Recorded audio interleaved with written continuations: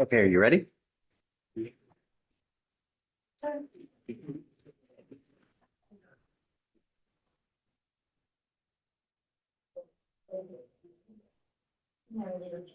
Hi, Ramon. Good morning.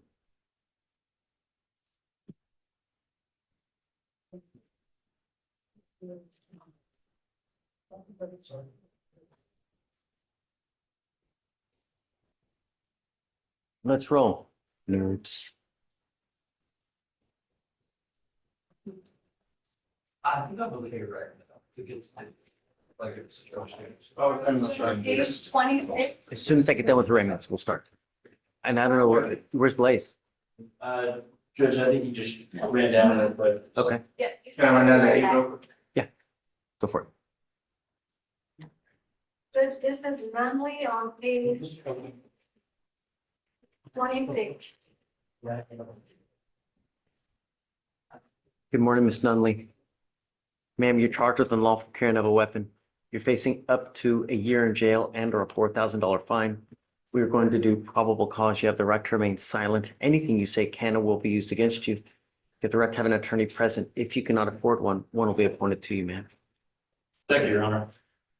On April 16th, 2025, in Harris County, Texas, an officer observed a vehicle driving over 30 miles per hour in a school zone by pacing the vehicle and officer's patrol car. The officer conducted a traffic stop. The defendant was the driver and the sole occupant and was ID'd by their Texas driver's license and AFIS fingerprints. The officer approached the vehicle and observed an odor of marijuana emitting from the vehicle. The officer discovered a backpack on the floorboard. The defendant stated the backpack belonged to her. The officer observed two small bags of a green leafy substance, one weighing 0.27 ounces and the other one weighing 0.075 ounces. The officer then located a small semi-automatic handgun in the backpack. Only I'm going to find that there's sufficient probable cause to go forward with your case. Can you run her license, please? See if she has a valid license. Yes. Nunley. Issue. Currently working on getting access to that.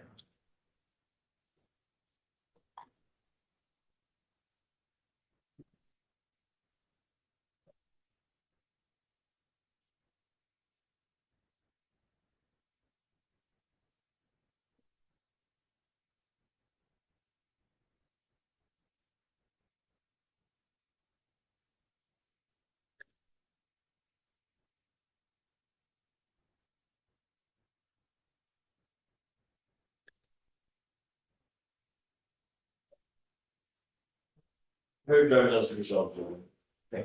Miss Nunley, I'm going to find that there's sufficient probable cause to go forward with your case. While this case is open, I'm ordering you not to be in possession of a weapon. Do you understand? This, yes or no? This is your bond condition. If you violate these conditions, a warrant for your arrest will be issued. You will go into custody. No more PR bonds. Do you understand? Do you have the ability to hire a lawyer, man? Deputy Miranda can give you an application. I'll have you fill it out and I'll take a look to see whether you qualify. I need to know everything about you and then we'll take a look. If you do, we'll provide you a lawyer today.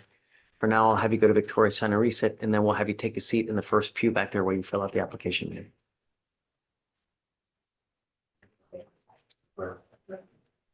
We file conditions, no weapons, please. Counsel Yes, Your Honor. isn't here yet. Do you want to skip over that? Who is it? Is that the only other arraignment? Yes, the counsel is not. I get it. Who is it? Top of page 2. I'm gonna see if I can call. That's Eddie. Okay. Yeah, we'll wait. Hi, Joe. You need- Yeah, of course. It's the one from Monday that you emailed Chief Guys on Aiden Martinez. We're trying to get a response on the mitigation, so you emailed, whoever's on Guys, this. have you heard anything on Martinez? Aiden Martinez. We submitted a mitigation packet, waiting on a response from Chief Guys Okay. or PTI.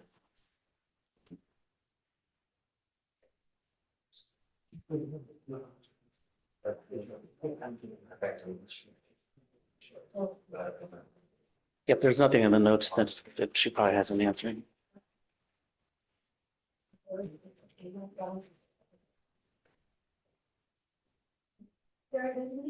Yes. Do you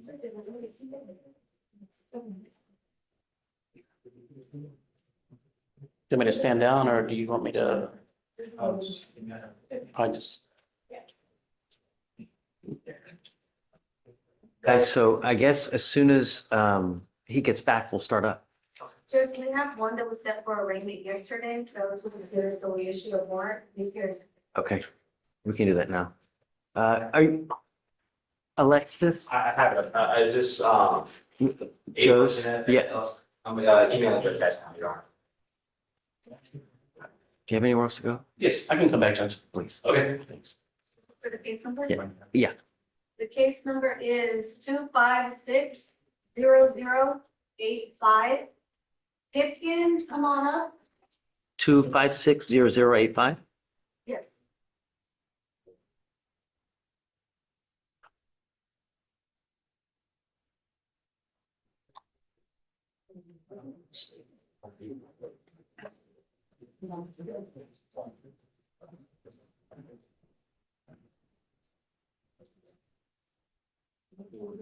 Yes, come on up.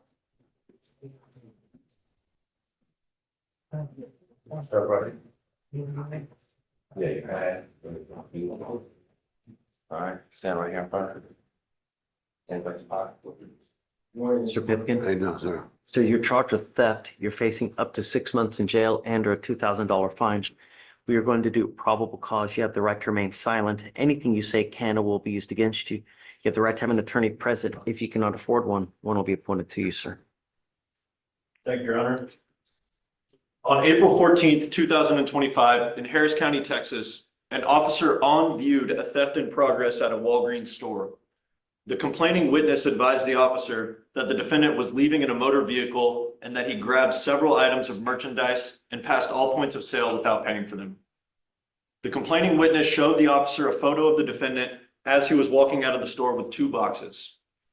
The officer followed the motor vehicle and observed it stop at a gas station. The officer observed the defendant as the driver of the motor vehicle and recognized him from the photo shown by the complaining witness. The officer observed a passenger of the vehicle and observed the merchandise from the store on the floorboard between her legs. The Air Slim headphones that were taken were in the backseat of the motor vehicle in plain view.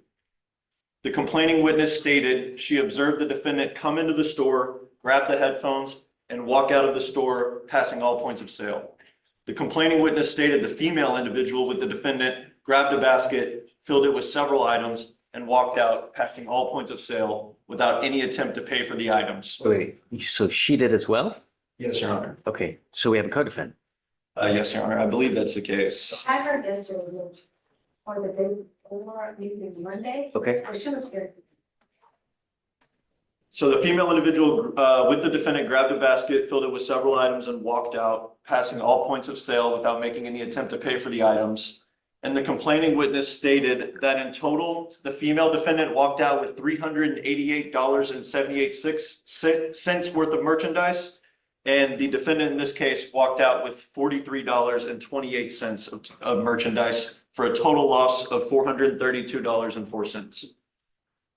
Sir, I'm going to find that there's sufficient probable cause to go forward with your case. I'm ordering you now as a condition of your bond not to go to any Walgreens. Do you understand? They have your picture there. So as soon as you walk in, you're going to have about 15 eyes looking all over you every single time you go back. Do you understand me? Do you get what I'm saying? Anytime you go there, you're going to have 15 cameras, eyes all over you. As it stands now, don't go back while this case is open. I don't want you to have contact with the complaining witness in this case. Do you understand? If I have to put you in jail, it's going to be at a high bond. No more PR bonds. You missed court yesterday. I will reinstate your bond today, but this is the last time. Yeah, I'm on side of it. I am on side of it. Keep taking it. Don't pick up any new cases. Do you understand? I'm not asking for much, Mr. Pipkin. I'll provide you a lawyer today. And then we'll have you talk to them here momentarily, okay? Do not leave until you sign our bond conditions. Otherwise, I will issue a warrant. You understand? Can you file those conditions, please? All right, I'm gonna have you go, Deputy Miranda. We'll have you sign a receipt and then we'll have you take your seat there. Okay. Damn, he needs a coffee. That's it. Where, is Ray back there? They just walk out. Oh. You see these in the hall, actually, happy to help. Oh, thanks, Sean.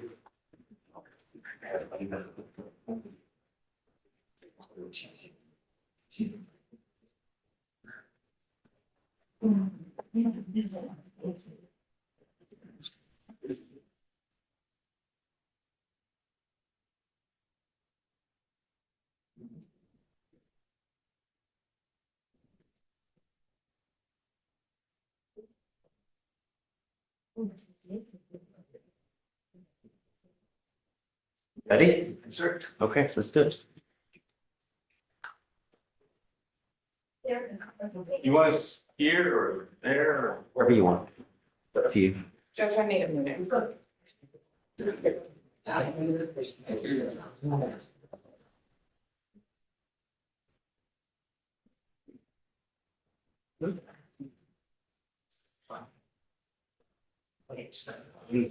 Yes, Um, yes, Judge. sorry. Just, sending a message to my situation. yeah, take not too much time. What?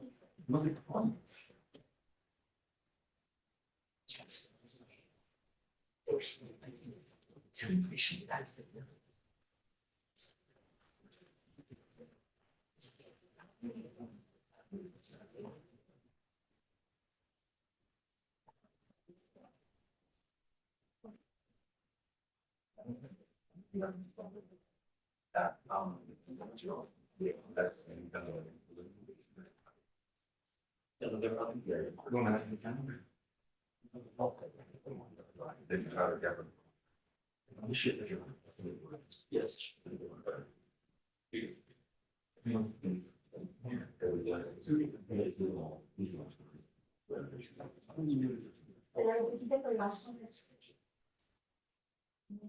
To go through the DMNI facility. I'm just meeting with supervisors.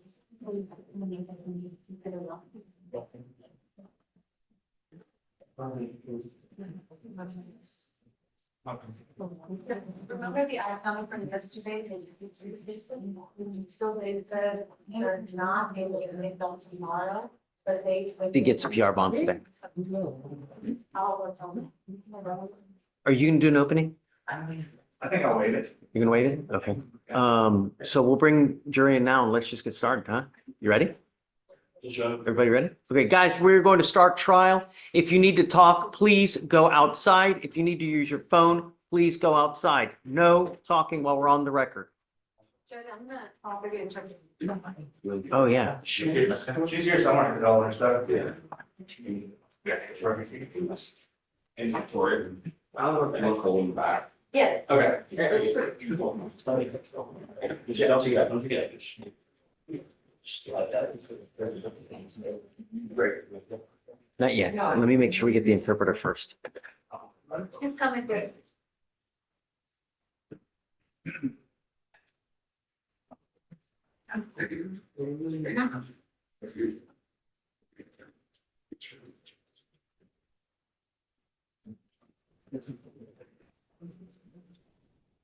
Everybody, make sure all cell phones are off silent, all cell phones off silent.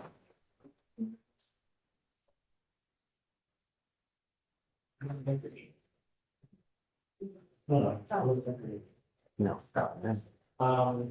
I pushed those to Joe's instructions to do so. This one would answer. Victoria. Vic, did we get, what's your name? For,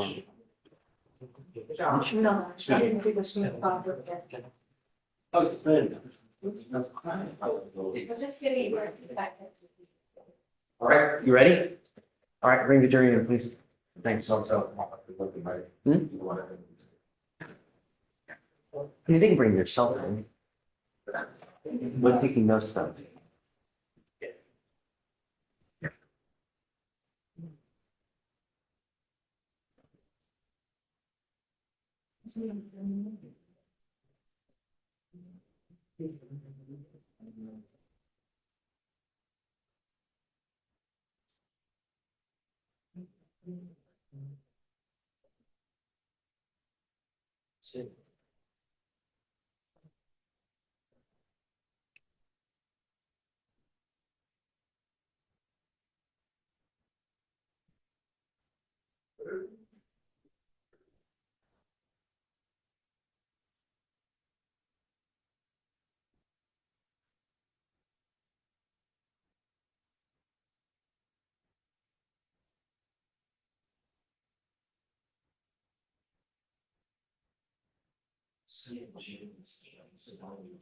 Be our bond for this, right?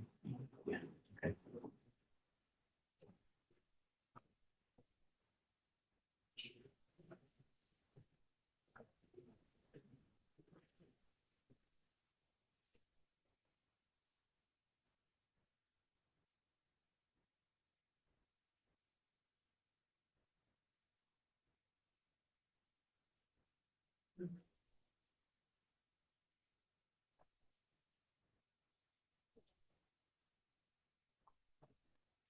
All right, for the jury.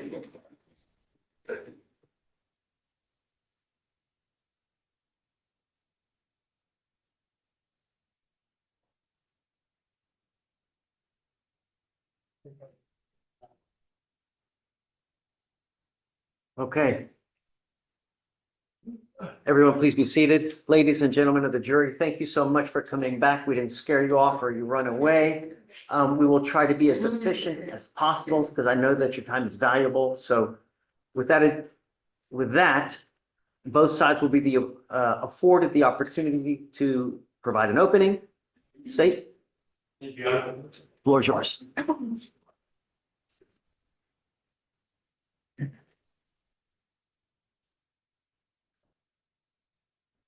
Morning, everybody. Thank you all so much for coming in this morning. What we have here today is a simple case. Thank you. What we have here today is a simple case. On October 6, 2024, Officer Metter, where you're from, in a traffic stop. Makes drives up, goes to the gas station, shows some signs of intoxication, and then begins an investigation. After that investigation, he concludes or he believes that the defendant is intoxicated. He takes the defendant to the station. The test is performed there, showing the defendant is intoxicated. All of this I will show to you, and after that, I will ask you to find the defendant. All I ask is that you stay with me. At the end, I promise you I will make your trial very simple. Thank you very much. Okay. Thank you, sir. Brent, would you like to? I think so, Judge. Okay. What's yours? State code in this case is very simple. Officer sees car, pulls it over, sees signs of intoxication, does test, boom, intoxicated, here we are, right? That's what the state wants you to believe. What the state didn't tell you is what you're going to hear about why the stop happened. You're not going to hear an exact speed.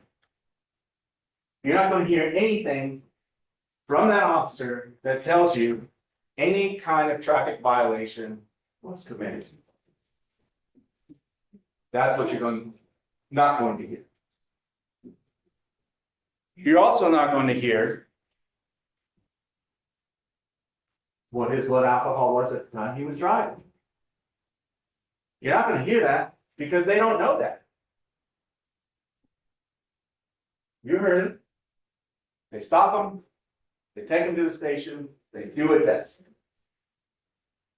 The test is done well after the fact while he was driving. What the state will fail to show you and cannot show you is what his blood alcohol content was at the time he was driving. Not at the time he did his test, but at the time he was driving. That's an extremely important fact for you all to remember. You're not going to hear that. Not a single state witness is going to be able to give you that fact. And at the end of it all, after you hear all the evidence, after you see everything with your own eyes, we believe that the state will fail to meet its burden and that a not guilty verdict will be rendered. Thank you. Vasquez? Okay, State, you want to call your first witness? Yes, Your Honor. The state calls Officer Michael Meta to the stand. Please.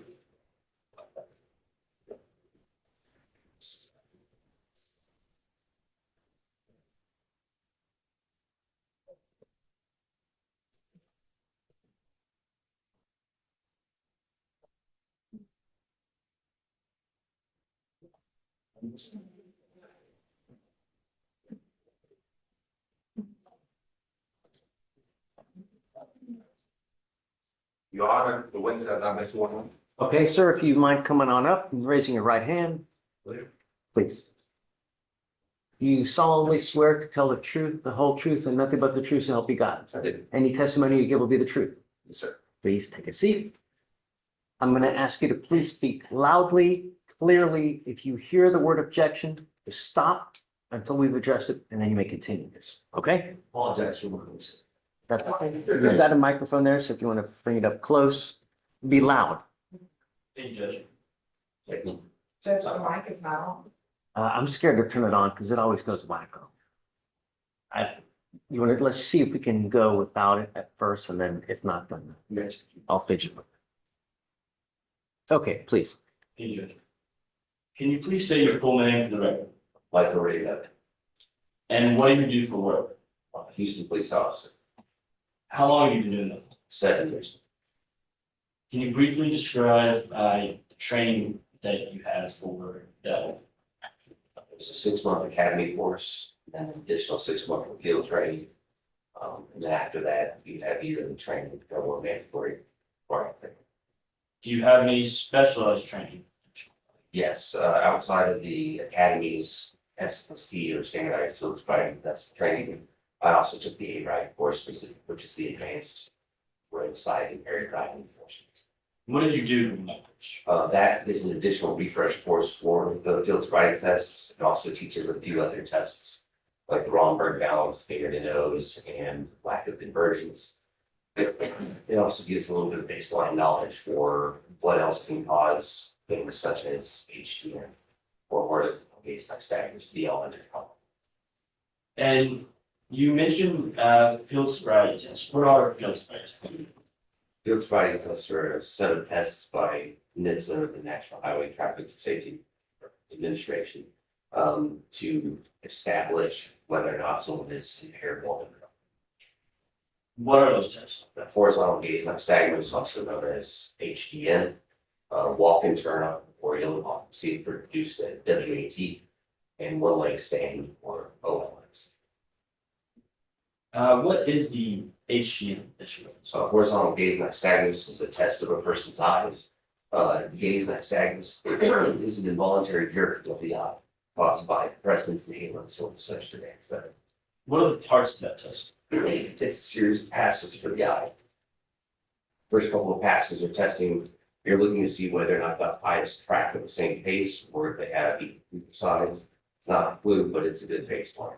The next one's a lack of smooth pursuit. This is your first actual clue.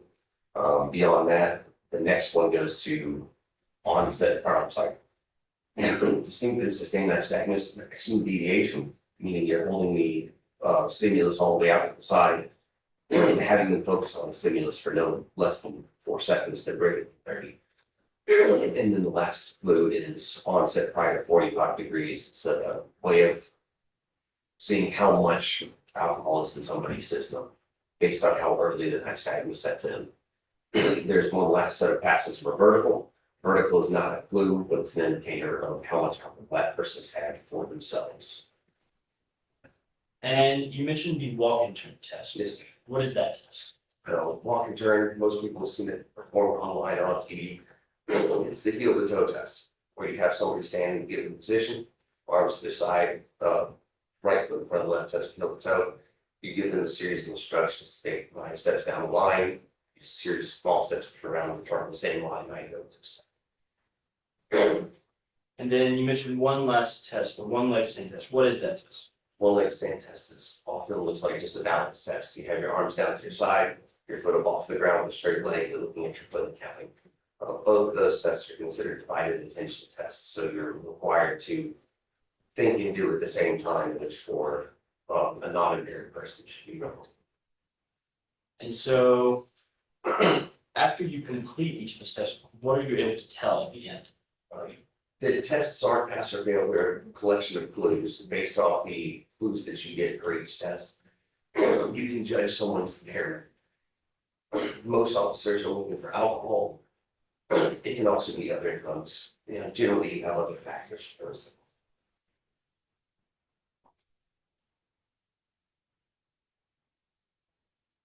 Do you recall October 6th? Do you recall October 6th, 2024? Yes, sir. Were you on shift that night? I was. And how did you come to be involved in the incident we are here for today?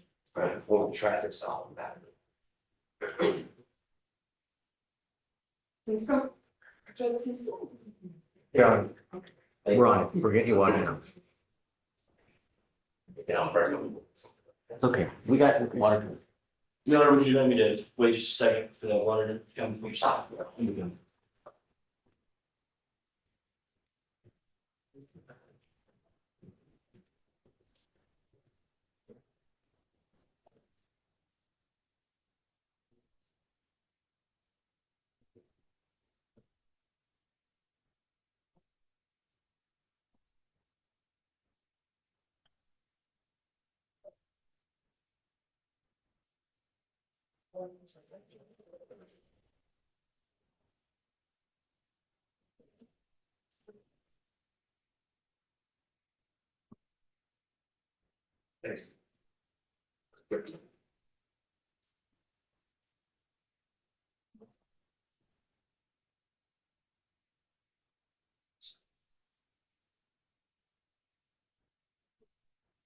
Your Honor, may I approach? Please.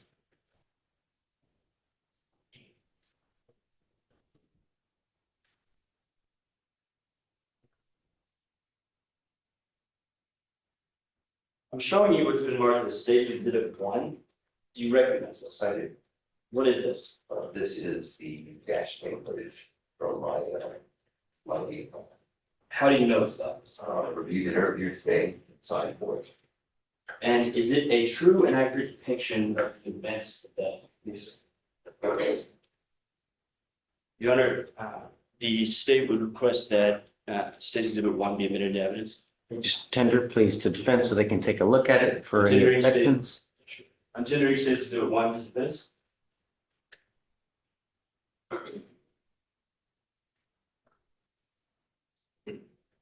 I have no objection, Judge.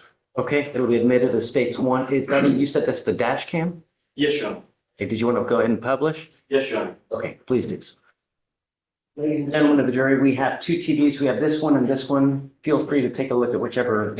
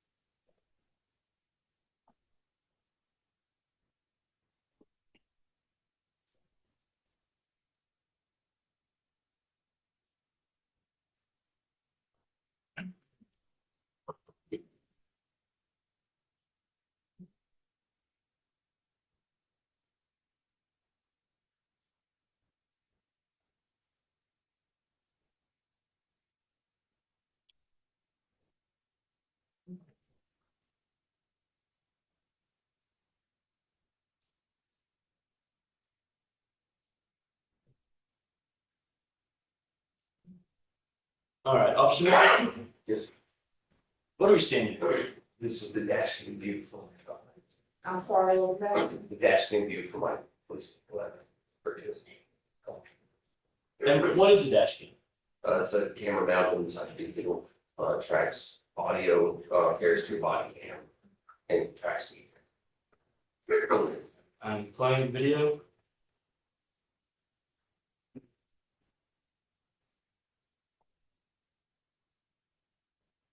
I am pausing the video at 10 seconds.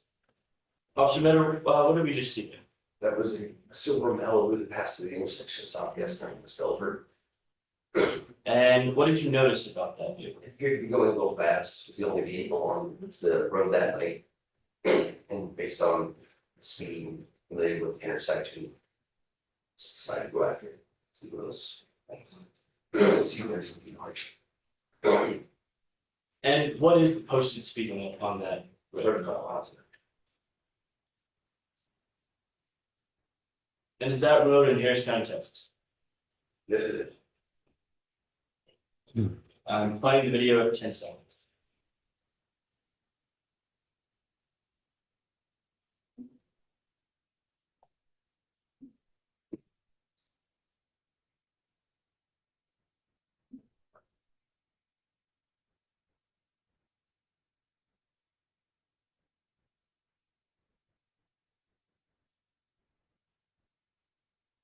I'm pausing the video at 35 seconds. Officer Meadow, what are you doing? I'm trying to catch up to the vehicle, the Malibu. The taillights that you see just under the trees are that Malibu. I'm playing the video at 35 seconds.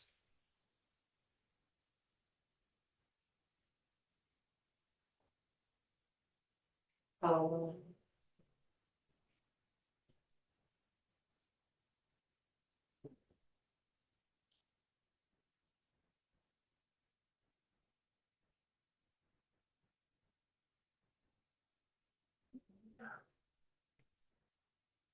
I'm pausing the video at 1 minute and 0 seconds.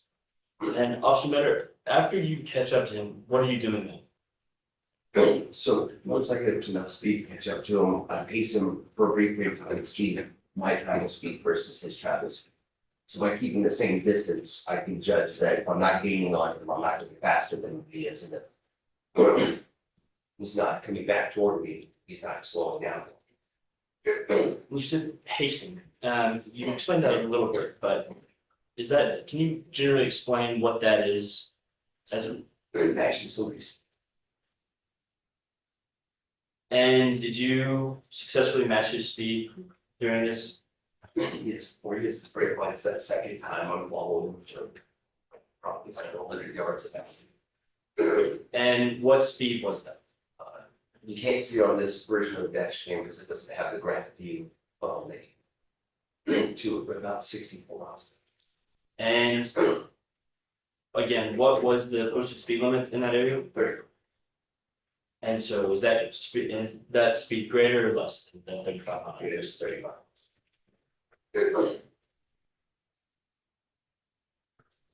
And then we mentioned pacing. Was your speedometer calibrated that day correctly? Yes, sir. How do you know that? The vehicle is calibrated by our fleet coordinator, and it's also calibrated with the dash cams.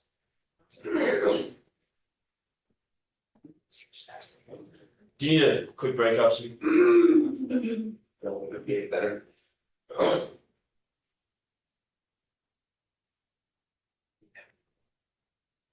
I'm playing the video at 1 minute and 0 seconds.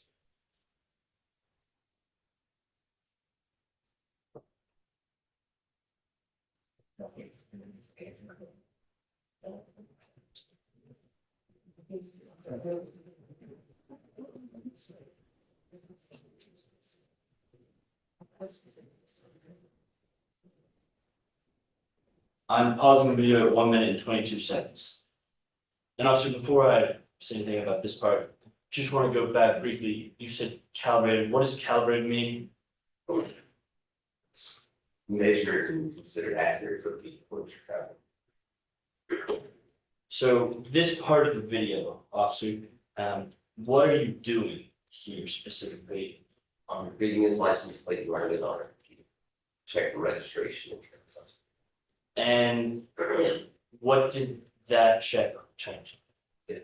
This was done in October of 2024, the registration expired November of 2020. And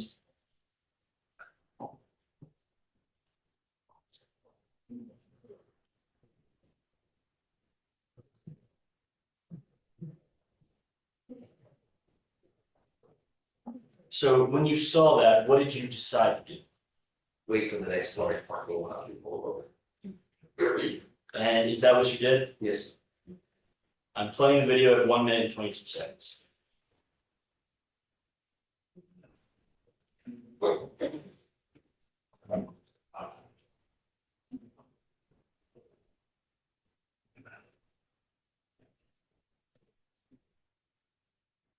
I'm stopping video at 1 minute and 38 seconds.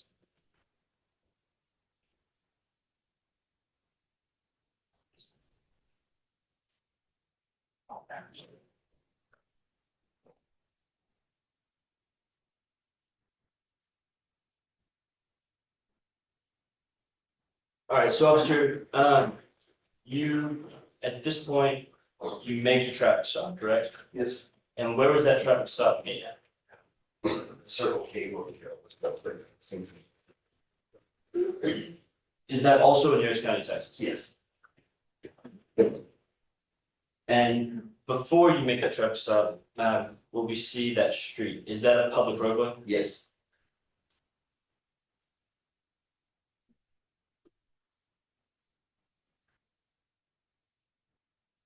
So you get to the gas station and you make the traffic stop. What do you do next? Works vehicle. And when you approach the vehicle, who was driving the vehicle? And when you say the defendant, can you please point out for the record and identify an article of clothing that the defendant is wearing? In the skirt dressed in the gray button. Your Honor, the state requests that the record reflect the officers identified the defendant. Okay, it will so reflect.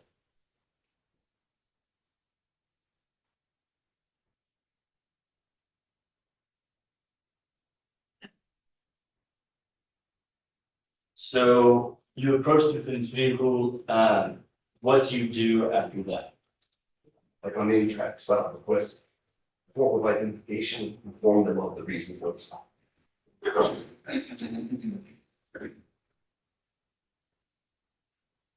Without getting into the details of the identification, were you able to determine his name? Yes. And what was his name? Of the year ago, let's say. Pardon my pronunciation.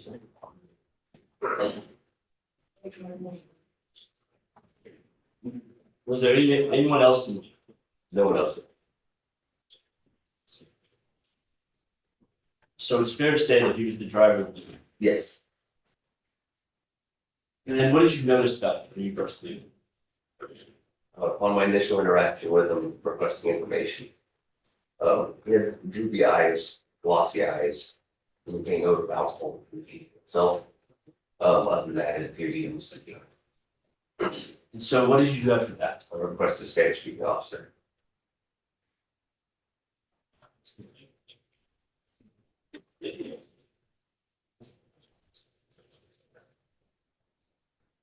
And those things that you noticed, you said about the defendant, what were those indicative of? Generally indicate someone's been drinking, doesn't necessarily mean intoxicated at that point, but they at least had some form of alcohol. And so what did you decide to do after that? Wait for the Spanish speaking officer, connect my criminal history checks, I'm home. Waiting to see if there's any warrant for return or anything like that. When the Spanish speaking officer gets there, proceed with the legal guidance. You want to remain on approach? Please.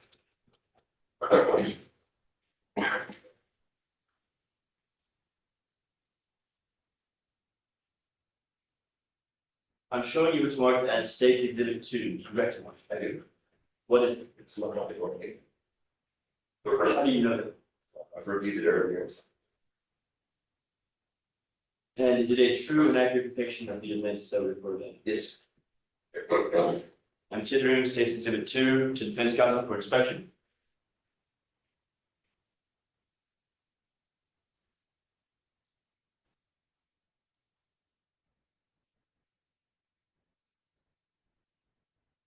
May we approach, Your Honor?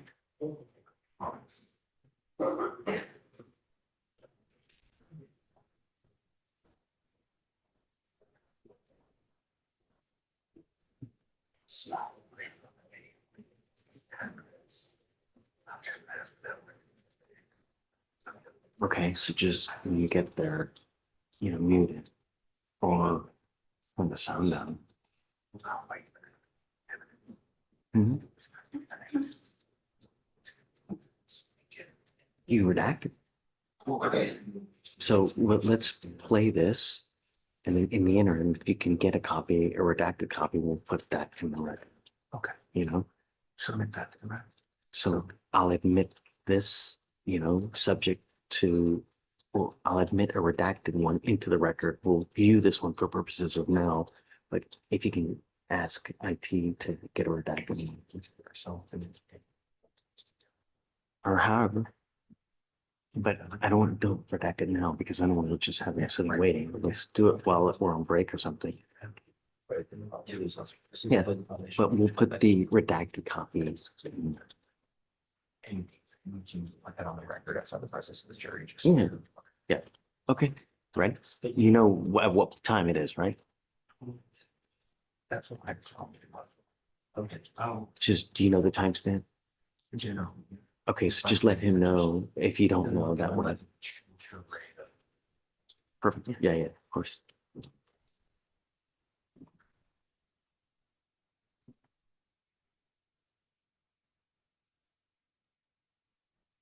There's a published statement in between.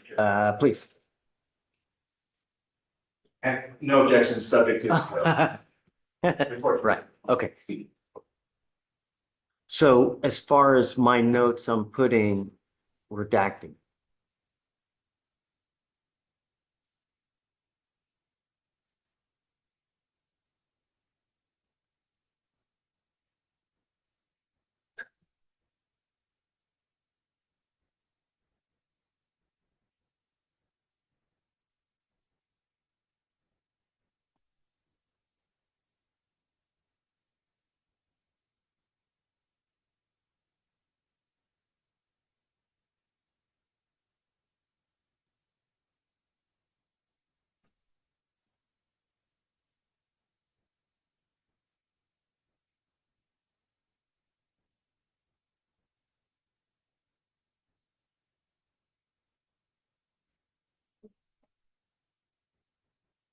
Before I begin, officer, what are we seeing here?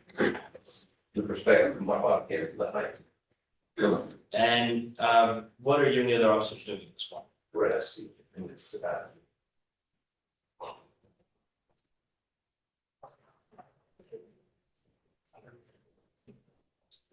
I'm pausing the video at 8 seconds.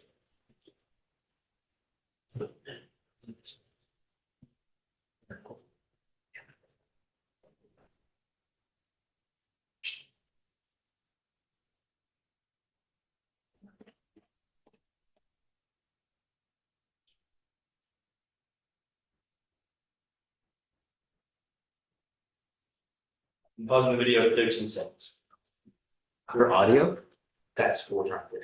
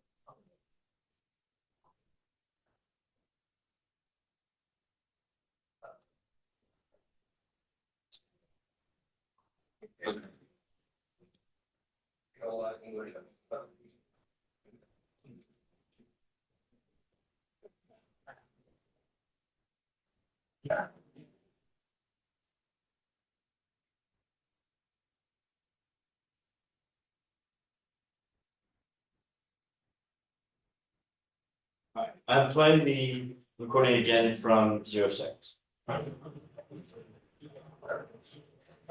So I know Mackenzie doesn't speak a whole lot of English, but no, the reason for the stop, he's traveling 64 miles an hour at 35, and registration expired November of last year. La razón que te paramos es porque estabas manejando 64 millas por hora en un lugar donde tienes que estar manejando 3.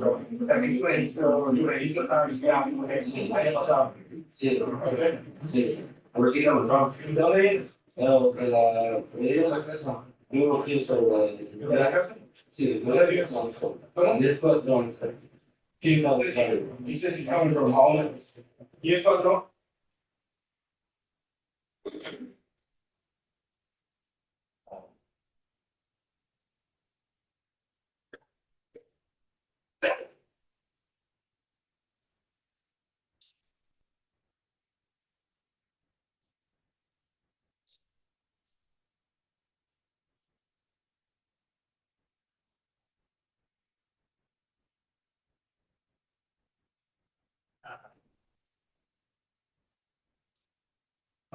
Before you head. ¿De dónde vas? I'm stopping the video at 1 minute and 20 seconds. Officer, what are you doing? We're establishing some of the basic information, address and phone number, and now we're asking kind of the preliminary question, where are you coming from, where are you going, what did you do when you were there, that kind of thing. Are you noticing anything at this time? In this particular case, because he speaks Spanish, I can't tell Spanish slur words, anything like that, unless it's severe, so I didn't speak to that. But the more he continues to talk, the stronger the odor about all of this. I'm playing the video at 1 minute and 20 seconds. Entonces, apenas quedamos y repartimos lo que tenía que mudarse porque estábamos Siempre tienes some clear games up in the front now. entonces Got there was just like, push up the car. yo estaba ayudando a mi mamá. You say he was helping us. So he's coming from Cleveland or he's coming from South El Side? apartamento viene de Cleveland. Ya, pero me lo dejaron de aquí, me dejaron en el mamá, que viene para acá porque aquí se me hace más para la base. Oh, so he's saying he came to Cleveland, he goes up here first, but he's trying out, he can't go down here because the gas is cheaper. Stopping the video at 2 minutes.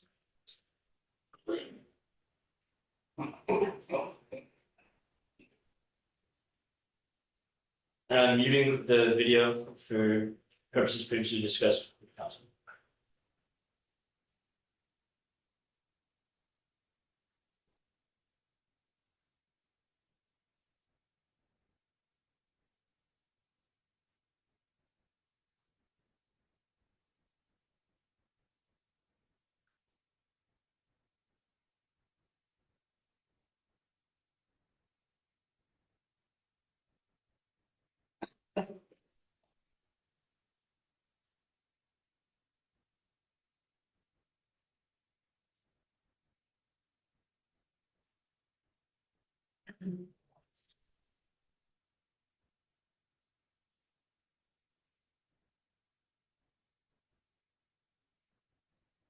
I'm stopping the video at 2 minutes and 44 seconds. And I am volume turn back up for purposes of the I'm sorry, say that again. I'm turning the volume back on the video for the purpose of the jury being able to hear. Belford and the other one that gets there in West Belford to come over here. ¿Por qué pasa las dos cosas? No, es que yo fui con él a dejar su esposa, Entonces no viene de la casa. oh no, yo digo de mi amigo, Ok. que tenía que mudarse a mi esposa, entonces yo le digo a él, Porque cuando primero le conté, le estaba preguntando de dónde venía. oh, no, por eso le digo, Okay, so now he's saying, so now he said like, he was originally coming from the sun, he was never coming from the north. Okay, where does his friend live? ¿Dónde es su amigo? o mi amigo, a mí me prima, West Belford? Yeah, where? So he's saying his friend is where Where else over? I'm pausing the video at 3 minutes and 32 seconds. So, officer, we see you're asking a couple different questions here. What's kind of the purpose of this? I'm comparing his initial statement coming from Cleveland, to his now statement, I just left my friend's house, establishing direction of travel lights on that side of town. Because originally he stated he was on our side of town for gas from Cleveland, is quite a distance.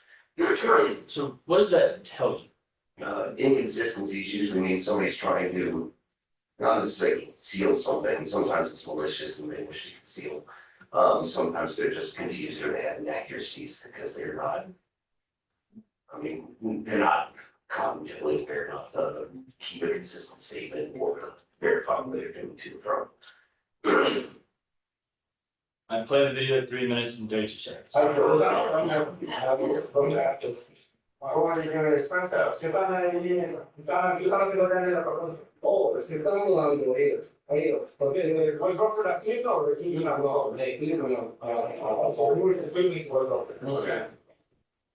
So he's helping him move.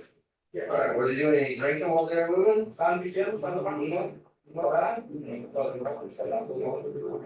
so you had anything to do?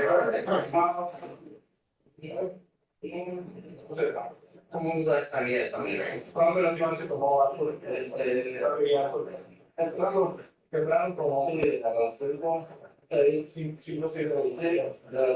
It says early 5 to 6 p.m. Yeah. You say you tried one over there. ¿Qué tamaño? ¿Cuál es la ropa? No sé, creo que es así, como media o no. ¿Qué es that? Just I was a model of cans. botella o lata? And I love cans, cans. ¿Y a qué hora fue su última bebida? Ya está, y no más con el con el polvo ahí, ¿A qué hora fue eso? así. I'm pausing the video at 4 minutes and 49 seconds. So officer, the last couple of questions we saw that you just asked there. Did you notice anything about those statements? Or They're a little inconsistent. I didn't have anything to drink, and then I had something to drink at 5 or 6 p.m. At the time to stop was about 2 o'clock at that point. does that tell you anything? In most indication, trying to conceal, if not that they had anything, just the level of which they consumed that day. I'm playing the video at 4 minutes and 49 seconds. Well, so yeah, you said last year was like 5. ¿Y qué comió? Como salchicha, como tacos. They free tacos. ¿Y a qué hora tomó? ¿A qué hora comer? Oh, hace un poco, una hora y media. So they ate about an hour and a half ago.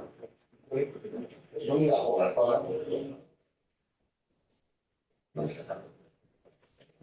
has he had any surgery recently on his hip flexors or feet? No tengo cirugías en sus piernas, caderas. No.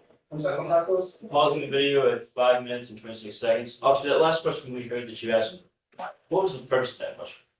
It's to get an understanding of whether or not somebody would have issues walking, standing, performing sort of any emotion required for the 2 SOCs that require balance. And what was his answer to He that? said no. I'm playing the video at 5 minutes and 26 seconds. ¿Tiene problemas en la casa? ¿Como se ha lastimado la casa? So he hasn't had any surgeries yet. He doesn't wear glasses or contacts. Medication? ¿Toma medicamento? No medication. Hasn't had any head injuries at all. Okay. Why did he have his driver's license yet? ¿Por qué no tiene licencia de manejo? Oh, but You remember your approach? Sure.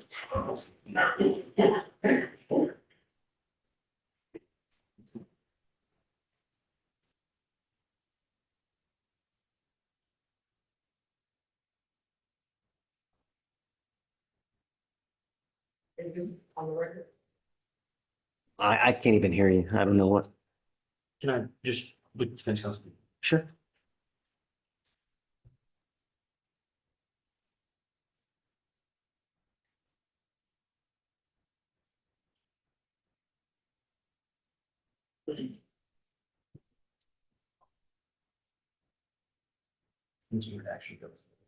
Another redaction? Yeah. Okay. So same thing. Okay, just make note of the timestamp so that later when we do, yeah, okay.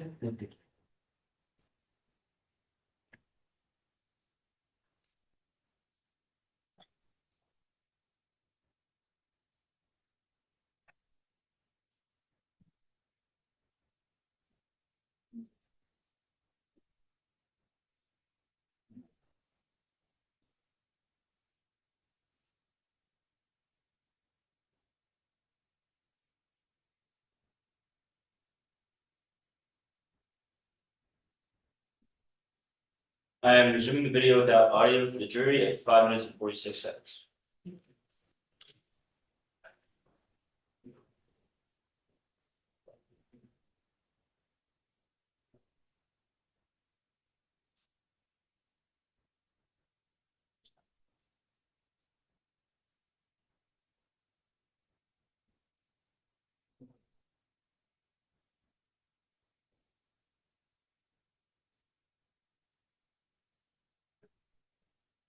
I'm pausing the video at 6 minutes and 14 seconds.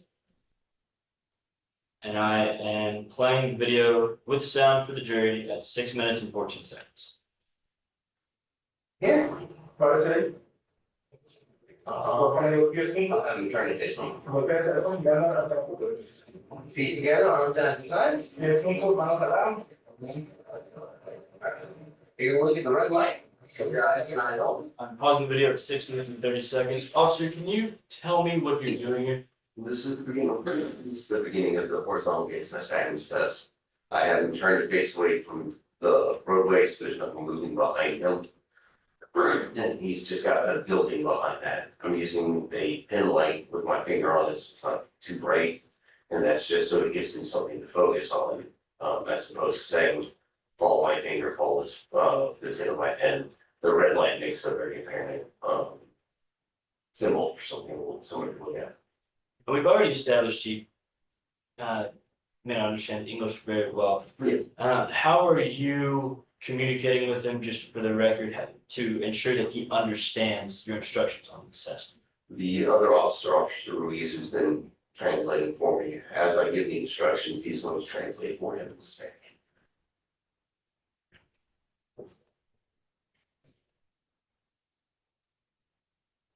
And you just said, you kind of explained how you had him turn, why you had him turn that direction, but why is that important? Things like strobing lights or vehicles passing by can kind of trick the eye into giving a false positive for the anti-stagnants. If you're told to follow something with your eyes should be smooth, but if somebody then moves behind it, the natural reaction for a person is to look at that moving item and go back to the thing they're focusing on. So it'll give you a false positive, and we're looking to eliminate false positives. I'm playing the video at 6 minutes and 30 seconds. You're gonna fall without front of your head. With me? Yeah. Sí. Se mueve la cabeza. Solamente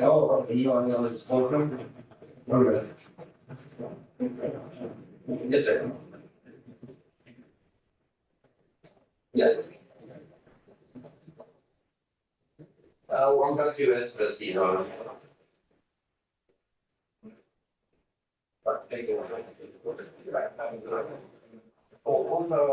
Probably back in 2 minutes. Right. Mire los demás. Mira la mano. Sí, solamente los ojos, no la cabeza. ¿Entendió? Sí.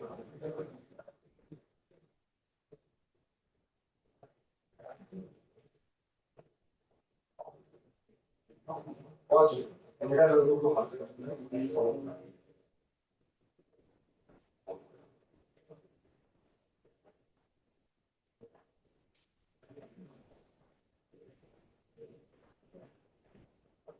I'm pausing the video at 7 minutes and 40 seconds. Officer, you explained the HGN test in depth earlier, but just kind of refresh your memory, what are you looking for? The first two passes, again, they're just making sure as I move on the same pace with each other, they just have different side pupils that indicate head trauma, that kind of thing. The next two passes are done the same way, from the nose out, probably the 2 seconds, and back to the other side. Instead of twice per eye, you're seeing, now you're looking for whether or not the eyes are jerking while they move, or whether it's smooth. So that clue's called lack of smoothness. And are you seeing that clue here? Yes. And again, are we able to see that on the video or? Yes. I'm playing the video at 7 minutes and 40 seconds.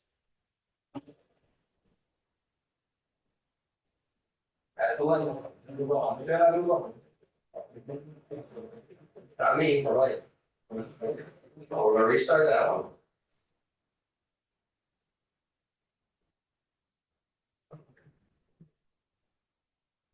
I'm pausing the video at 8 minutes. Officer, why did you ask him to restart that? He continued to look down away and then back at me instead of at the stick. And why is that important that you did that? This particular clue is called this thing can sustain that stagnant maximum deviation, meaning I have to bring it all the way out to the edge of his vision and hold it for a minimum of 4 seconds. If he doesn't continue to look at it, I can't count that clue because he's not looking at the stimulus during. And are you seeing that clue at this time? Yes.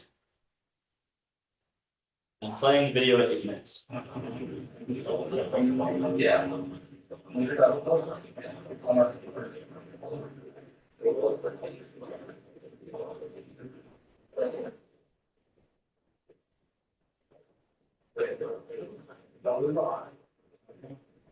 Look at that. Don't go that way.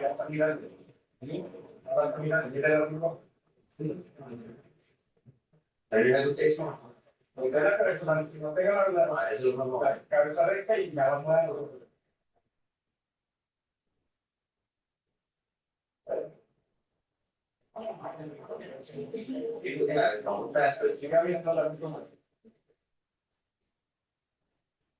I'm pausing the video at 8 minutes and 45 seconds. Officer, we just heard you correcting and say, don't look past it. What is that? What are you doing there?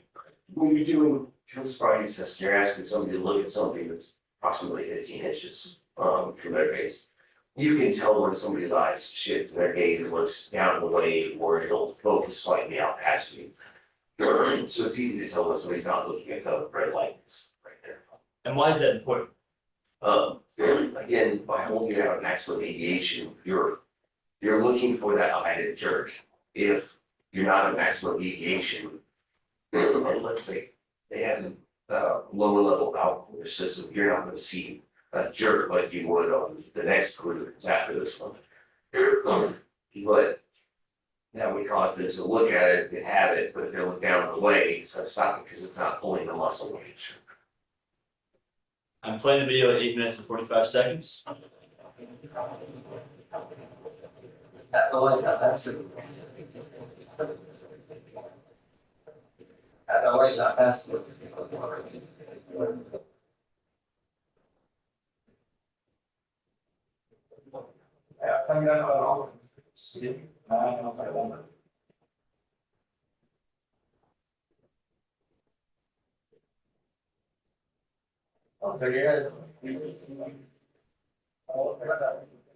After he started on, was turn your head.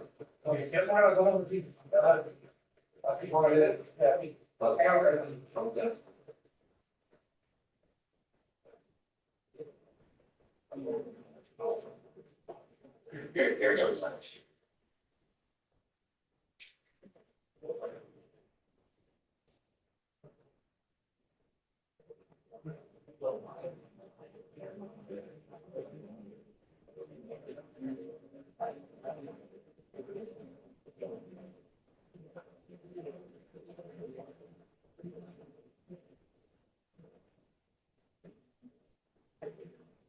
All right, 2 more for you. I'm pausing the video at 2 minutes and 1 second.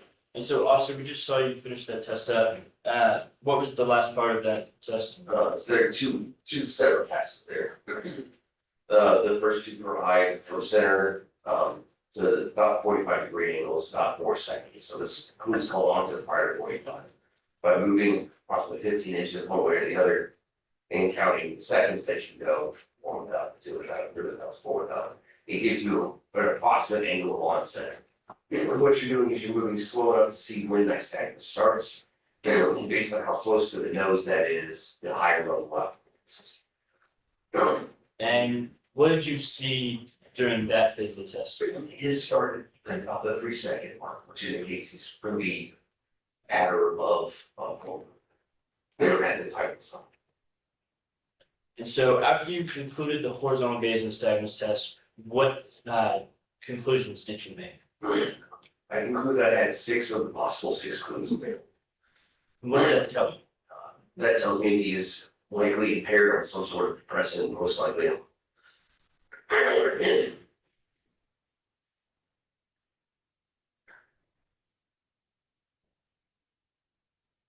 Your Honor, may I publish State's Exhibit 1 for the jury?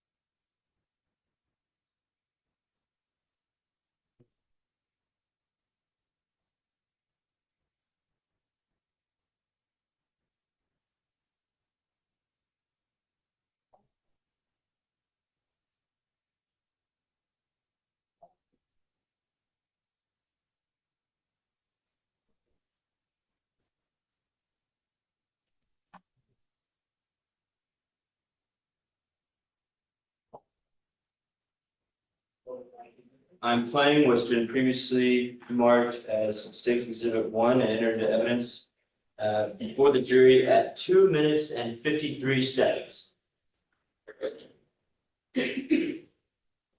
And officer, what are we seeing? This is where I'm starting next, so that's the line turns over here. I'm playing the video at 2 minutes and 53 seconds.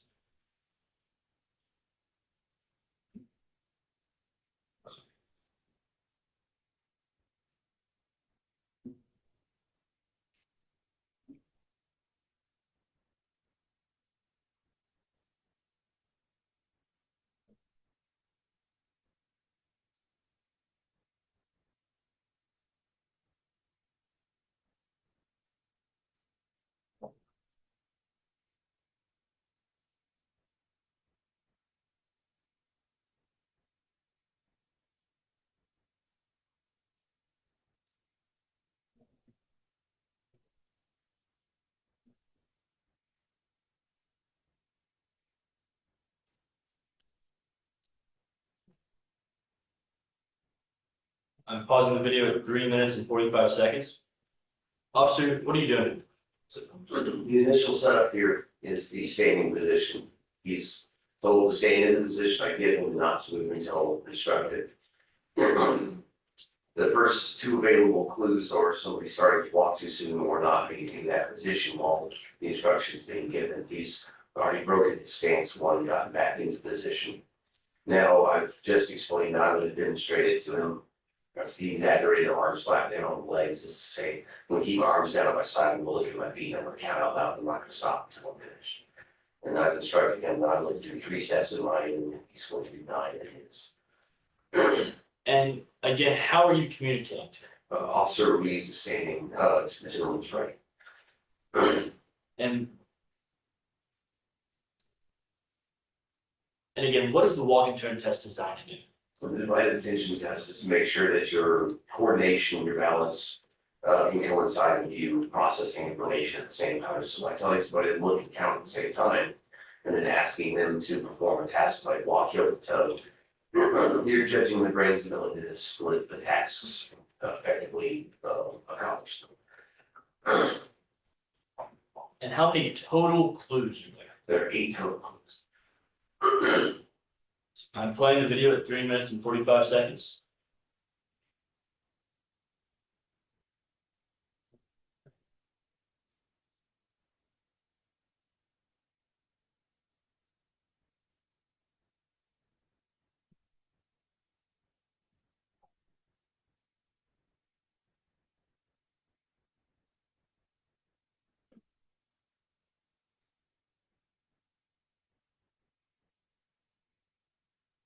I'm pausing the video at 4 minutes and 13 seconds.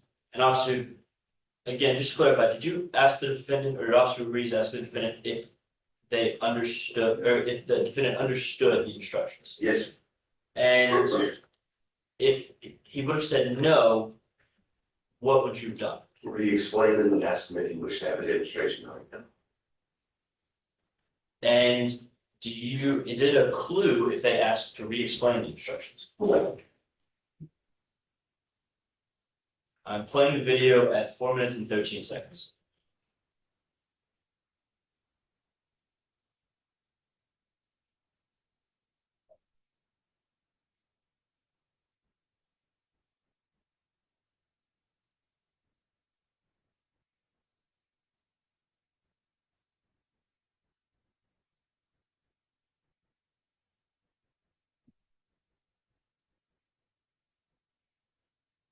I'm pausing the video at 4 minutes and 40 seconds.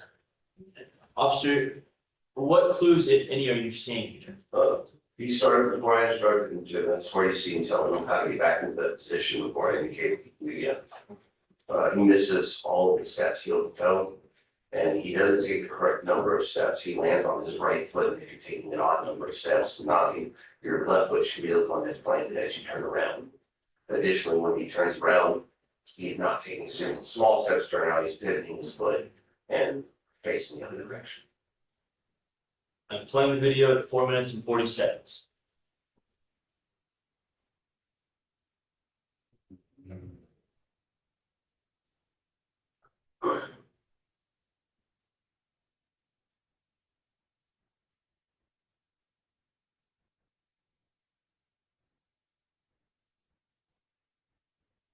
I'm pausing the video at 5 minutes and 0 seconds. So, officer, again, what clues, if any, are you seeing from that portion of the video? In this portion, you'd have to go back and let him perform that turn again, so the jury can see it, but he turns and then stops prior to beginning his walking. You're not allowed to stop during the test. We're also working with relatively thin line, so we'll give some leeway in terms of setting off the line, but as he walks back toward the vehicle, he walks at an angle and not along the same line. And so, previously mentioned there are 8 total possible clues. Yes. How many clues did you see on that test? 7. The only one he didn't do is pull his hands away. And what does that indicate to you? They're relatively high level of intoxication.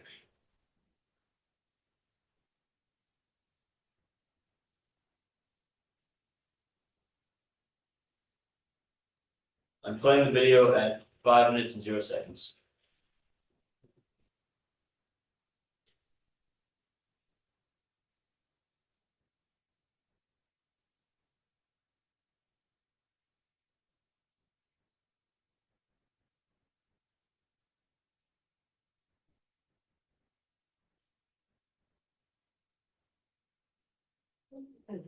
I'm stopping the video at 5 minutes and 25 seconds. Officer, what are you doing here? In this particular instance, I'm explaining and demonstrating the test at the same time. And what test is that? This is the one-way state. And what kind of test is that again? It's another divided attention test. In this particular case, it's remembering to keep your foot off the ground, but maintain your balance while counting out loud. 1,000, 2,000, 3,000, doesn't matter if it's in English. I'm playing the video at 5 minutes and 25 seconds.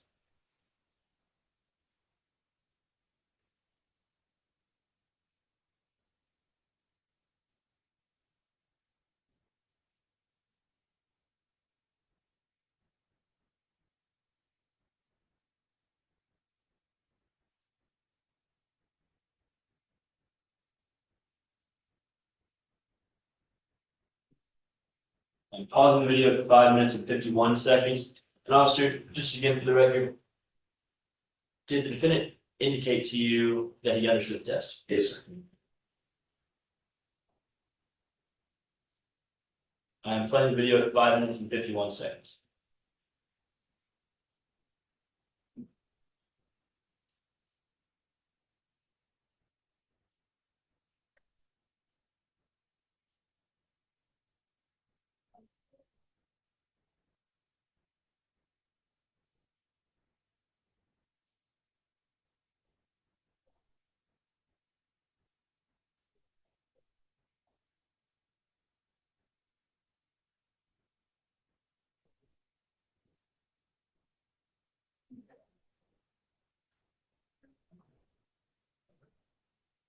Pausing the video at 6 minutes and 29 seconds.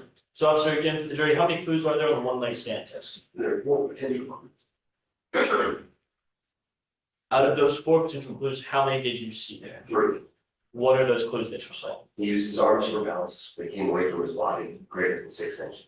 He put his foot down, and he also swayed and leaned one way or the other. And in this case, he kind of combined them all into one given setting. He raised his arms, leaned to the side, and put his foot down, brings his foot back up, brings his arms back out away from his body to try to balance again. And what does that tell you?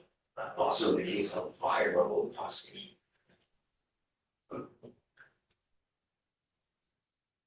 And so after you completed all 3 of the standardized field sobriety tests, what did you conclude? I concluded I had enough to effect arrest based on direct impulses. And what did you do after that? I had Officer Ruiz read the DIC 24, which is statutory warning for DWI arrest.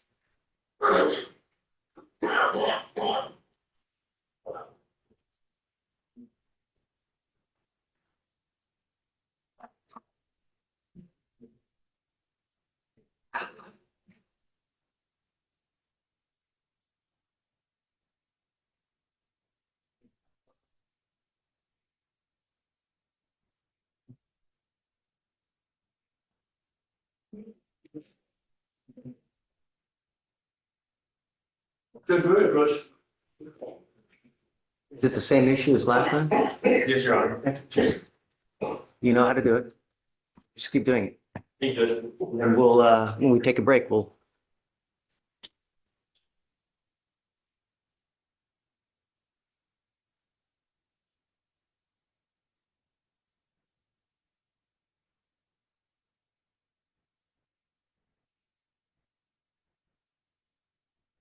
Judge, may I approach?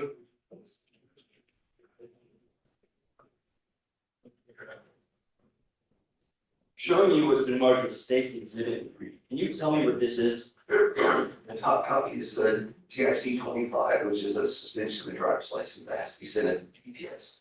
When you get arrest. The second page is the signed DIC 24, the statutory warning, it's in Spanish. The last one is the GIC 23, which shows the clues I observed on scene. And what do you do with this? That information gets sent to DPS following the arrest for DWI. And is this a true and correct copy of that form that should use then? Yes.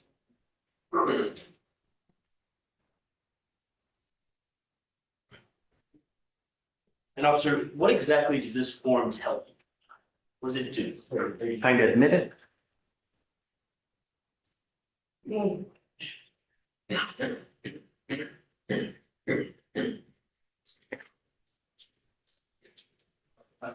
Yes, Your Honor, I apologize. Okay. I'm tendering State's Exhibits 3 for defense counsel inspection. Just my prior statement, Judge, which we've already addressed.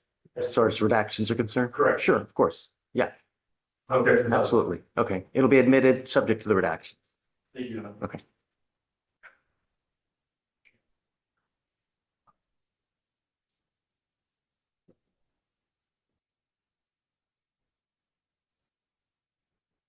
And also, what's the purpose of the DIC 24?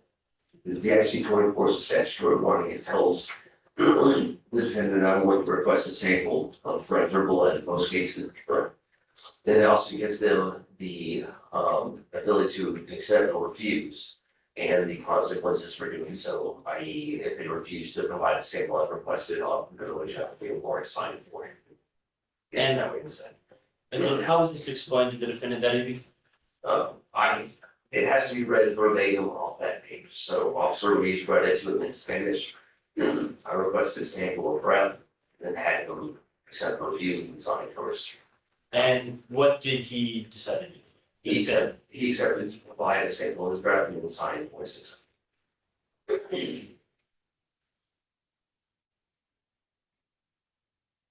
What'd you do after that? I took him down to the joint processing center, which is the jail, where we have our DWI technicians. And when you got to jail, what you did? You walk into the jail, you sign him in, you go to an available DWI technician, form the ship to them as your defendant, they have a mandatory observation period they have to do. So anytime you do breath, they can't be putting things in their mouth, chewing gum, vomiting in some cases, or a high level of intoxication. And the technician sits there and watches them for that 15-minute period prior to taking them from Congress.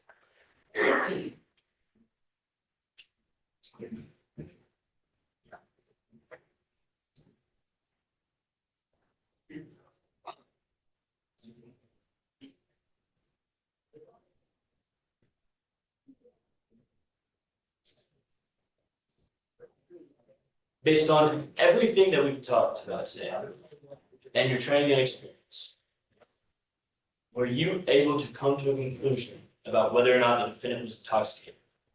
Yes, sir, based on the totality of circumstances. And what was that? That he was not only intoxicated, but also highly intoxicated while driving. State testimony, Sean. Okay. Please. Your Honor. Yes, floor is yours. All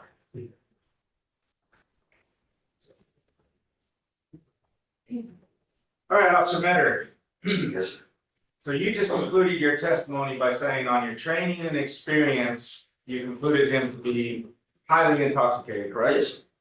Okay. But you also indicated during your testimony that clues and field sobriety test, clues in the HGN and odor of alcohol, things like that, that those are generally signs that they've been drinking, but not necessarily intoxicated. Is that correct? Intoxicated can be any alcohol or other substances. Okay. You understand it's not illegal to have a couple of drinks and still drive, right? Now, you also indicated that in your training and experience, based on your training and experience, but you said you took the A-Ride course, correct? Yes. When was that? We got 2 years ago. I'm sorry? 2 years ago. 2 years ago. You sure about that? I'm not positive. Would 2021 sound about right? It could be even after I got the position as the guy officer. So in 2021, you took the A-Ride class, correct? If that's the information you have, because I don't remember. Okay. And how many hours is that course? I think that one is 8 hours. Research correct. I don't recall doing there for multiple days, but if it's not 8, it's 16. And since 2021, have you taken other education classes? I've had one additional SSD refresh course since then. Okay. What about other classes for non-DWI stuff? Yes, every year we're required to take a minimum of 36 to 40 hours of departmental oriented, departmental, I'm sorry, how many hours? 36 to 40.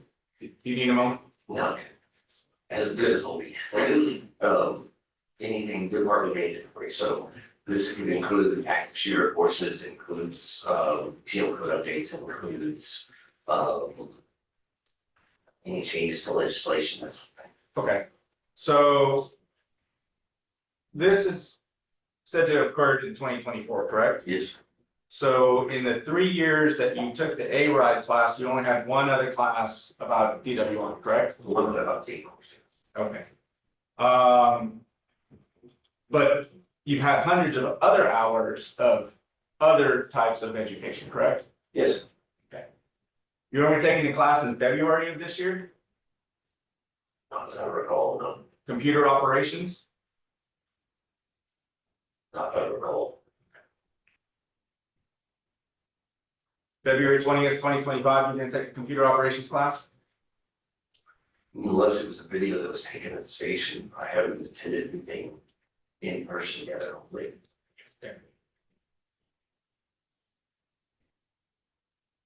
And you indicated that the field sobriety tests are designed to have divided attention, correct? The walk and turn, the one way street, yes. Okay. And then your testimony, you indicated, you said that is relatively easy for a non-impaired person, correct? Those were my words. Okay. So it's not necessarily to mean that even an unimpaired person will get it perfect, correct? Exactly. Okay, so even somebody who is non-impaired or highly intoxicated, as you put it, could potentially have clues on a test, right? Yes. And you would agree with me, may I approach, Your Honor? Please. You would agree with me that this is a natural standing position, correct? It is, yeah. Okay, this is not I can't even do it. This is not a natural standing position, is it correct? It is not a natural standing position. Okay, so this does require some level of balance, some level of muscle tone, things like that, correct? Okay. And you ask questions if he had any surgeries or anything like that, correct? But you don't know if he'd had, maybe weak muscle tone in his legs, correct? No way of telling that, correct? You have no way of telling whether he had an ear infection or maybe some kind of balance issue or anything like that, correct? Other than the screen question, no. Okay. And then you would also agree with me that from this position, walking heel to toe is not natural, right? I've had a cup of coffee this morning and my hands went out, right? Okay. That is not a natural walking position, is it? It's not. This is a natural walking position, right? It is. Even if you're walking on a line, it's still going like that, correct? Yes. So missing heel to toe is not necessarily a sign of intoxication, correct? But it is a clue for the test. It's a clue for the test, right? But those tests are designed by somebody who just felt like making that test, correct? They were designed by Ms. Natural work.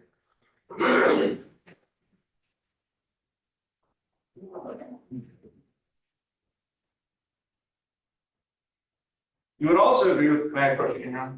Please.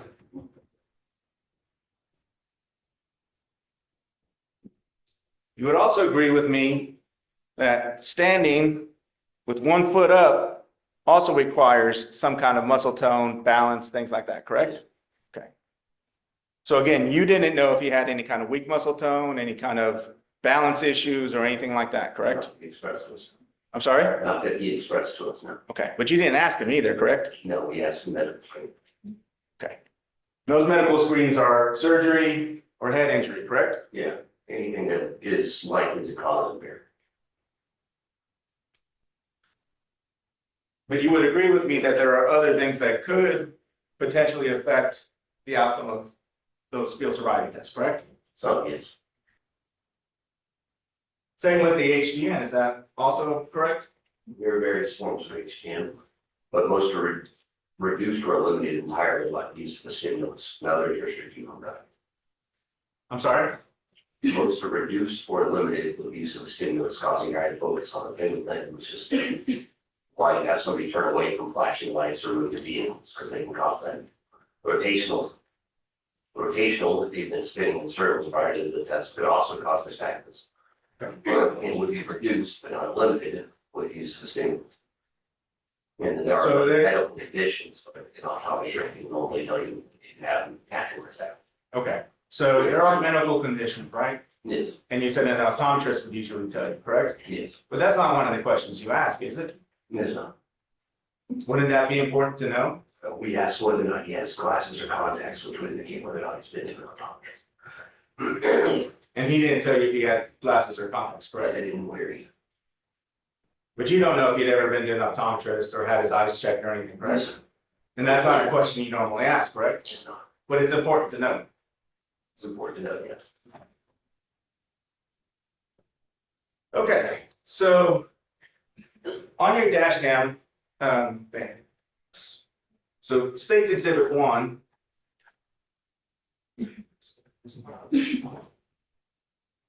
I'm gonna backtrack all the way to the beginning.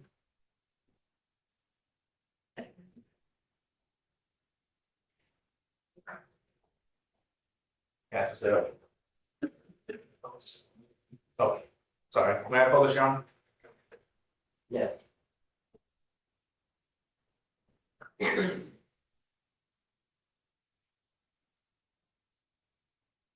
Where are you right here? I'm northbound on South Kessler. On South Kessler. Yes, And what street is crossing in front of you? west of. West Duffer. Okay. Now, you would agree with me that he has a green light because you have a red light, correct? Yes, sir. And here you indicated that you felt he was speeding, correct? Yes, sir. But you don't have a side radar to be able to tell what his speed is, do you? I do not. Do you have a front radar to be able to tell what his speed is? Yes, I'm sorry? yes, So you're just guessing he was speeding? based on my training experience. All right, so about 8 seconds is when he passes you, correct? Yes, sir.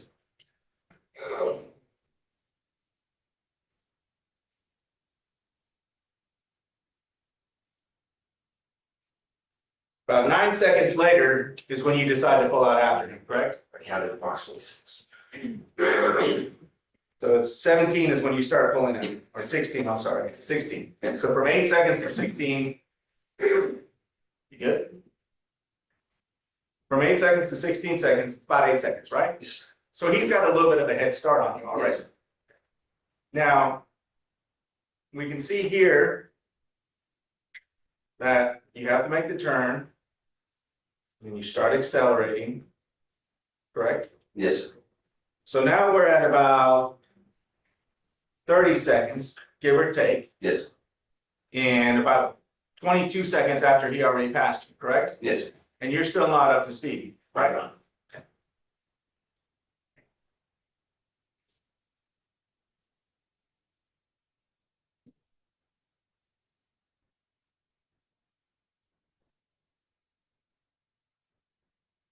And we saw brake lights there, correct? Yes, And in fact, West Belfort's quite a bumpy road, right? it is. You can see your headlight bouncing. Yes.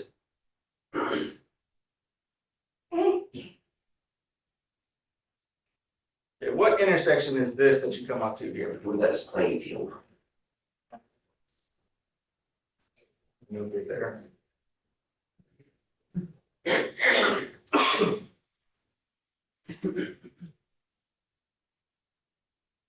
Okay, so now we're about a minute, 8 seconds, minute 10 into him crossing in front of you, correct? Yes, So, do you know what the distance is from South Gessner to Plainfield? yes, sir. Playing field's probably 0.25 miles. About a quarter mile. Quarter mile, right? Okay.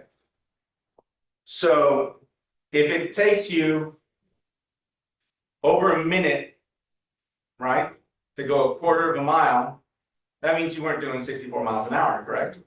I had sped up to 64 miles an hour. Okay. But it took him less than a minute or more than a minute to get there because he had a head start on you, correct? He was already significantly further ahead. I maintain a higher speed in order to catch up to the point. Okay, so a quarter mile, and you claim you're doing 64, but if he was doing the same speed, he would have been past that intersection before you even caught up to him, correct? At a quarter mile? If the light didn't ring. Right, but we saw it turn yellow and then turn red, right? Yes, He didn't run the light, did he? he did. So you would agree with me that if his speed was the same as your speed, he would have had a much bigger distance on you and probably been through that light before it turned red, correct? He hit his brake lights twice prior to that, so his speed would have been slow also before that. Okay, but you cannot say definitively what his speed was, is that correct? Right, not. You didn't have it verified by any kind of radar or any other instrument or anything like that, correct? No, sir. So you were just guessing what his speed was, right? Based on the speed of my cruiser hands.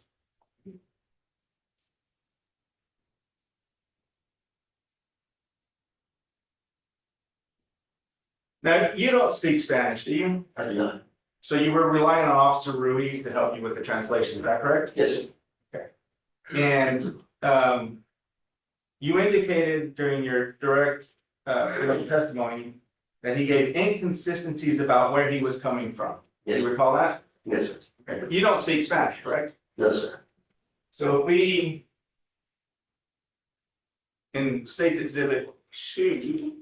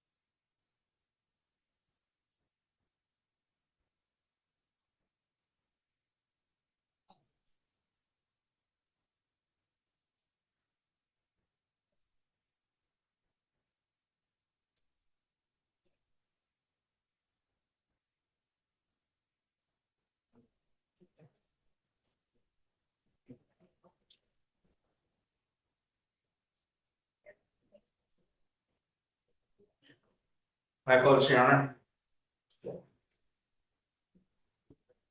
So this is State's Exhibit 2.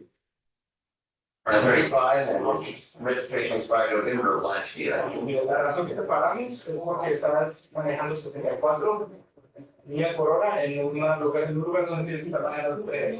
También tu registro está ya por eso. Did you notice right there when you indicated the reason for the stop, how he kind of shook his head? No, sir. We're back home.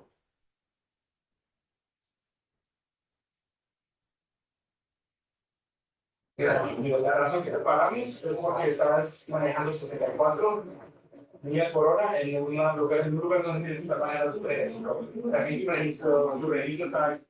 You see how he kind of shakes his head and then gives you a look like, what are you talking about, Willis? He looks from Officer Ruiz to myself as though he didn't do speeding, but then nods and says, yes, the registration is expired. Okay.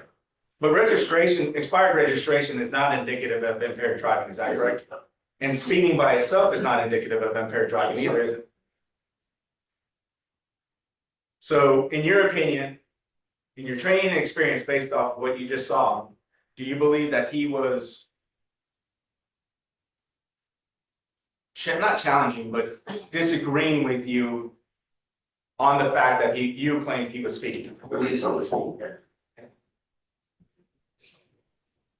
And that is, the speed is a fact that you used to stop him, correct? No, I stopped him for his registration. His speed what caught my attention. But you wouldn't have run his plate if you didn't think he was speeding, correct? Like when I didn't play this on the road. Right, but you were going the opposite direction, so if he had just passed in front of you and you didn't think he was speeding, you would not have run his plate, correct? So the speed was a fact that you used to decide to go and run his plate. Yes, it caught my attention. Where's he coming from? ¿De dónde vienes? No, de la casa. Muy poquito ¿De la casa? Sí, no le vio Samsung. ¿Cómo? He says he's coming from home. ¿10-4?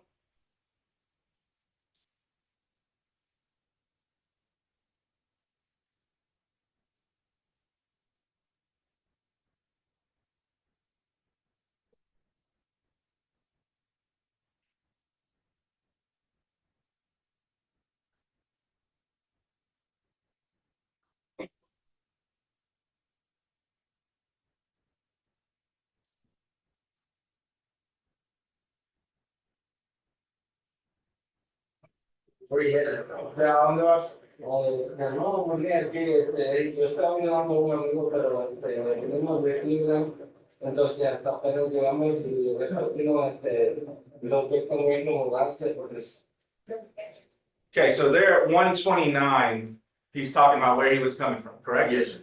Okay, but he's saying it in Spanish, so you don't understand exactly what he's saying, correct? Ruiz initially indicates to me they said he's coming from home, and now it's telling Ruiz where he's coming from. Well, he actually doesn't say his home, he says a home, or a house, right, is what he says. Right, okay.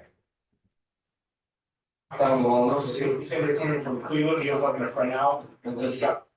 So there he says he was coming from Cleveland and helping a friend out, right? Yes. But you don't know exactly what he's saying, you're just relying on Ruiz to tell you, correct? Yes.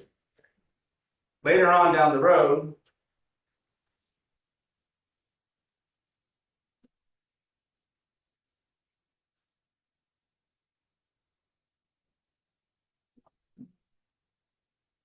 I want to fast forward, so I stopped at about 133. Fast forward, that's too far.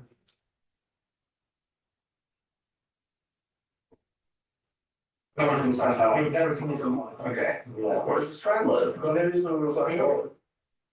A un amigo, a ver aquí hombre.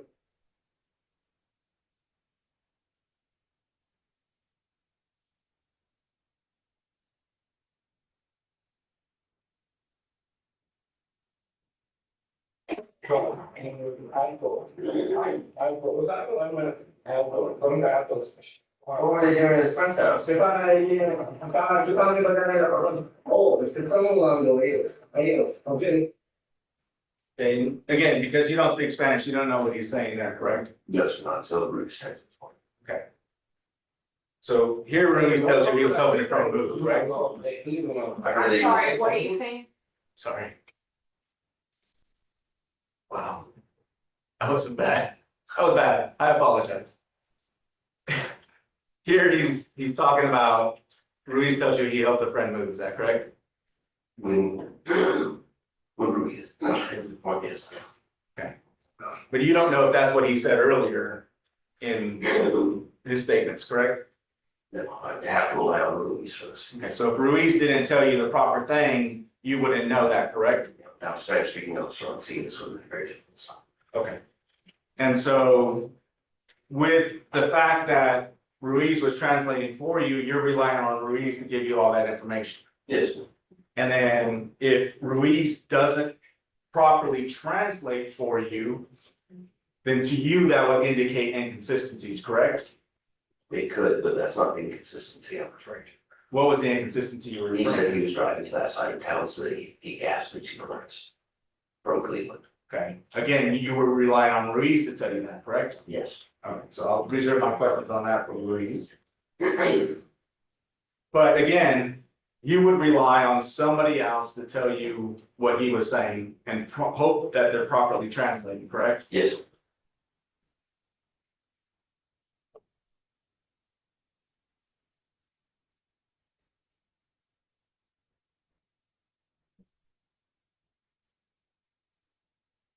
In your 7-year career, am I right, 7 years? Yes. In your 7-year career with Houston Police Department, how many DWI stops have you made? I don't know the exact number, more than 100. And out of those 100 or so, how many people did you arrest for driving while intoxicated? But without the exact number, I couldn't tell you. I know that others that didn't meet the criteria of driving while intoxicated. And were there ever some that you arrested, but then maybe later turned out they weren't intoxicated? I had a few that blew under the legal limit .08, and we have jail orders that prescribe us in those situations. So again, the clues that you observe aren't necessarily indicative of the level of intoxication. It's just based on what you think. Is that correct? No. The number of clues specifically in HGN can indicate a higher level of intoxication based on what's there. HGN's always done in the same order because you can't have onset prior to 45 without maximum deviation. You can't have maximum deviation without maximum pursuit. They don't go out for it. Okay, and so you previously testified, while I was asking you questions, that there are other factors that can cause nystagmus, correct? You have rotational, strobing lights, moving vehicles, that kind of thing. Medical conditions, eyes, things like Yes. that. So the 6 of 6 is not indicative of high level of intoxication if there are other factors present, correct? Without other clues.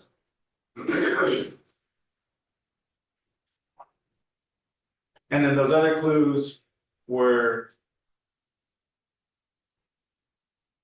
What's the totality of circumstances? the walk and turn, correct?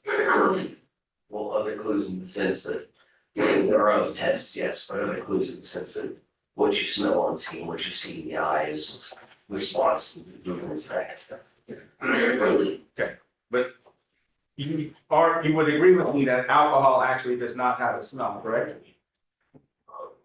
Different types of alcohol have different smells. You can tell the difference between a spirit and a beer.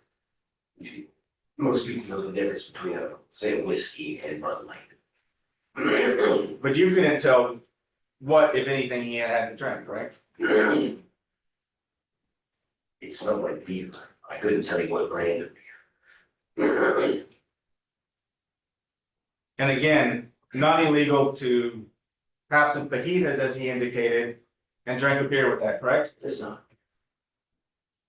And even if one, maybe two beers, though maybe not intoxicated, it would still have that odor, correct? Yes. And that's what the tests are designed to screen. In the tests which are fundamentally flawed, correct? No, sir. It's done quite a bit of research around cicadas.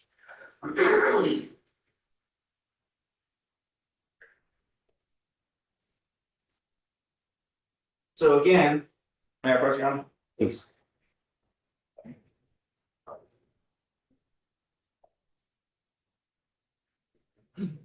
This is what NHTSA says is appropriate to do for a test, correct? Right. And then you said he started before you told him to, correct? Yes. And it includes that. Okay. Wrong number of steps. You said he took too many steps. We took a few steps. Took 8 steps instead of 9. Okay. And then you said he made the wrong turn. How many times do you demonstrate the wrong turn or the turn? I demonstrated immediately before they did the test themselves. Okay. But that's still, they still have to take 9 steps before they make that turn, correct? Yes. Okay. So you said small steps, didn't do the small steps to turn around. Again, when somebody turns around, when they're walking, when they turn around, this is a more natural movement, correct? It is. Not this, like a penguin? It is.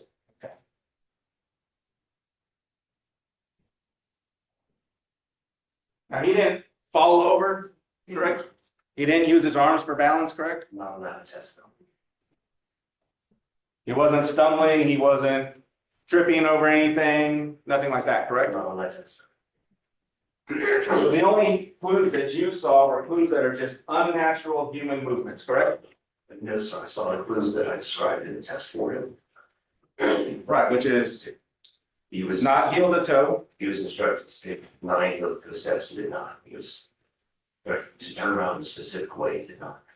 Okay. But again, those are not natural movements, correct? But they are the instructions. I get that they're in the instructions. I'm asking if they're natural movements. How many times have you done the field sobriety test? Every time I've done any sort of arrest. Okay, so every time you've done an arrest for a DWI, you've done hundreds of DWI arrests. You've done this test 100 and something times, correct? Plus the times that you did it when you were there, Yes. correct? So you don't know, I mean, it's not like a person sits at home and says, I'm gonna practice the field sobriety test and learn how to do it and make sure I have it memorized, correct? Correct. They hear it one time from you and you didn't even relay the instructions in Spanish, correct? I didn't know. And you hope that the instructions were relayed appropriately, correct? Yes.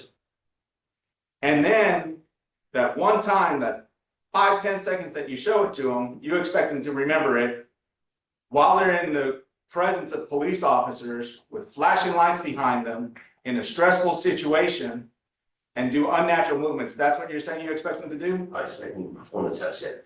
Okay.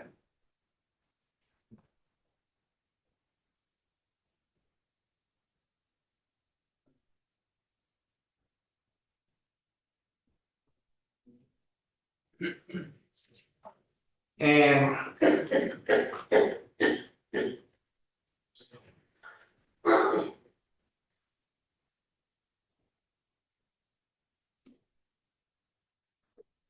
I'll pass it over to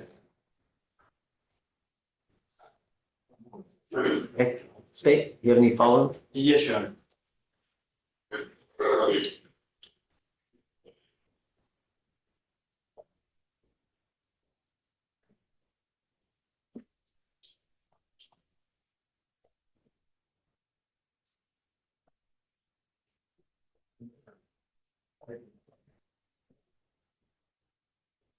Officer, how many people have you pulled over for speeding in your career?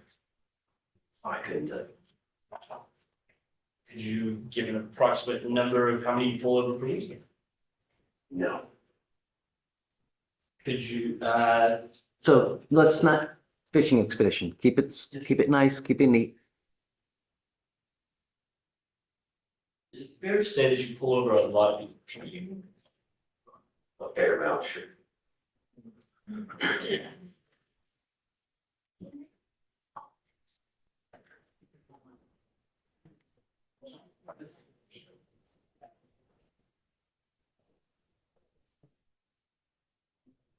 So again, what initially drew your attention to the defendant's vehicle? I'm familiar with that intersection. Our station is less than a mile south of that. So you get a general sense of the flow of traffic. And when somebody passes in front of you, that's that expectation generally is indications. Now, at that point, did you make the decision to effect a traffic stop? No, sir. So what did you do after that? I caught up to the vehicle, and when he stopped at the light, I ran his plate to see if there was anything else I could work. And when did you decide to effect the traffic stop? After finding his registration expired. Did you decide to do that at any point before you found the registration was expired? No, sir.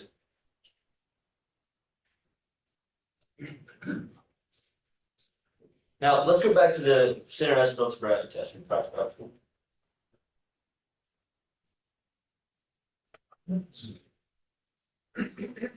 Was the HGN the sole reason you determined he was intoxicated? It was not. Was the walking turn the sole reason you determined he was It intoxicated? was not. Was the one leg stand the sole reason that you determined? Yes. What were the reasons and what facts led to your determination that the defendant was intoxicated? So the totality of all clues presented within the field sobriety tests, in addition to the odor of alcohol, the glossiness of his eyes. Now, let's talk a little bit more about the field sobriety test. Are they supposed, specifically the walk and turn and the one leg stand, are they supposed to be natural movements? They're not. Why?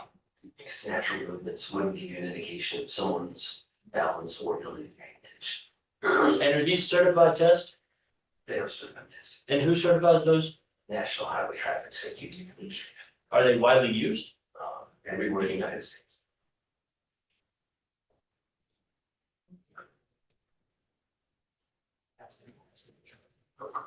And per the translation from Officer Ruiz, did you have any indication whatsoever from the defendant that he could not complete the test as instructed? Yes. And you said it before, but what happens if the defendant indicates to you that he doesn't understand the test? I'll re-explain everything. Do you hold it against him? Does it count as a clue? No.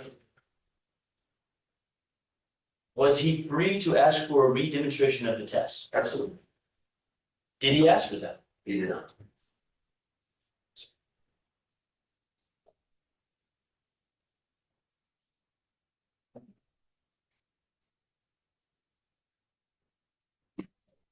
And so, officer, let me just touch on this just a little bit more.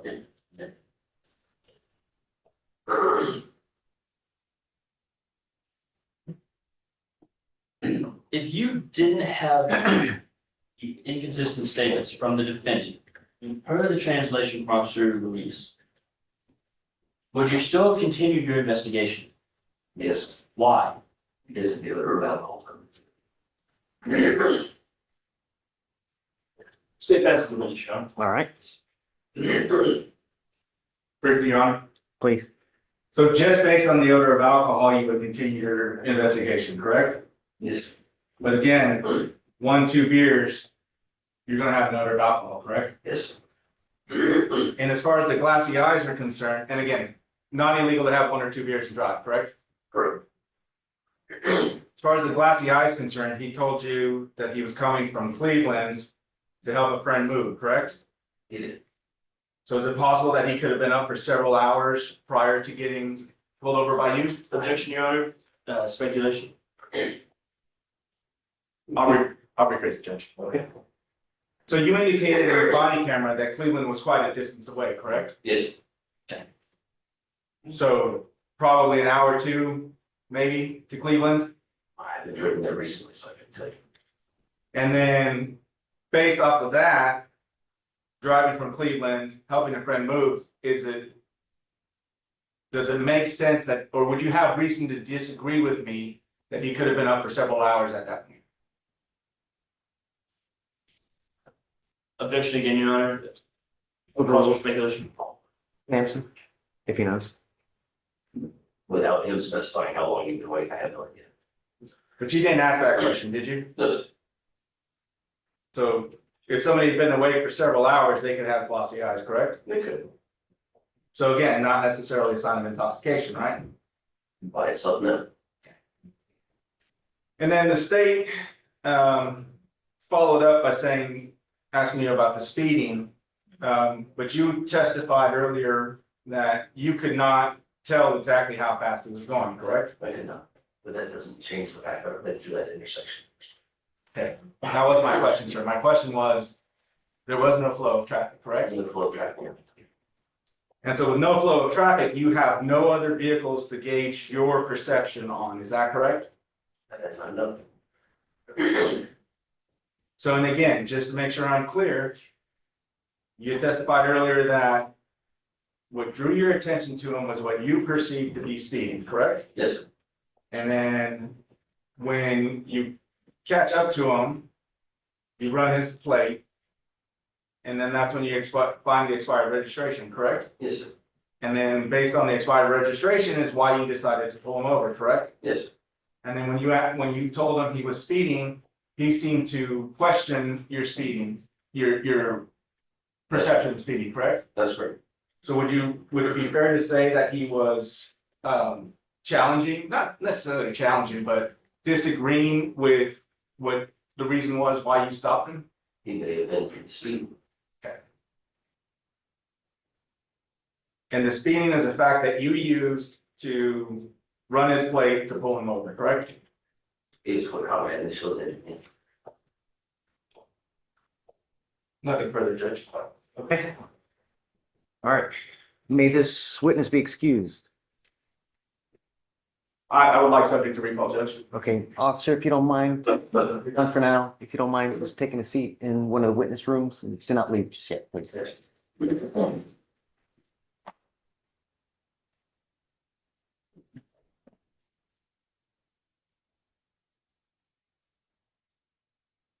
going? Let's take a break. Okay. All right, ladies and gentlemen of the jury, we're going to take a brief recess, give you time to handle any matters you may need to handle. We need to handle little business matters as well. I'll try to bring you back as quick as possible so we can continue, okay? Please, you go with Deputy Miranda.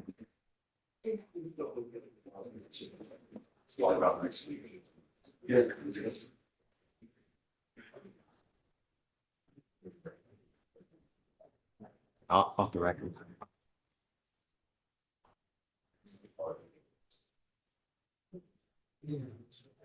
Okay, everybody, thank you for patiently waiting. I know you guys want to go. Let's go. Come on. Hi, Cena. What you got, bud? Hello, how's the meeting in your case? It's a reckless driving case. Okay, Discussing it, she's been in trial, so yeah. have we done PC yet? No, it's very new case. Okay. Let me, wait. Yeah. I'll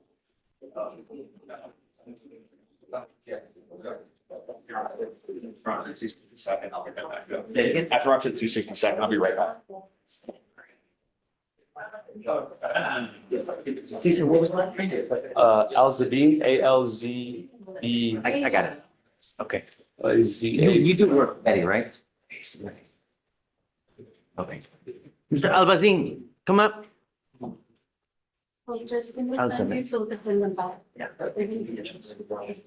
He's got 4 total.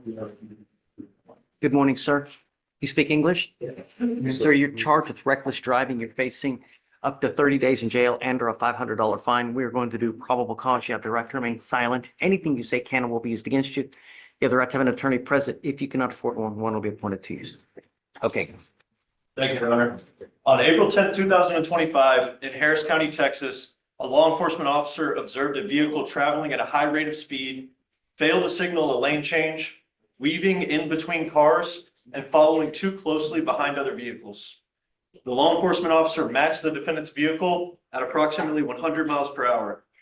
A traffic stop was conducted, and the law enforcement officer made contact with the defendant, who stated he did not know he was going that fast. Okay. And if I could, Your Honor, just real quick, basically, we had the opportunity to look at the videos. My client has a radar chip in his car. We've shown it in the state. His car wasn't going over 90 miles an hour, and he clearly using his indicators. And on the video, the officer says that he doesn't know how fast he was going. His car has no radar, but he thinks it's 90 to 100 miles an hour.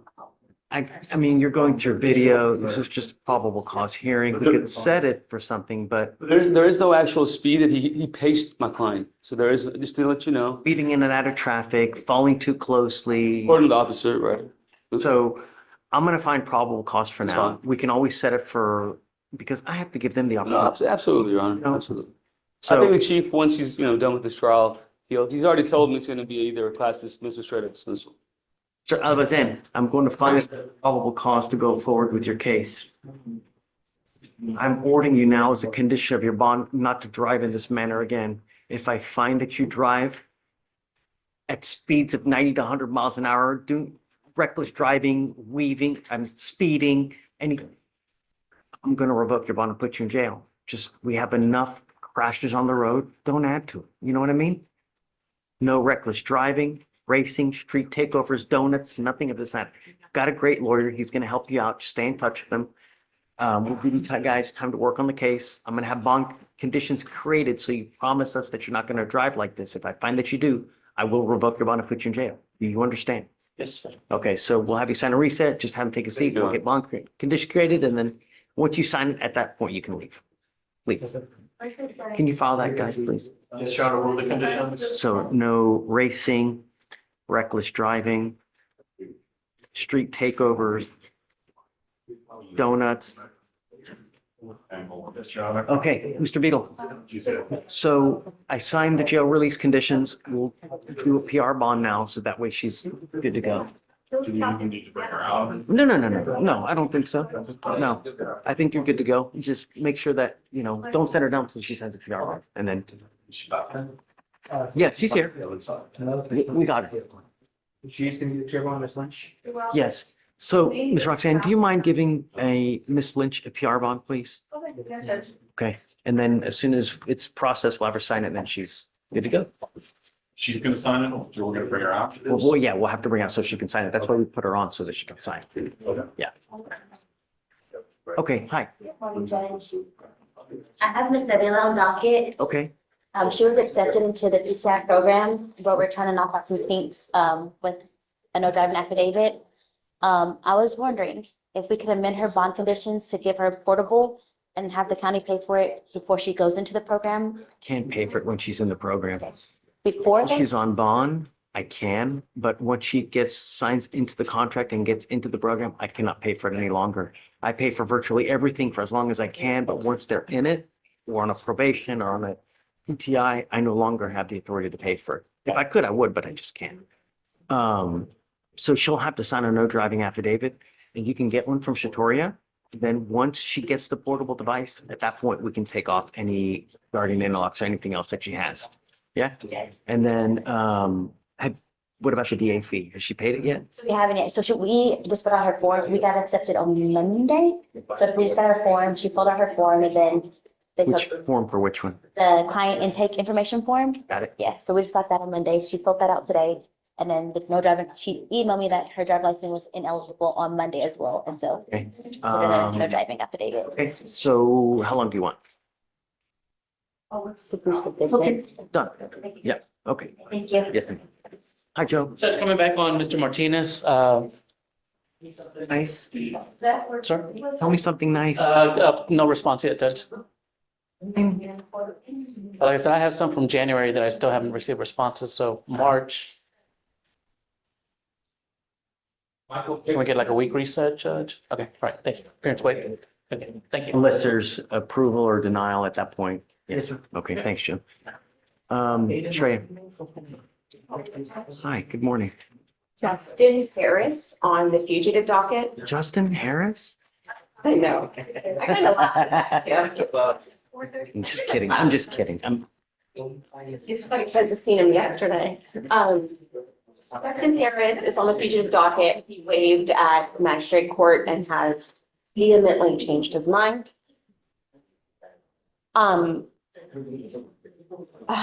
Should we? Your laugh? Do you want me to bring him out? So Judge, if you want to bring him out and admonish him, Philadelphia, from what I hear, does want him. Is that right, Amy? Yes, we're on their way here to get him today, but if he's withdrawn his waiver, of course they can. If he intends to withdraw his waiver today, they obviously can't pick him up today, so. If they're gonna get him, they're gonna, hey, Deputy, do you mind bringing out Justin Harris, please? And then while he's coming out, do you want me to reset the Dustin Eli hearing? Have they done anything upstairs? It's on docket today? No, they haven't. So I was going to talk to you about that. If he takes TDC up there, would you consider? If he takes TDC, there's nothing I can do. I agree. And that's, I mean, I hate to say that because I don't know what they're doing, but if we could Obviously, if reset he it, I think it's an option. No. If Okay. it takes TDC time, I'm putting Okay. in there. And I hate to say that because I don't know what'll happen in May, no- but I think could be worked out. Yes, Judge. Your other option was to put him into SATF. No. My feeling is that he's probably gonna end probation, right? No. Really? Have they not offered probation upstairs? They might, but considering the nature of it, if they do, they're gonna require SATF, right? I mean, Right. And that's the end goal is I don't think he wants that. he's willing to go to TDC instead of going to treatment for real? Yes, I know. Well, I mean, I've talked to him. I know, and I'm gonna set up another meeting with him to go over things, but be a horse to water. there's only so much I can I know. admonish. Yeah, so They just. that case is set for May 12th, So I if guess. if I can just get like a day or two after that. Absolutely. Good morning, Mr. Harris. Good morning. So you're wanted out of another state. You already waived, and your lawyers tell me now that you would like me to set you a bond so that you can go out and go turn yourself in. Oh, no bond. I just wanted him admonished on the extradition timeline. Okay, so you've waived. What happens is we give the demanding jurisdiction, which is who? Philadelphia County, Pennsylvania. Okay, what's he wanted for? Murder, endangering welfare, and Okay, REAP. yeah. So you're wanted for murder and what else? Endangering welfare, and then the third charge, that's REAP. Well, they, Rape? It's they spelled it REAP. ain't no damn rape. I ain't raped nobody. I don't know exactly what that one is, but for sure. So understand that we just get the teletype that tells us what it is. I have no idea. Here, we don't fight the case. We only try to establish identity. If you are the person that is wanted from the other jurisdiction, I don't know. The good news is though, is that you've waived and they're coming to get you today. So we could really get you on the way back to Philadelphia today. No, I said I'd rather put the 30 days in. Didn't I tell you that? You did, but I'm just admonishing you. It's not just 30 days. So 30 what days. happens now is, Yeah, 30 I just want to make days. sure you understand that. so what happens now is if you refuse, which is your right, they'll get a governor's warrant, but that'll take up to 90 days to get, I'm you fine know? with that. And then the pickup is 30 days after that, just to make Okay, sure we're good I'm with fine with timelines. that. I'm fine with that. Cause I'm Right, trying so- to get everything in order back to there. I'm not about to broad rush, be blind, go back to Philadelphia. And then I don't know what's going on inside my county, like, as far as being held inside, like, it just. You want it from other counties as well? I have no knowledge of that at this time, Your Honor. I would have to run a criminal history check if I could get one of the processes. So I guess you just want them to get a governor's warrant, then I'm assuming you Yeah. did. Okay, so if you just want to go ahead and, I'm good at that. And then Judge, the waiver withdrawal should be in your queue. okay, I'll sign it and then, all right. So I guess let's set it for 45 days. What do you think? I had him set out for 30 days. Okay, not a problem. So it's gonna be May 23rd. Okay, so the problem is you have to understand also is that when someone is charged with a crime that has a potential life sentence, I can't give you a bond even if I wanted to. Just that's the way the statute reads. So, okay. All right. Good luck to you, Mr. Harris. Thank you. Thanks, Josh. Thank you for questions. Thanks. Hi.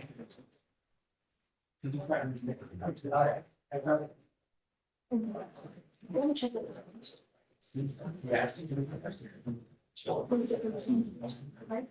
Mr. Davidson, did you? Hi, how are you? Pretty good. I'm just here to take care of business. I don't have anything. You know nothing? Okay. Nothing for the court at the moment. Greg? Nothing.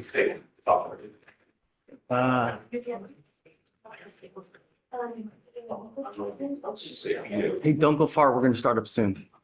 We need to approach before we do. Okay. Before we bring the jury back out, let's have a few matters I want to think of. Okay. I think that Blaze went up to the felony court regardless, so All right. Blaze went up to one of the felony courts, so I don't know when he's going to come back.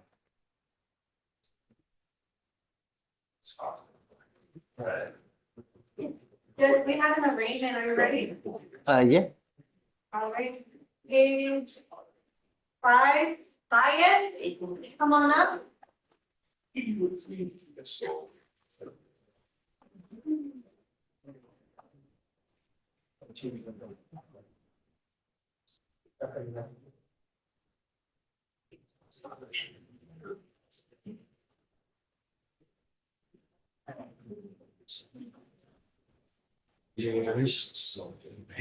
where's the other prosecutor? Where's John? Pipkin, Where's John, the other prosecutor? Do you know?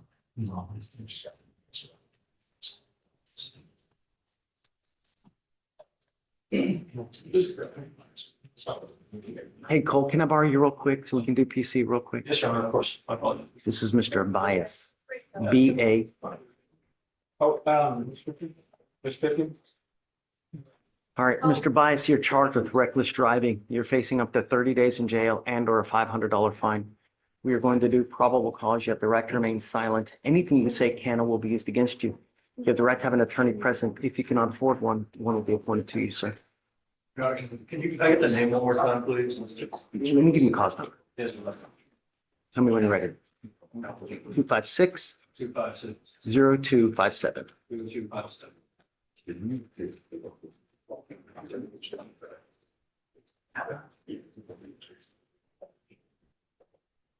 All right, thank you, Your Honor. On April 15th, 2025, in Harris County, Texas, an officer observed a motor vehicle traveling on the Gulf Freeway.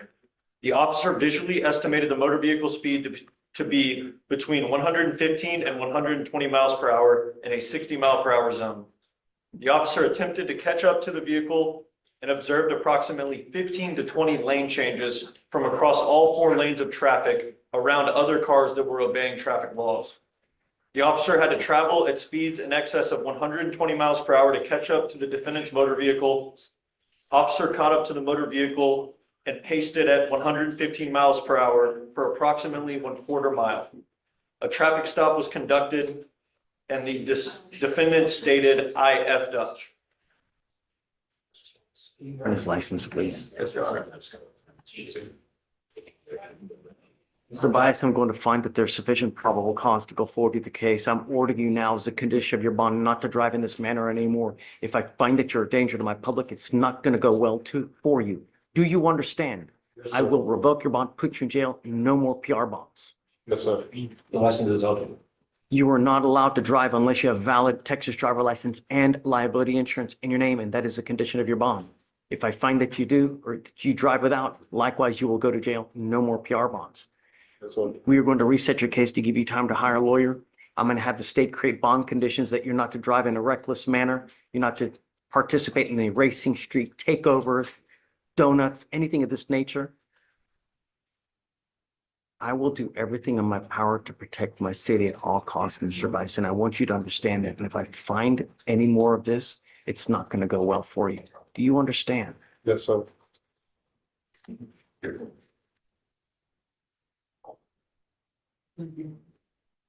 Do you mind filing those conditions, Cole? Yes, Your Honor. For now, I'm gonna have you sign a reset with Victoria. We will have you take a seat while we get your bond conditions. Once you have signed them, then you'll be free to go. Please.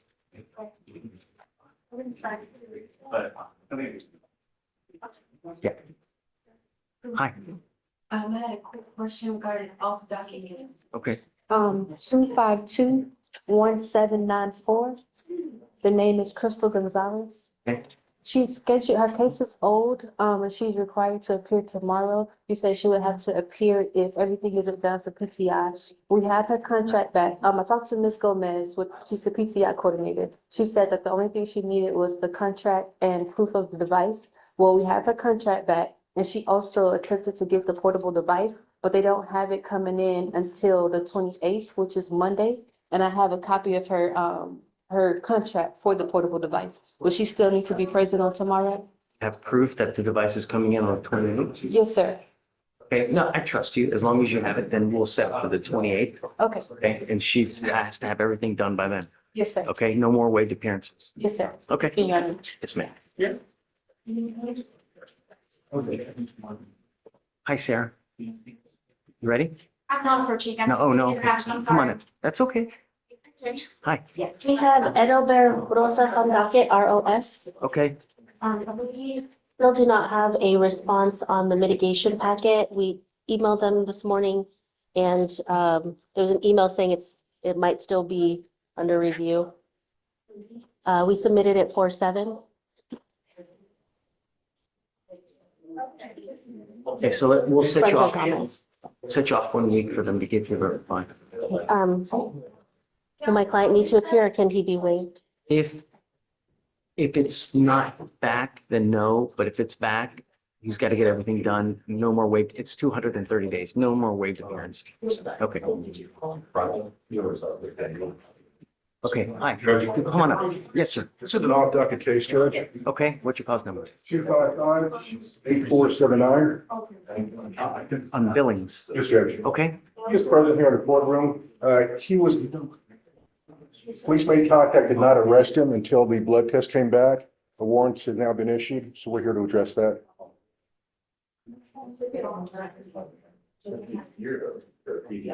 I'm bringing him up. Yes. You get the cause number? Yes, Your Honor.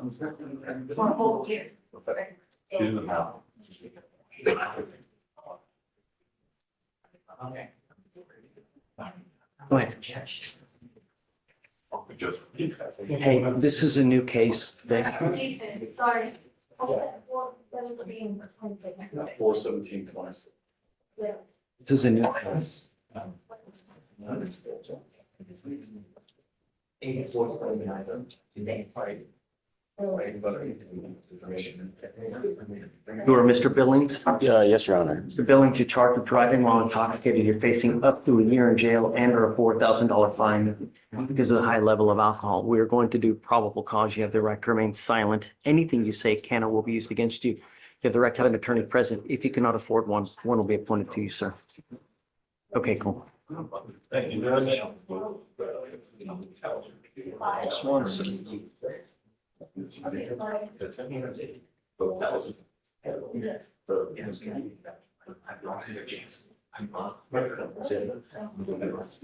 It's not loading for me, just 1 second. I've already computed some.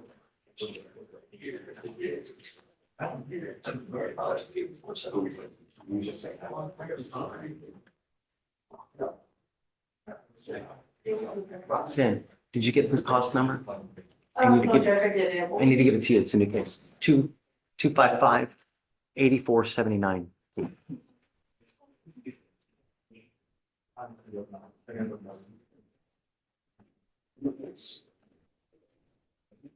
Thank you, Judge. Sure, let's go. On December 7th, 2024, in Harris County, Texas, officers responded to a motor vehicle accident. The officer arrived and observed 2 vehicles that had been damaged and rendered inoperable. The defendant was ID'd by his Texas driver's license and ID'd to be the sole occupant and driver of the motor vehicle. The officer relocated the scene to a nearby parking lot to safely conduct the investigation. The officer determined the defendant was at fault for the accident after speaking with all the parties involved and reviewing information collected at the scene. The defendant stated he had left a bar called Sugar Room. The defendant stated he drank 2 beers at the bar. The officer noted that initially the defendant was not even aware that he had been in an accident. The officer observed the defendant to be lethargic and confused. The officer observed the defendant to have slurred speech, glossy eyes, and trouble maintaining their balance. The officer had to ask questions multiple times to obtain simple information from the defendant. The officer did not notice alcohol emitting from the defendant despite defendant's admission to drinking and defendant's apparent physical and mental impairment. The officer suspected the apparent impairment of the defendant could have been caused by some kind of narcotic. The defendant refused to perform standard field sobriety tests. The DIC was read. The defendant agreed to provide a blood specimen, and the lab results came back to a 0.17. Okay. Any prior DWIs? And does he have a valid license? Judge, his license was recently suspended ALR. He will not be driving. He has a 90-day suspension. Okay. I want you to understand something, Mr. Billing. I take this extremely serious. I don't care what you have to do in your life. If you do not have a valid license and liability insurance, you are not allowed to drive, and that is a condition of your bond. You will be signing an affidavit with me today promising me you're not going to drive. I don't care if there's a burning building and you have to say 50 kids. Do not drive. Do you understand? Yes, Your Honor. Nothing you can say justifies getting into a car and driving. I'm also ordering you as a condition of your bond not to consume alcohol, illegal drugs, or unprescribed controlled medication. I'm going to randomly test you. If I find that you're using, likewise, I will revoke your bond, put you in jail. No more PR bonds. You have a lawyer. Because you do, I will waive your appearance. You don't have to waste your time coming to court, but you must stay in touch with him, and he'll tell you if and when you have to come back to court. If you get called upon to go take a test and you fail to go, a warrant will be issued for your arrest. Do you understand? Yes, Your Honor. Okay.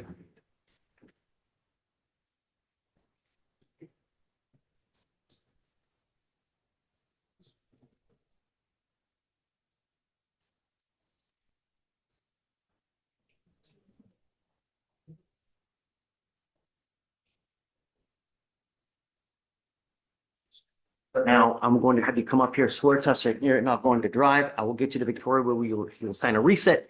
After that, you'll get to Roxanne where you will get your bond conditions, and then you're free to go. Thank you, Judge. Yes, Your Honor. Please.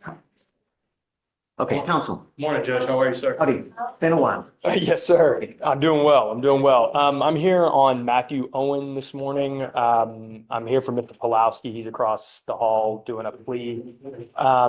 It's been my understanding that he has been accepted into PTI. He's done his TRAS. We've gotten the TRAS back. We're just waiting on the contract from the DA's office. Cole, what say you on Mr. Owen?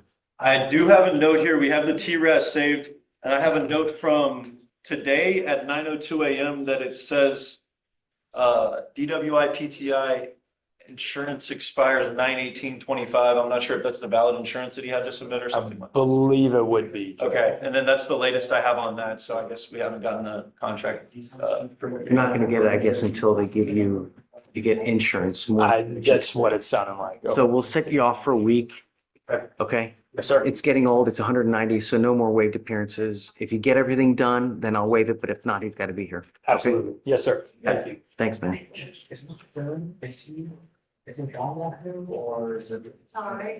Oh, I don't know. Wait a second. Bond? Is he on bond? Did he make a bond? No, Judge, we're asking for PR bond. I thought you said you granted him PR bond. No, we haven't. I assumed that, no, I haven't given PR bond. Yes, we're asking for the PR bond. He was not arrested. Okay, come up, Mr. Billing. I didn't realize that. Thank you for saying something. All right, Mr. Billings, I'm going to give you a PR bond today. There's a warrant for your arrest, so I'll give you a PR bond today, but I want you to understand, I don't continue to give PR bonds after PR bonds, especially if you're a danger to my city. I'm going to give you one now, but there won't be multiple ones. You understand? Okay, all right. Thank you, Judge. Thanks. All right, so just have a seat and please follow the motion. Thank you. Hey, Jay, what's up, man? I wanted to reapproach on Justin Harris. I know I just missed it by a hair. I was upstairs in another hearing and I wish I knew about No, it. I've never refused or denied a waiver withdrawal. Because it's in your power to do so, and obviously you haven't seen. And are they still coming here today? They're here right now. But then I'm not gonna grant this waiver. So let them know. They're here I from now. can't let him know. Well, okay, I'd love to let him know. They send them down already? Is there any reversal? Yeah, we're probably always gonna hop away. Is there a way to communicate to where he's going? We're going back to jail, so if he's already in time, we're headed to jail, so that they know to get some back. And Okay, so let's do this. I'll reach out to my court manager to try to tell admin to let him know. It's like something, and I'll let his family members know, but I don't mind even going to the jail, but I think that I won't do it. No, I'll call my admin right now. Sylvia? She can get it. Yeah, she's She's an magic. adult. She's So- magic. Do you want me to wait, see if he gets brought up, or y'all can? No, just no, no, pass no. along? We're not gonna get him back up. Just pass the They're message. saying he's in transit back and then which is good because that way they can get him to Right, and Pennsylvania. Right, Let me and I just just step want to make out. sure, it's e-filed, so I don't know what you do electronically, but, I can unsign it. okay. That's not a problem. Okay, thanks. Reach out. thank you, Judge. Wait a second. What was the name? Harris, Justin Harris. It's Justin's Forget. case. Justin's in jail. Yes. Damn. She really wanted to. Yeah. It's one of those things.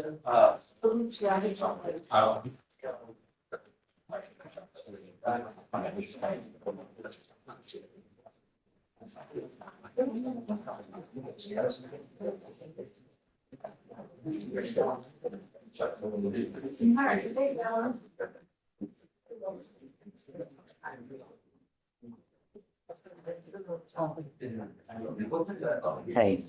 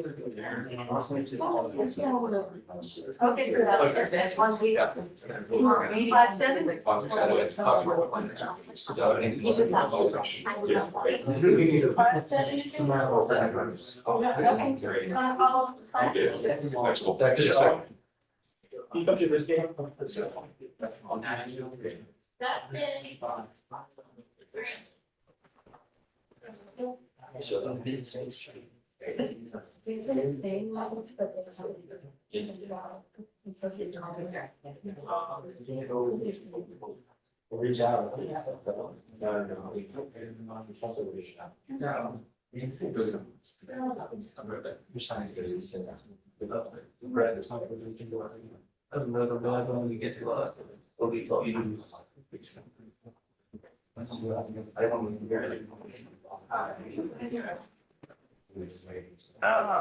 Stacy. Hi. I have Mr. Mejia, the custody case. Okay. And Your Honor, he has 2 DWIs. I was speaking to the state regarding an offer for a time served on one and dismissal on the other. Okay. We were just wondering if you would accept that offer. Yeah, I mean, I'd be hard pressed to have time served, but He's been in yes. custody for 21 days, has an ICE full previous deportation. No videos on one of the cases that I'm requesting get dismissed. They're not gonna get it. Okay, yeah. I just. We do like, I don't know. So he has how much? I believe- 25 days. So do 60 credit for 25 and on whichever one, and then, On the one with the Well, yeah, I videos. think we were at 75, just. oh, yeah, whatever you want. Yeah. That works with Yeah. me. Okay. All right, Judge. And then are you guys ready to? We're working on that redaction issue right now. So, He said he wanted to approach on something too. yeah, this was, yeah, I can put, yeah. I don't know if you want this on the record, but I've thought about it. I don't think I'll need Metter again because he didn't say the inconsistent statements were a major player. So Yeah, That's really no, I was gonna that's focus something. on. No, so let's just let him know. So, I mean, he felt awful. Let's just get him out of here, you know? Yeah, and that, he's gotta work tonight too, so, Gosh. yeah, so I'd rather just get him out of here. That's good. Just want to put that on the record.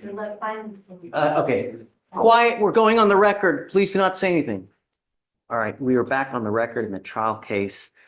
And after speaking to both state and defense, both of you guys have come to the agreement that you are ready to release Deputy Metter, not subject to recall anymore. Your Honor. That's correct, Your Honor. Okay, all right, so we'll let him go. Thank you, Your Honor. I guess we'll start here momentarily. Okay. Thank you, Your Honor. Thanks. Page 4. Hey, hi, Maverick, come on Hey, up. Judge. How are you? Good, you? Good job, Don't know what to do about Mr. Burnett, or Mr. Bennett. I know that you said he had a prescription, He does. right? But that prescription was from what, 6 months ago or something? I think he has numerous valid prescriptions. Do you not? Can I bring him up here and talk to him? Yeah, but He does. otherwise I don't want him to use, you know? I mean, I get that. That's where, and as a lawyer, it's hard for me to sit here and tell him like, hey, don't listen to, if the doctor's, again, I get the look and feel for these types of prescription, just give them, there's tons of pill mills in the city. I get that stance, but then it's also hard for me to say as a lawyer, well, how do I say that this guy needs it and this guy doesn't when I'm not a doctor? And so it's hard for me to tell him, hey, don't do what the doctor says when when did we do our first? I feel like I've been here once a week, every week for the last 3 weeks on him. But That's what I mean, it's fine. Yeah, I get it. No, I mean, that's why they're so difficult. And it's not, I'm not upset by that or anything, but. Here's what I want to know. I want to know when it's going to stop. He's got a prescription. If I remember, it was for 90, right? This probably sounds right. Yes, Your Honor. So I want to know when it's going to stop because I'm not going to let it continue for the next 6 months. You've got 90. You're not going to sit here and tell me that 90 is going to last you for the next 6 months and that you're going to continue to use. It's not going to happen. Come up, Mr. Bennett.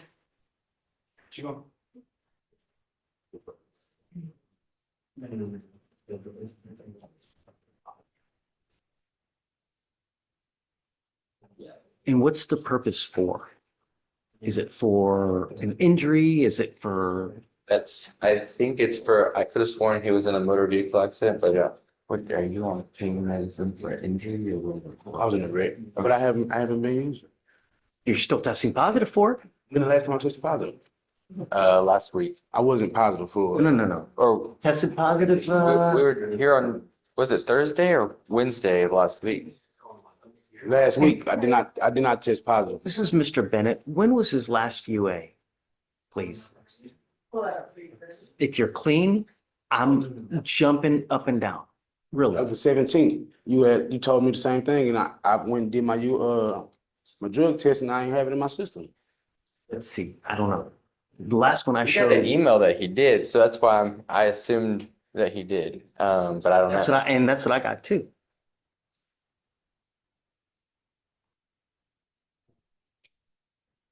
Last time I did a drug test, it wasn't in my system. They shake the bottle and show you right in your face.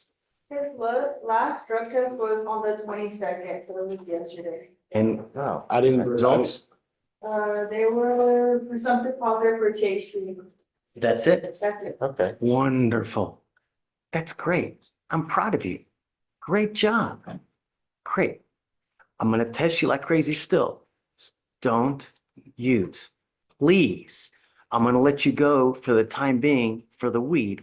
But, after about 50 days, if you're still testing positive, that means you're continuing to use. Just don't. All right? Sir. Okay, we're good. I'll continue supervision. Thank you, Okay, Judge. great. All right. It's original for you to post June 3rd, so we're just come back on the registry. All right. Good job, Mr. Bennett. Really, great job. No,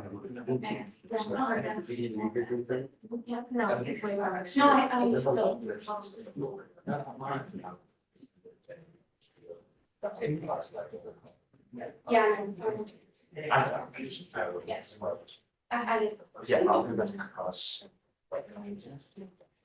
Hey, did you file conditions on bias? That was the reckless driving also.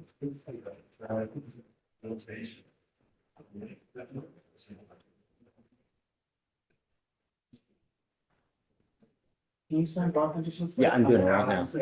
Right. Bilal Al-Zubayn, come on up. Hey, Roxanne, Come on. I always waive all fees. Unless I tell you otherwise, assume that the fee's waived. So like an Emma Lynch's jar bond, I'm gonna check the waive fee so that she doesn't have to worry about it, okay?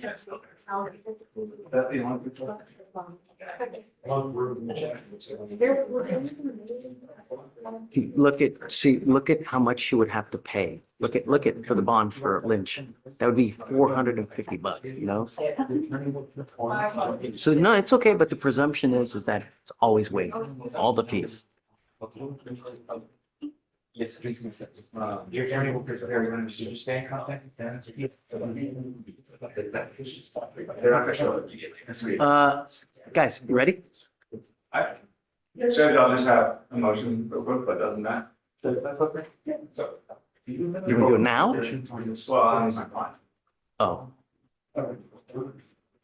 Please. Yes, I got them read. I got. You're here? You're here. Guys, we are going on the record. Please do not talk. If you need to talk, please go outside.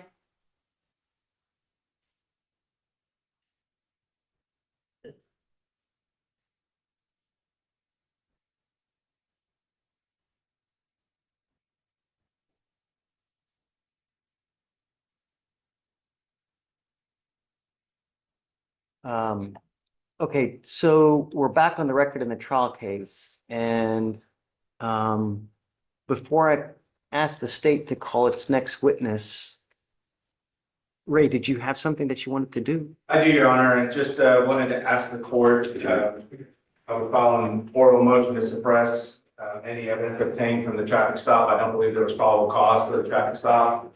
Officer Metter indicated that he could not tell how fast he was going, that it was less than a quarter of a mile before to the next light where my client was stopped. It took over a minute for them to get there. Therefore, whatever speed Officer Metter perceived is inaccurate.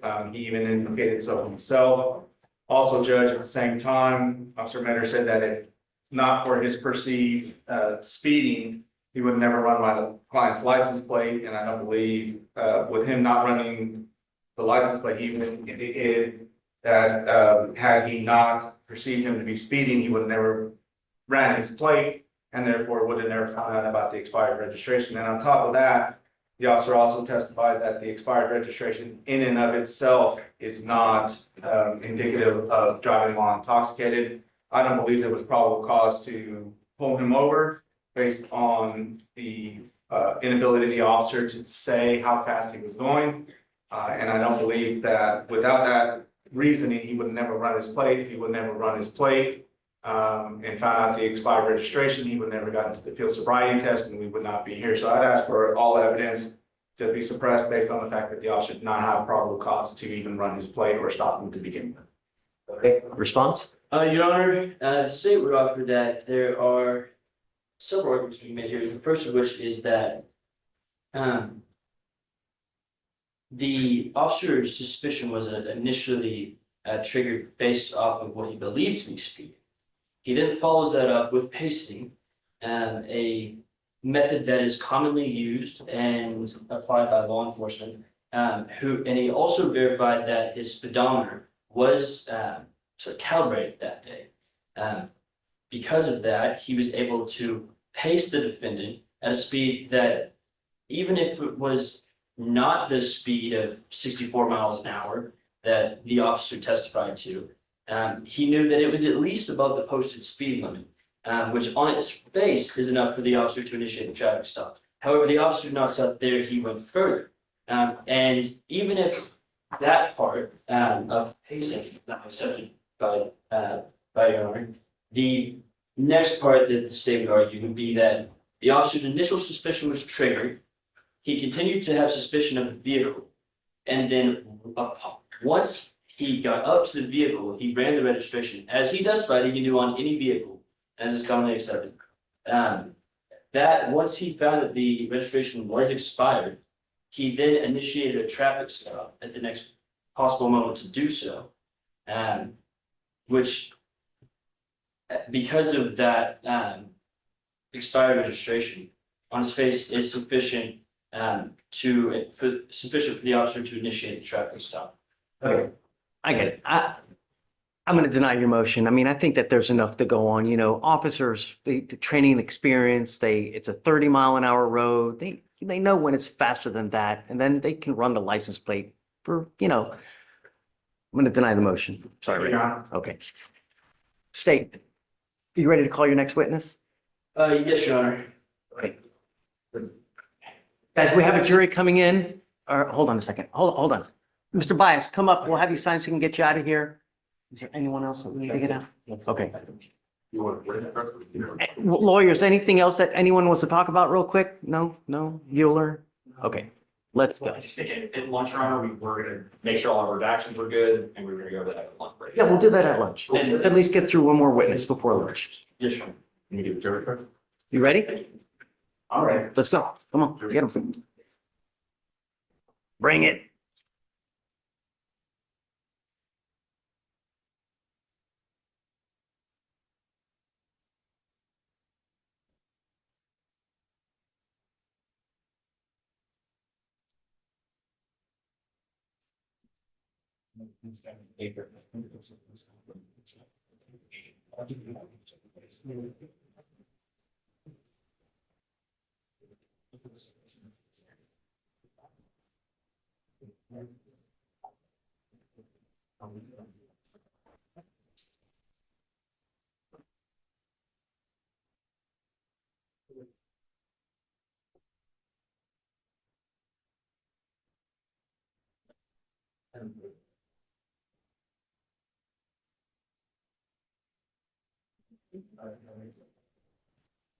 All rise for the jury.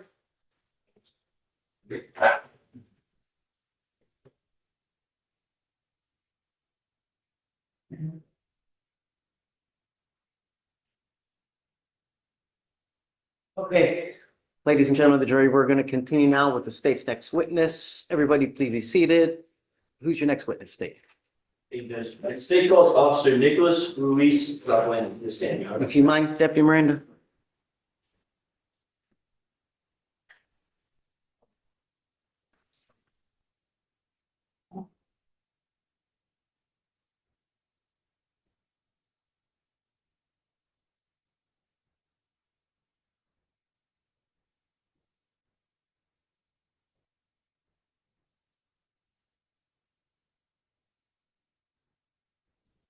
Your Honor, this witness has not been sworn in. Okay, Deputy Ruiz, come on up. Raise your right hand. You solemnly swear to tell the truth, the whole truth, and nothing but the truth, so help you God? I swear. Any testimony you give will be the truth. I swear. Please take a seat. And I ask you to speak loudly, clearly.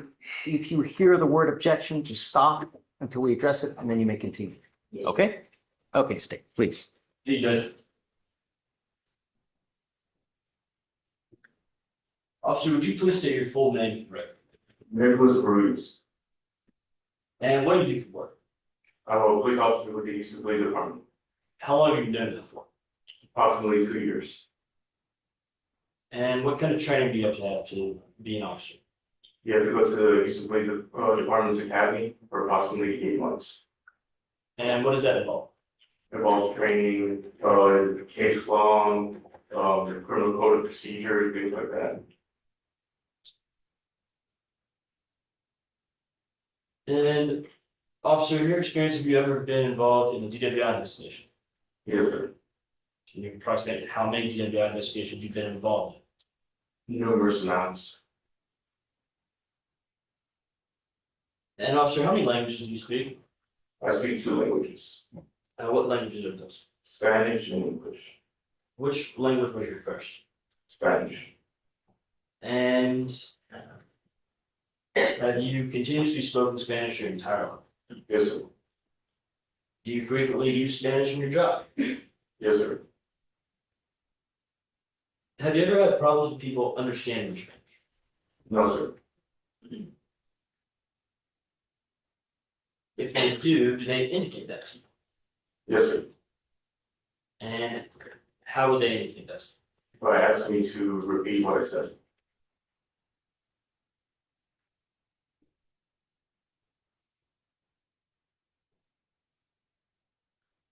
you?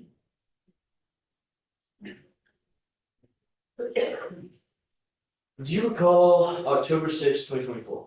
Yes, sir. And were you on shift that night? Yes, sir. How did you come to be involved in the incident we are here for today? Officer Matter requested for Spanish speaking officer, and I checked bottom. And when you got there, what'd you see? I observed the defendant to be in a vehicle, and then Officer Matter asked me to step out and stand. And when you say the defendant, who do you mean? And then I said was a Christian. On the photo. You understand that as the record reflect that the witness has identified the defendant? Okay, it will reflect. Thank you, Your Honor. All right, so you get to the vehicle. That's right. What did you notice in your interaction with the defendant? Upon making contact with the defendant, I observed his speech be slurred. I could smell alcoholic breath and committing from him.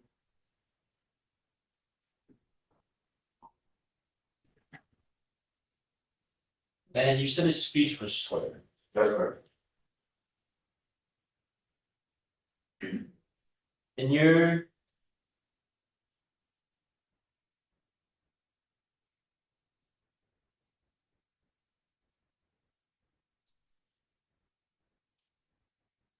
all right, and what did you do after that?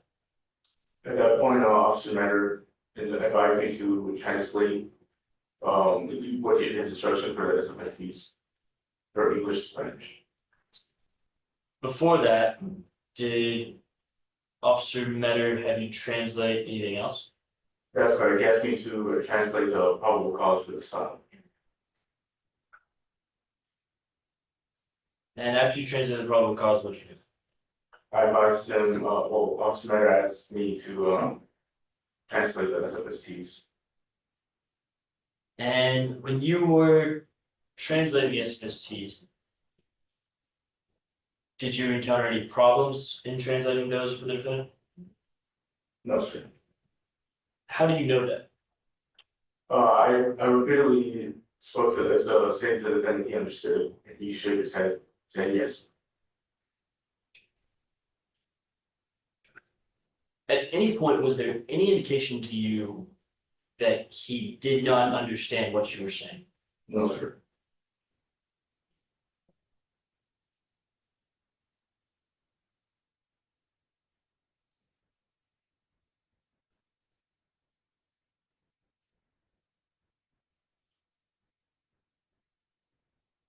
All right, so after the SFSTs, what did you do? I read him the DIC 24 or the DIC 24, the statutory warning in Spanish. Okay. And did he indicate to you that he understood? Yes, I asked him and he understood. And what did the defendant say after you read the DIC object? I asked him for a sample of breath to which he consented. So he asked me why he was being arrested. I told him that he was being detained. And did you have any other involvement after that? No, sir.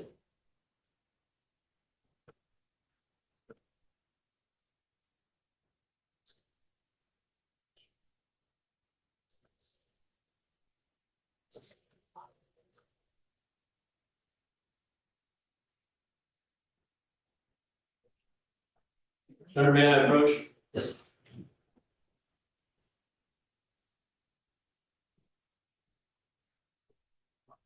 I'm showing you what's marked as State's Exhibit 3.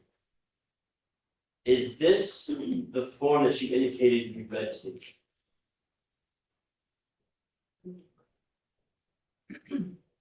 me? Or any of the. Yes, you. Yes. Yes.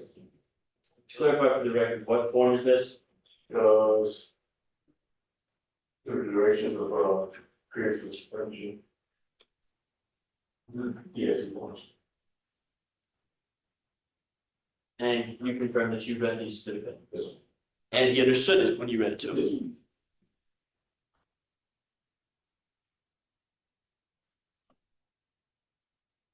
State that's the witness. Okay. You might put your answer. Please.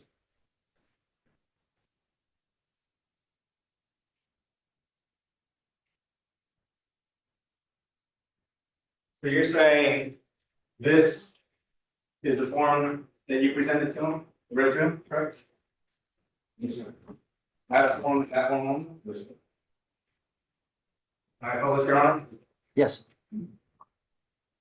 Wait, is it in evidence? Which form is that? Oh, I'm sorry, this is State's Exhibit 3. As far as I could see, only the DIC 25 is in evidence now, right? It was the entire packet. Sorry? Your Honor, the entire packet, Okay. I believe, has been marked to State's Exhibit 3. Okay.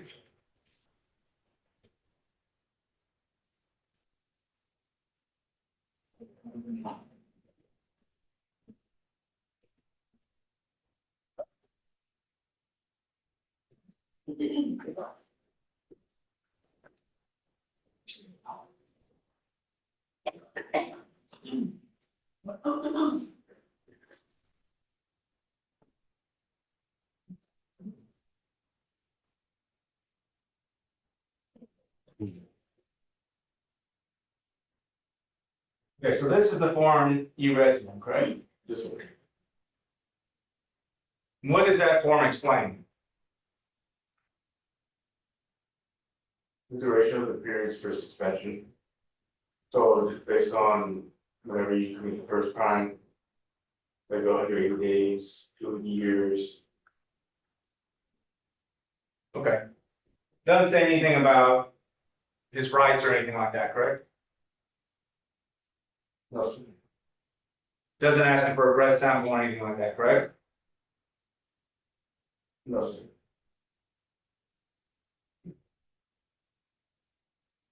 All it talks about is his license suspension, correct? Yes, sir.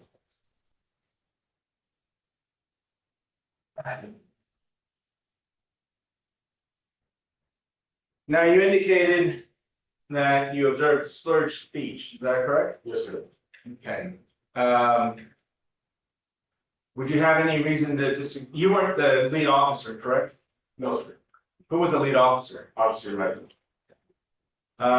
Would you have any reason to doubt Officer Metter's observations and opinions? No, sir.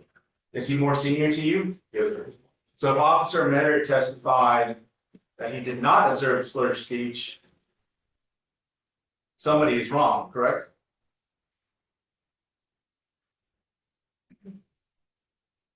Not exactly, sir. Okay, well, if Officer Metter testified that he did not observe slurred speech, would Officer Metter be wrong, or would you be wrong in observing slurred speech? I observed slurred speech. I'm not going to testify to what you observed, but I observed slurred speech. But you have no reason to doubt what he saw and what he testified to, correct? That's correct.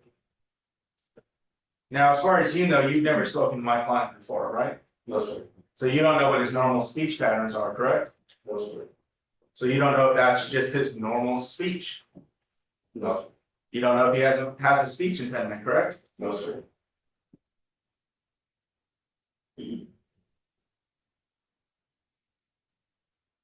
I'm not going to show you.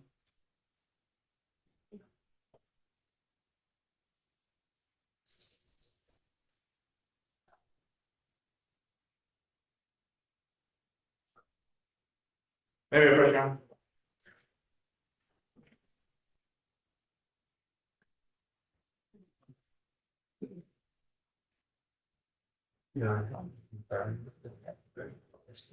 Say it again. I haven't confirmed the declaration just yet. I have the declaration downloaded on it. Okay, Can we play the declaration on? sure. I mean, as long as you're okay with it. Yeah. That's. You mean how? Well, what is it for? This is the body cams. Okay, you want to do it? Just kind of show it to them, I guess? Like put it up on the podium here or? Or we can put it through. Oh, out there? Yes. Oh, okay. Yeah, yeah. Just, I don't care. Yeah. As long as you're okay, both parties. This is the version that's gonna go back.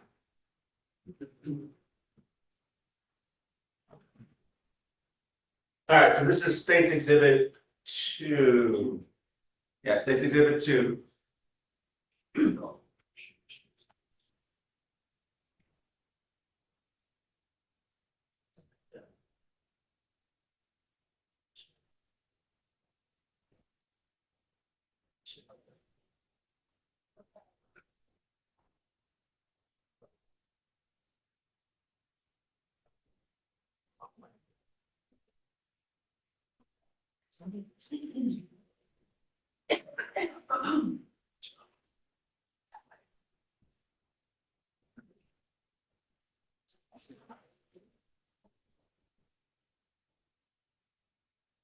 Okay, so that's you right there, correct? That's correct. So I know you know a lot of English. But the reason for the stop, he's traveling 64 miles an hour and 35, and registration expired November of last year. La razón que te paramos es porque estabas manejando 64 millas por hora en una lugar. Okay, right there, what did you just tell him? That's what the probable cause for stopping. And what exactly did you say was the probable cause for the stop? That he was driving 64 miles an hour in 35. Did you see his reaction when you told him that? No.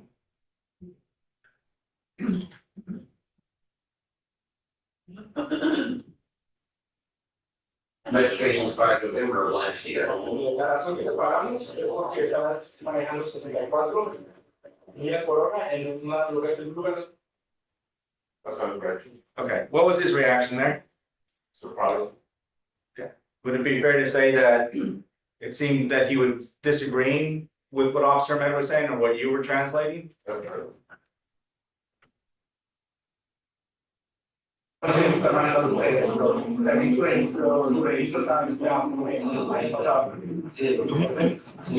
Where's he coming from?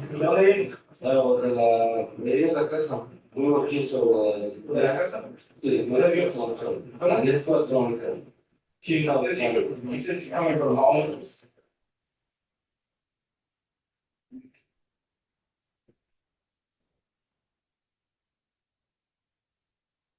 ¿10-4?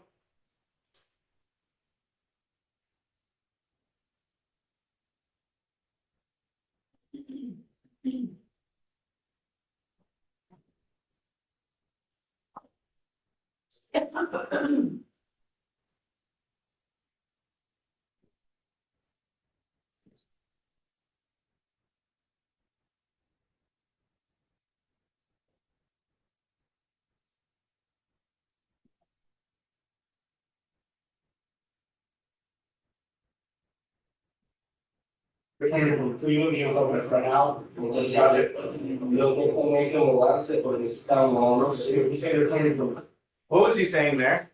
That he was helping someone to move. Helping somebody to move, correct? Okay. But you didn't tell Officer Metter those words, did you? I said he was helping a friend move. Sorry? I said that he was helping a friend move. At this point, you said that?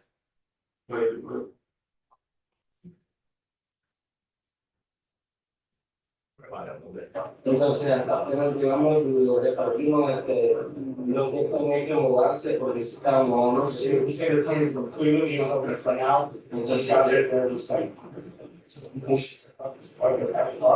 estaba ayudando a mi mamá. He's coming from the city line or he's coming from South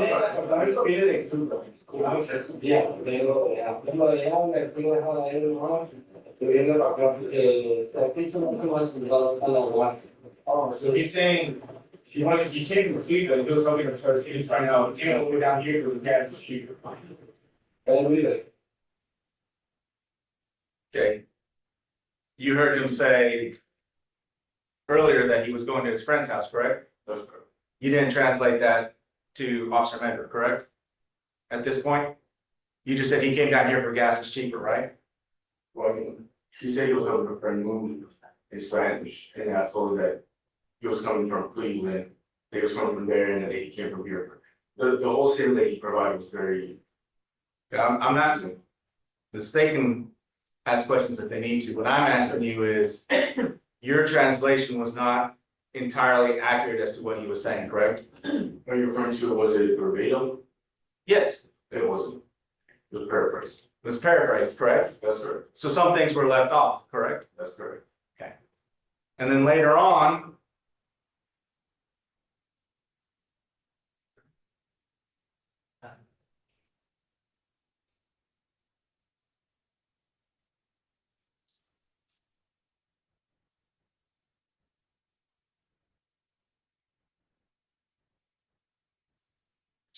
okay, so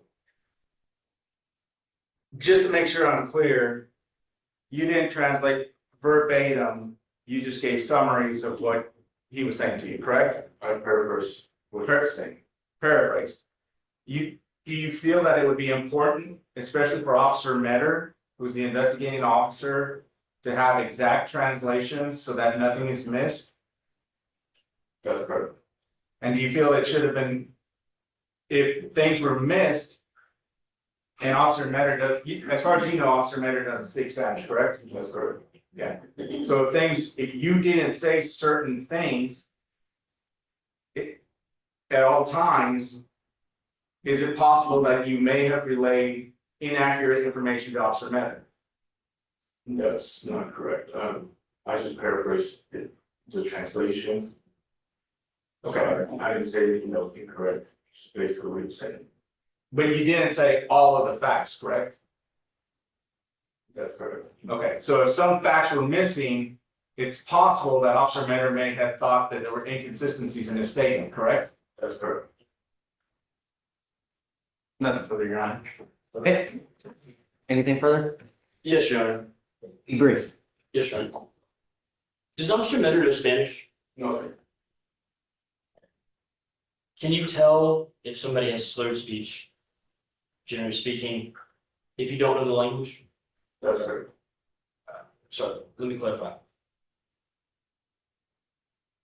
Is it hard to tell if someone has slurred speech if you don't know the language?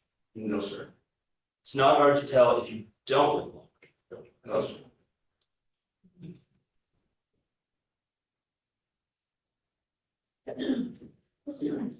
All right. Your Honor, may I approach?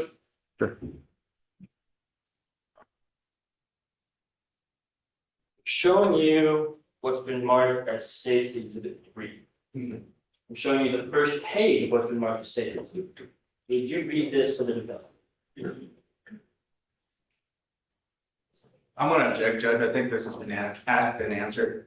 Has he already answered that he has done this? Judge, defense counsel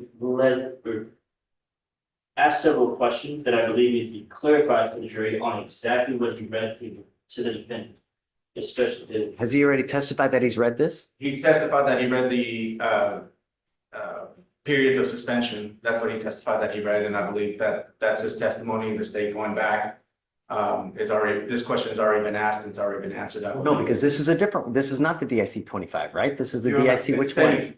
Your Honor, I would like to go through, there's 4 pages here. I'd just like to go through and clarify exactly what pages and what he read to the defendant. Okay, overruled. And Judge, my objection to that is this is the same exhibit. He had an opportunity to view that exhibit when they were asked and after, when he was presented with it.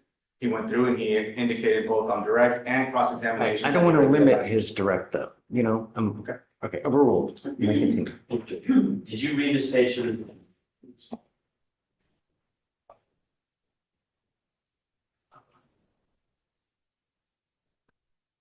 Do you mean like, is he saying something? Yes, just did you read it? Usually was a very good. Okay. Okay. So you read what's marked as page 2 of State's Exhibit 3, correct?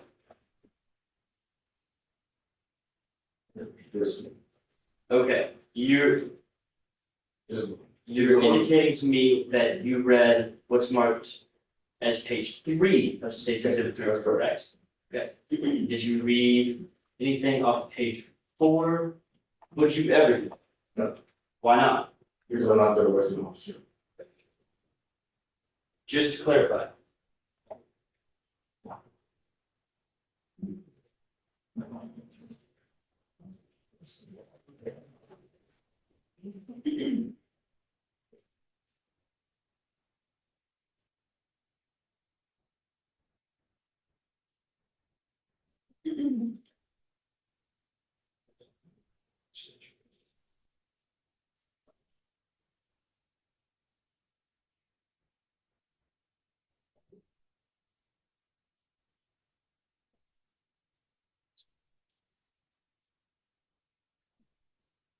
Okay, so I'm showing you what's marked as page 2 of State's Exhibit 3. Did you read this to the defendant?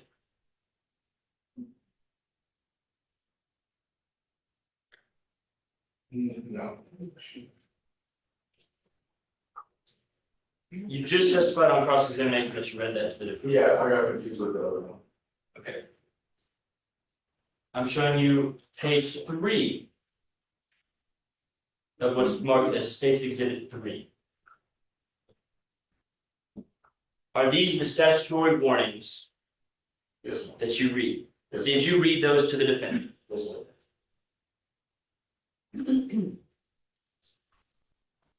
And what does this say? What is on here? Basically, why he's being detained. And then me asking him for a sample of breath, like what are the consequences of him saying no to a sample of breath and or blood.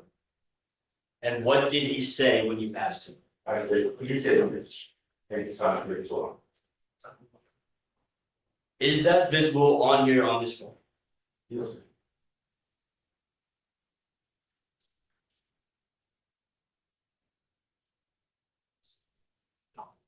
Where does it say? Right there, right where he signed or where I'm asking. Where does it say that he consents? Right there, the bottom where it says consentimiento, right next to it says firm, signing. That's where he signed right next to it. And where that checkbox is him saying that he's giving consent to the taking of his breath. And is that his signature? That's correct.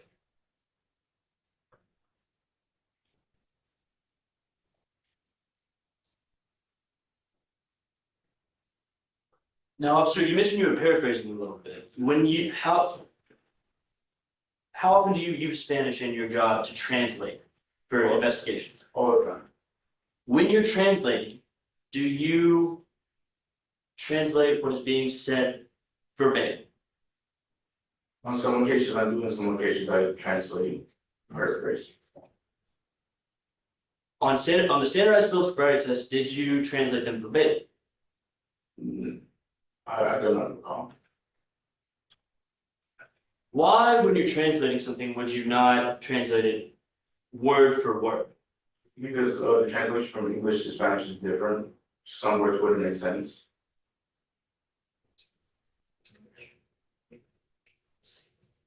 Were the general instructions the same, or were the general instructions that you gave the same in Spanish that Officer Metter was instructing in English? That's correct.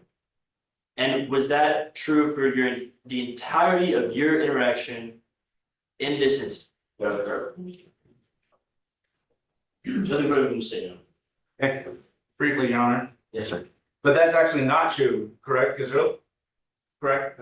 It's not true that you translated verbatim everything, correct? That's correct. So when the state just asked you if that was what you did for the entirety of the investigation, that was the false answer, correct? No, sir. Well, they asked you, did you translate verbatim for the entirety of the investigation? You said yes. He did. He asked me in some instances for investigation. I'm not sure if he asked me for this case specifically. Oh, no, he asked you for this case. I don't know about that. So is that because you got confused again? No, sir.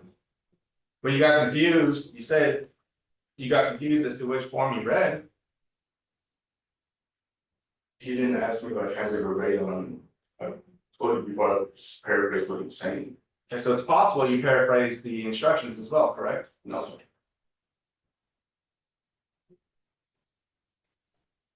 And what about the DIC form? You testified on direct and on cross-examination twice that you read him the suspension period page, correct? That's correct. I got confused.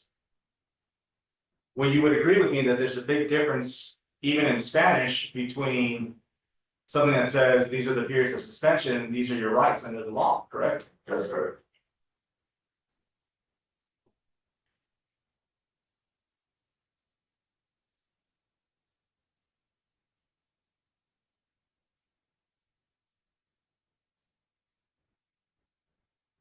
And as far as different languages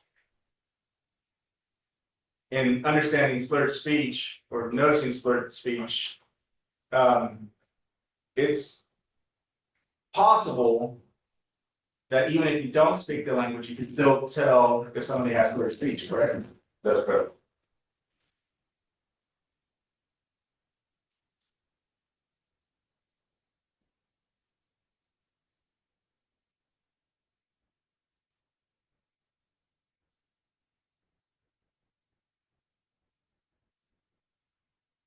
Nothing further, Your Honor.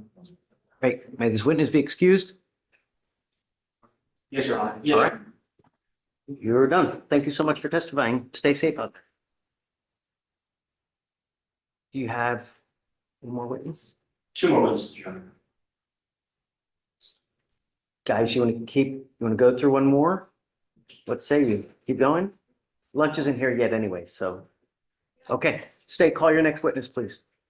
State calls Donald Varner to the stand, Your Honor.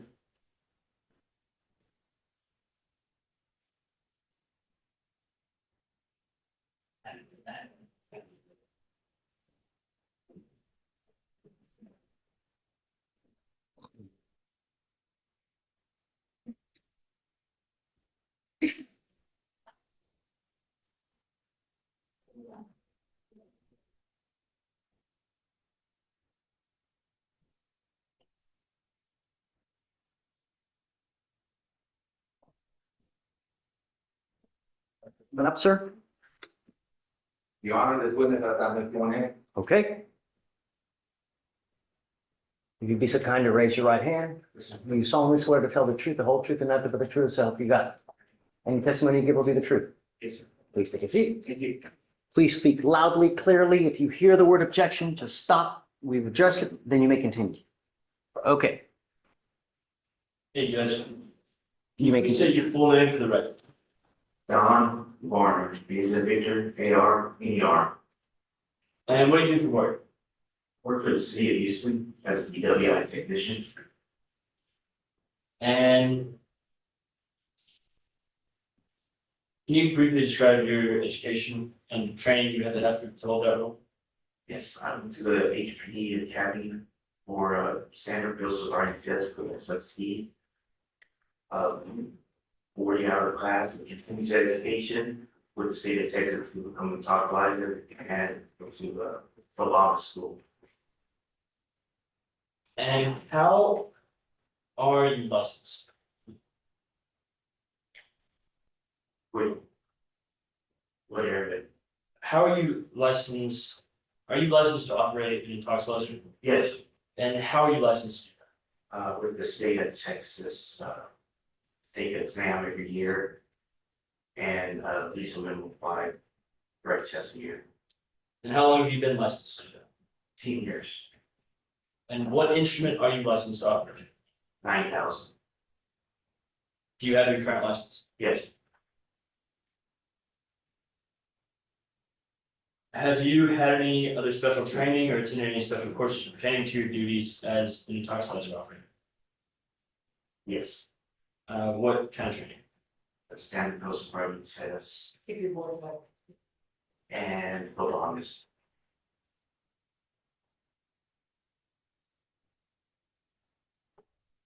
And just to clarify, do you presently hold a license from the Texas Department of Public Safety as a qualified operator of the toxic industry? Yes, And how often must your license be renewed to retain or to remain a qualified operator? every year, And when were you last licensed? October the 31st of 2024. And was your license current on October 6th, 2024? Yes, And were you on shift on October 6th? yes,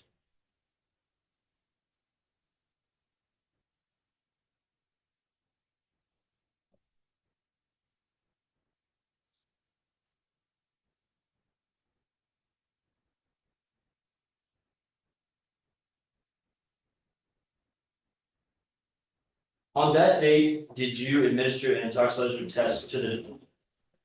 yes, And to the defendant, for the record, can you, is the defendant in this room? yes, For the record, can you point to the defendant and describe an article of clothing?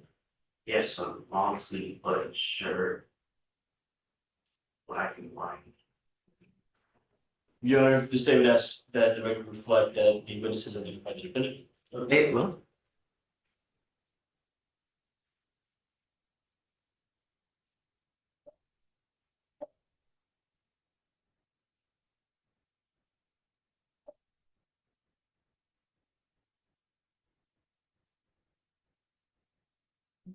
Prior to administering that test, was the defendant continuously in your presence for at least 15 minutes? Yes, Why do we do that? to make sure the BAC in this case, breath alcohol concentration level is as accurate as possible. How does that ensure that it's accurate? By me being in the same area, at least 15 minutes, and to observe that they didn't put anything in their mouth, or having gum, or vomit. Did anything like that occur within that 15-minute period? No.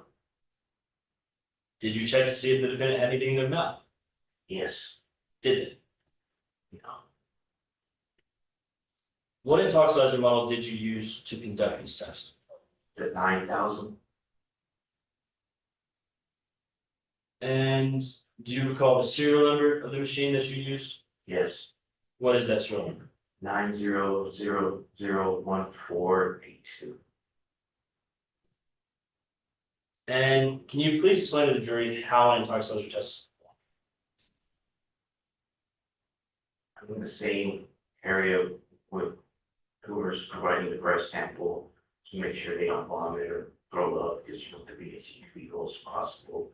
Nothing like that occurs. You turn on the instrument, do a cycle, put the subject's name, date of birth, and verify that you've been watching for 15 minutes, your signature, and then go through the process. And can you go into that process? Yes. The instrument itself, it goes through an operation check, then an airplane, and then calibration verification check, and then solution temperature, then the airplane. Then the subject will do the first test, airplane again, airplane, second test, airplane, calibration verification check, solution check, airplane, and operation.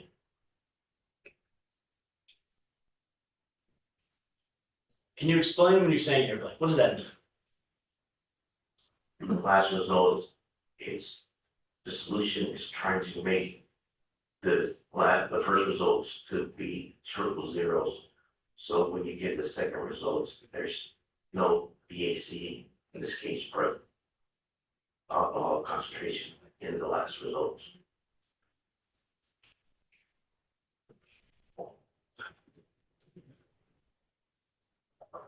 And is that essentially to ensure that the intoxilizer is performing?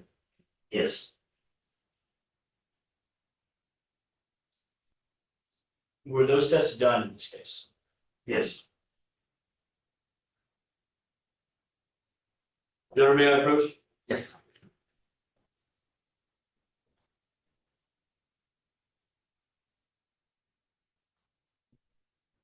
I'm showing you what's marked as State's Exhibit 4. Do you recognize this? Yes, What is that? it's the results of the breath test. And you see the results. What does this exhibit indicate that everything was done properly? Yes, How do you know that? it would not be a valid test if anything occurs with the instrument. It would give you a incomplete test and give you a reason why it's incomplete. And whose signature is at the bottom of that page? That's mine. And what were the results of this test? That's a question a technical supervisor with the state of Texas would have to answer.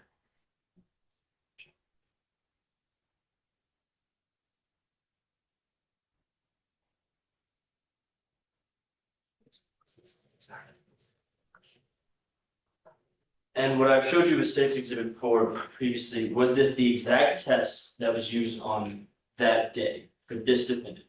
Yes.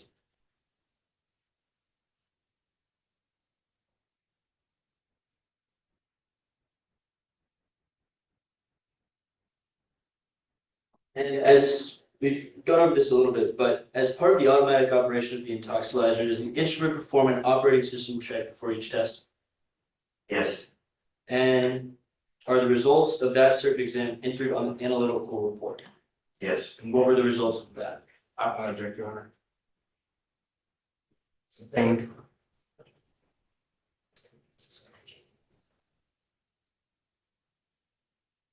And what's marked as State's Exhibit 4, what I just showed you, is that an original or a duplicate?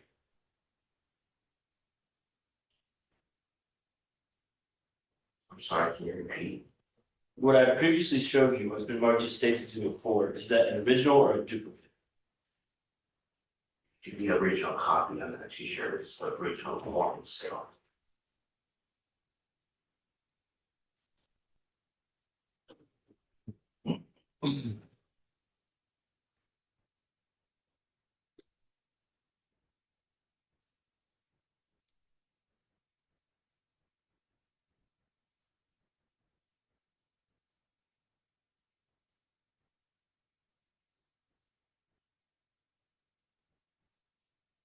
State pass the witness, Your Honor. Can I proceed, Your Honor? Please. And Mr. Varner. You indicated that part of your process is to make sure that the defendant is in your view for at least 15 minutes before administering the test. Is that correct?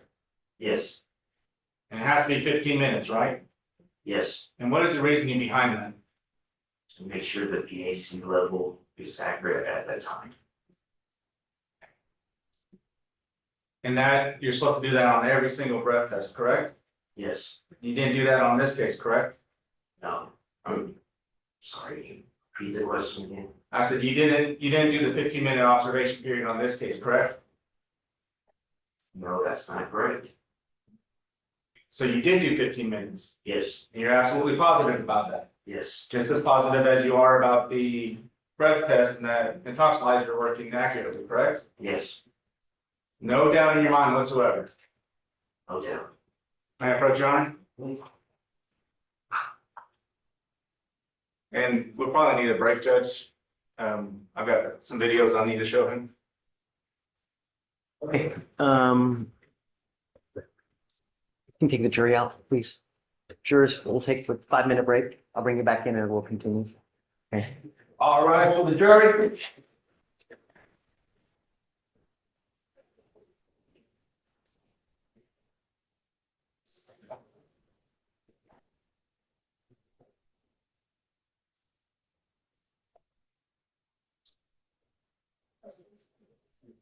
Please proceed.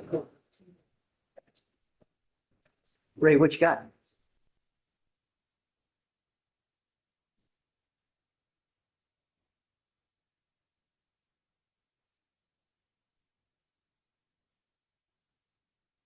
Have you seen this place? Do you know? It's evidence.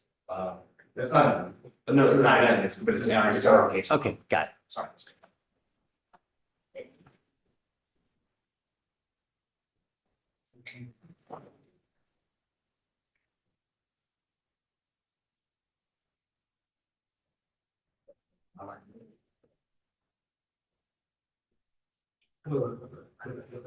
Hey, guys, is there anyone else that needs anything?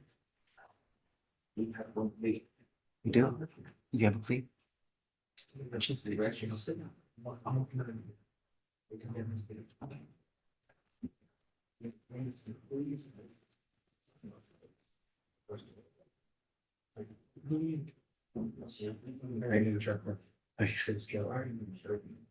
Tony's here. Kill two birds with one stone. Hey, while you're discussing, can we do a plea? Yeah, I'll take your option. Okay. Okay, bring him. Tony, do you mind helping us out with this plea real quick? Let me get. You have the paperwork? Or you want to sign? Sure. Yeah. Yeah. I saw Sarah's been sitting here too. Does she need something? Do you know?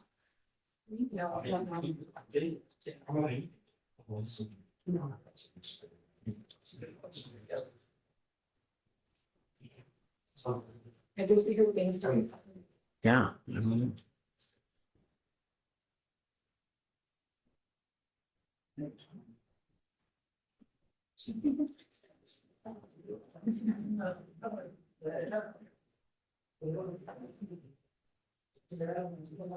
Ray, do you want this on the record or no?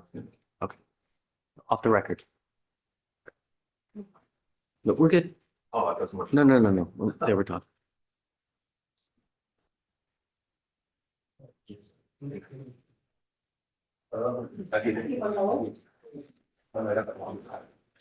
Miss Morgan, who is this? Is this Ben here, Your Honor? Oh, they're making it.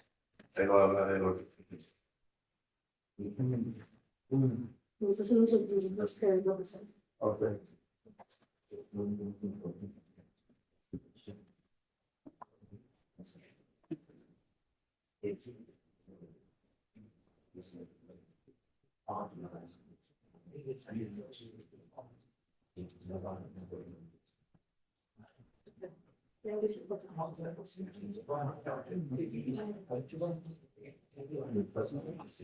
You want to come up right now? Yeah, I guess so. Just so y'all can go do whatever you need to do. Yeah. I will find out who this was, so we can get it cleared up. Like, does she hate the place in here? What's your name, ma'am?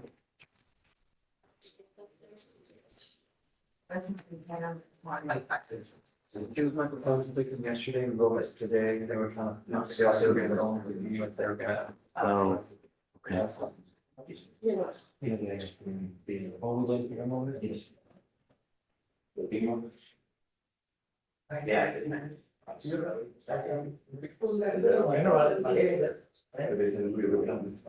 Yeah. Moreno. Moreno? Yeah, Valeria. What is she? Moreno, Valeria. Moreno. It's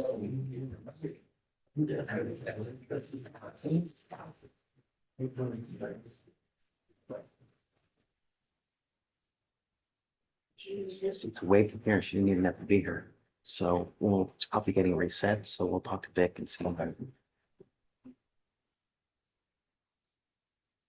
Victoria. Yes, Judge. Have you heard from Michael Pham?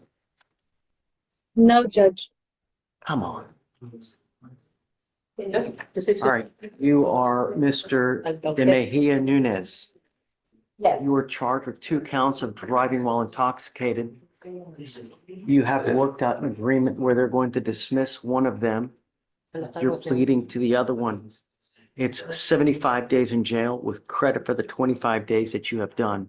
Is this how you understand the agreement? Es el mismo acuerdo. I'm sorry, Judge. Is this how you understand the agreement? Entiende que era el acuerdo. Yes. Giving up the right Está to a trial, renunciando su derecho a un right to juicio. compel witnesses to testify on your Su behalf, derecho a tener confront and testigos que cross-examine escuchen y interrogar If you're not a citizen, there are possible immigration consequences. You can be deported, excluded from the country, denied naturalization. You give up the right to appeal. Once you plead guilty, this will go on your record. It's going to be there forever. So that, Yes. From now on, De ahora en if adelante. you ever get pulled over, Okay. an officer is going to see all these DWIs. And if you smell like alcohol or dope, it's probably not going to go well for you. Ahí bien. Every day, someone dies from a DWI in our nation, in our state, in our county. Don't kill anyone. Mate a nadie. No mates a una persona.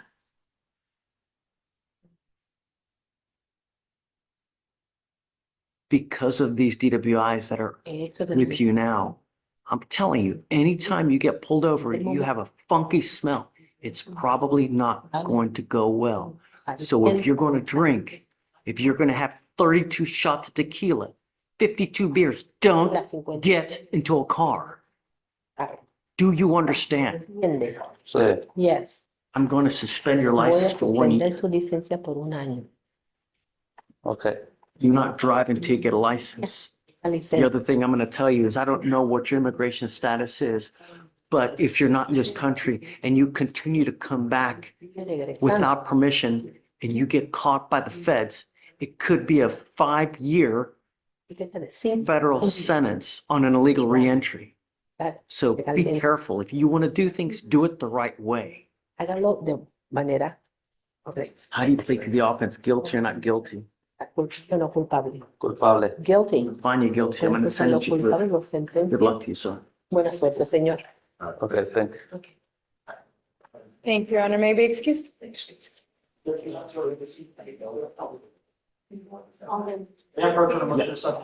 I'll sign it. I just haven't put it in, I'll sign it.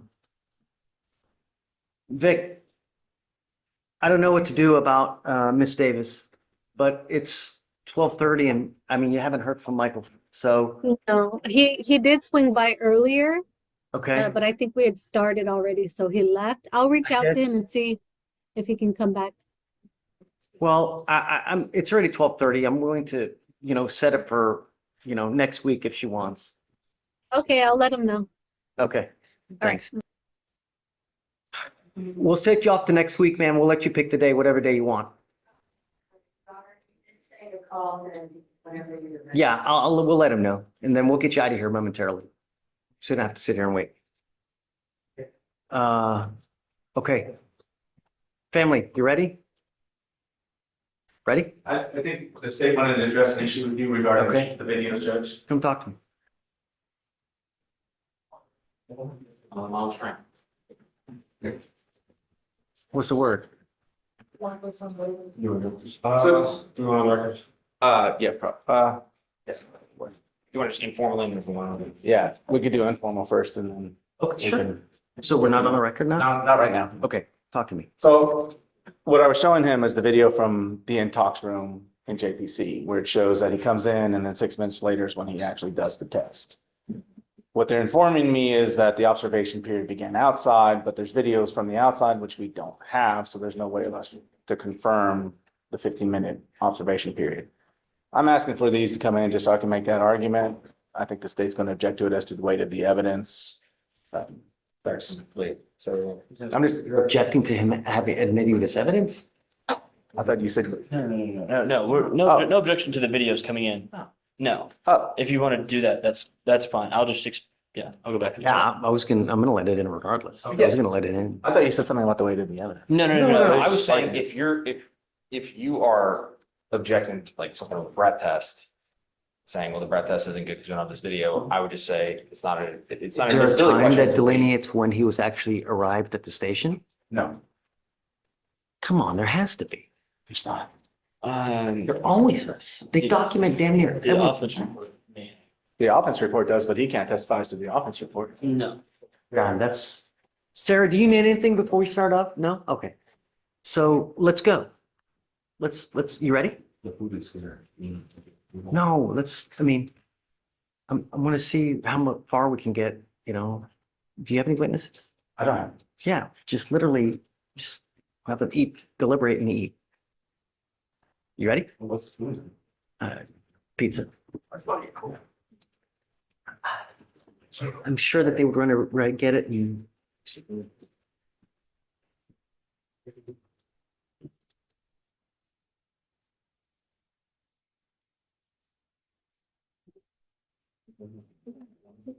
So you're starting right now, right? Yes. You haven't done anything yet so far, am I right? No. Great.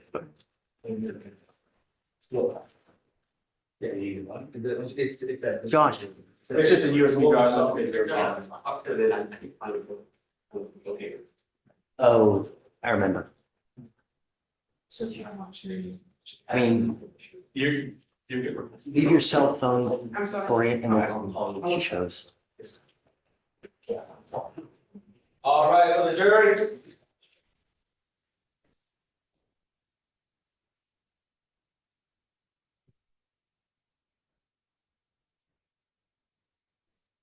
Okay, please be seated. Ray, you may continue. May I approach, Your Honor? Please. And I'm sorry, do you have an official like title or designation or? Is Mr. Klein? Yes. Okay, Mr. Varner. During the break, I showed you some videos, correct? Yes. And those videos were contained on this USB drive, correct? Yes. Okay, and as far as you know, the videos that you observed are a fair and accurate depiction of what happened at that time, is that correct? Yes. And to your knowledge, have they been altered or modified in any way? No. Generating the opposing counsel for objections? So this would be defense one. That's one, yes, Your Honor. No objection, Mr. Your Honor. Okay, it'll be admitted, and that is a USB of the intox room? Yeah, that's correct, Your Honor. Two separate views from the intox room. May I publish, Your Honor? Please.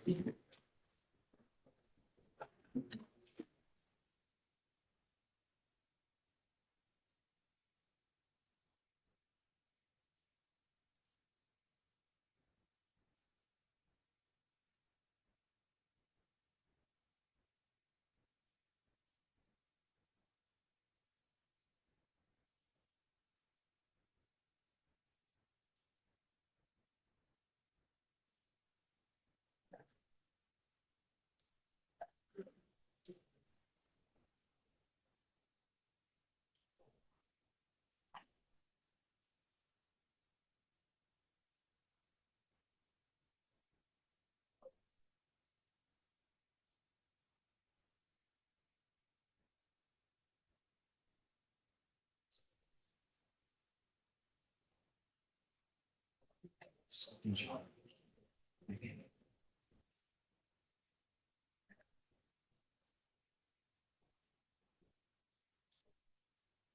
right, Mr. Varner, so this is the intoxilizer room at JPC, is that correct? Yes. And this is where suspects are taken in for their breath test, correct? Yes.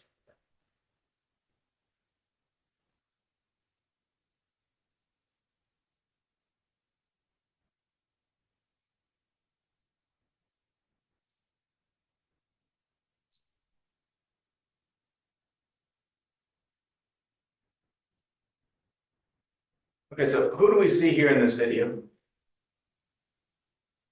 Me, Officer Metter, and Reno. Got Ms. Got Ms. Close enough. Okay, so my client, you and Officer Metter, correct? Yes. Okay, and we're about the 1 minute 14 second mark, correct? Can I hear the Yes, buzzer? sir. Okay. Well, I'm just going to fast forward a little bit because there's a lot of sitting around. Is that right? Yes, sir. Okay.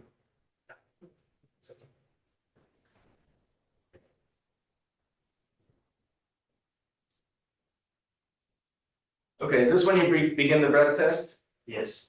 Okay, and we're at the 6 minute and 45 second mark. Is that correct? Yes. Okay. Is that 15 minutes? 1:45 to 6:45, no. And so this is where you begin the breath test, correct? Yes. Now you indicated on direct examination that you also check their mouths before they blow. Is that correct? Yes. We don't see you check his mouth there, do we? No. Okay, and then this is just him blowing into the device, correct? The first sample, yes. Okay. And then there's a waiting period and then the second sample, correct? Yes.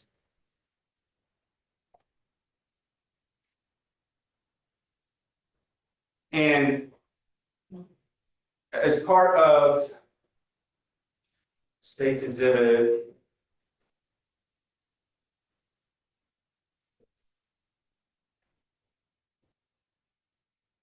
State Exhibit 4. May I approach you? Thanks. Is this your writing on the second page here? Yes. Okay. And without going into too much detail, what does it say next to breath? MOAB. And what does MOAB stand for? Moderate odor alcohol beverage. Moderate odor of alcoholic beverage? Yes, And is that something that you observed, or is that what you were told by the officer? that's what I served. Okay. So not a strong odor of alcohol, correct? No, And in your experience, how many times have you administered a breath test? almost 3,000 a year. 3,000 a year?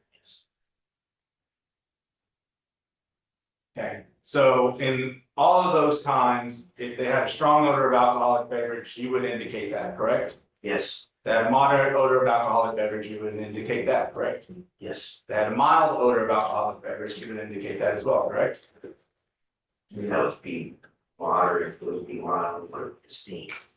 Okay, so a difference between strong and moderate / mild, correct? Yes, And would you agree with me that just even a couple of beers could provide a moderate odor of alcohol, correct? yes.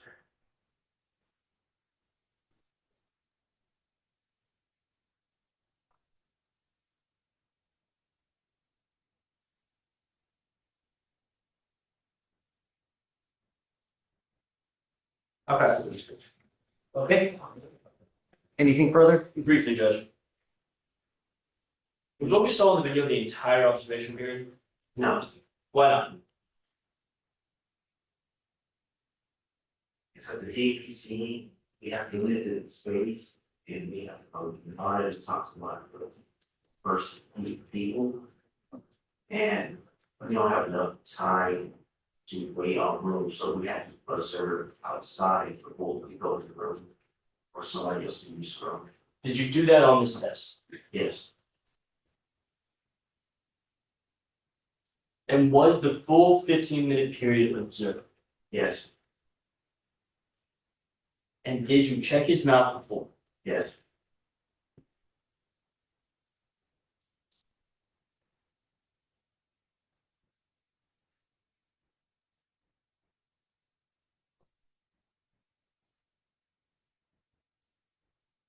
Was everything you did on this specific test done in accordance with your standard procedure? Yes. Nothing further from the statement. Okay. Great. Very briefly, Your Honor. Okay.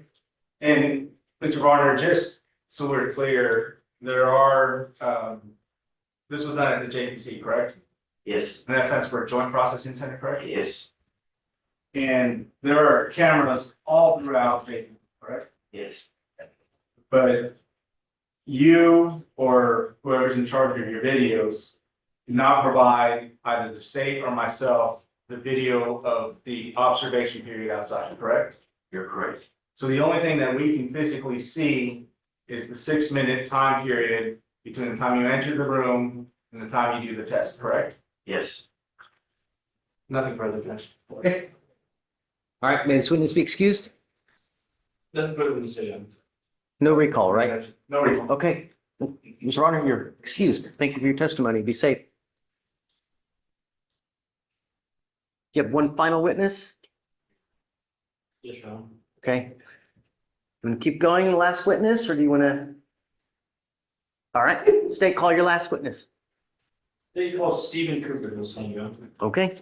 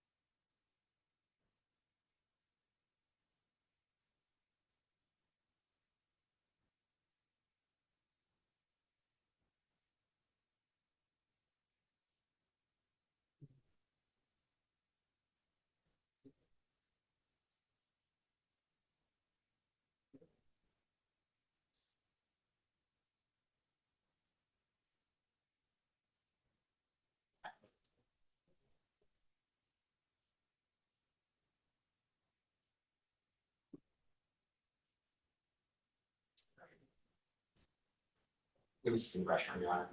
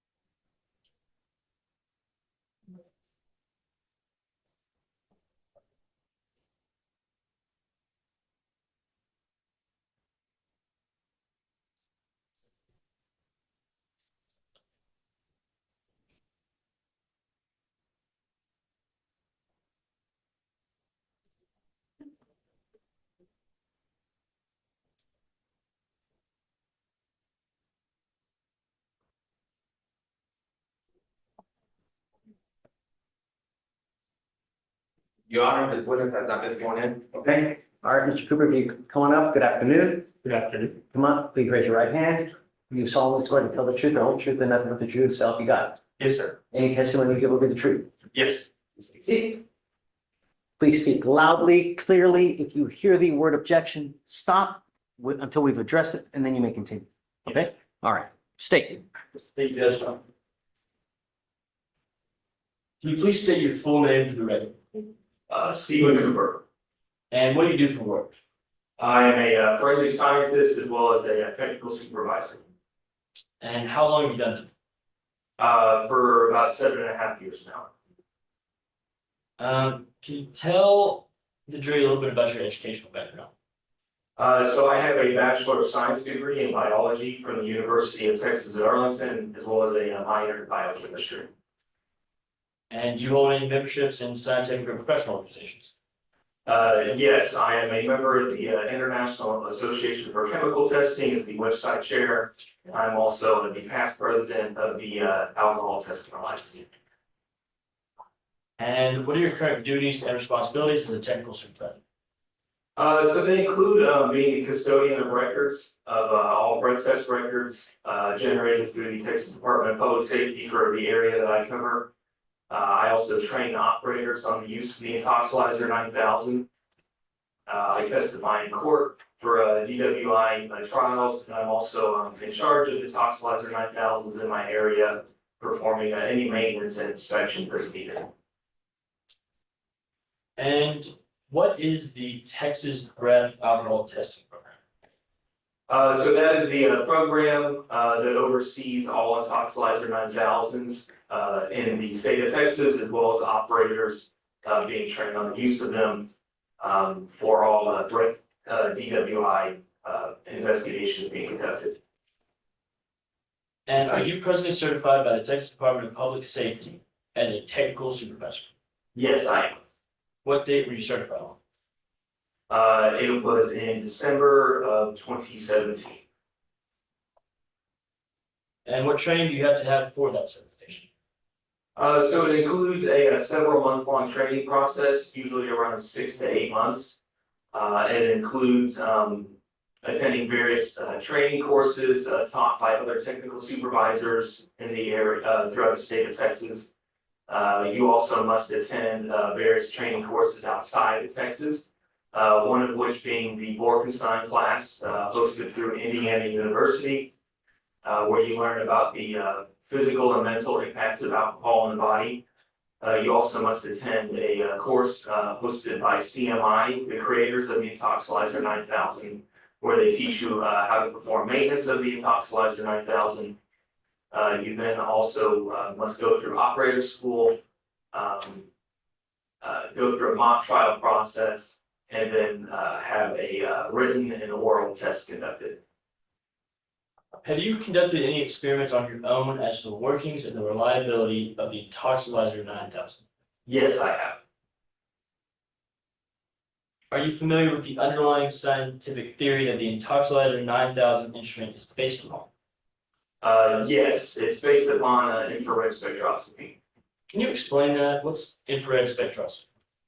So essentially, in our instrumentation, you have an infrared light source and a photo detector analyzing that infrared light source.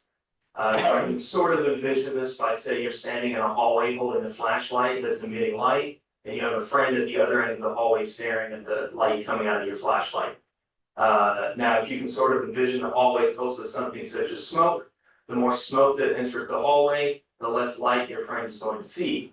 So similarly, in the instrumentation, the more ethanol on an individual's breath that fills the test chamber is going to absorb this infrared light, the less light the photo detector is going to see. And now the instrument is calibrated that as the light it sees increases, the concentration of ethanol in the chamber goes up.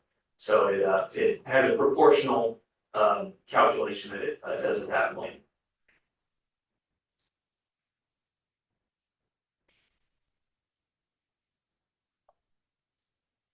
And is that theory considered valid by the scientific community? Yes, it is.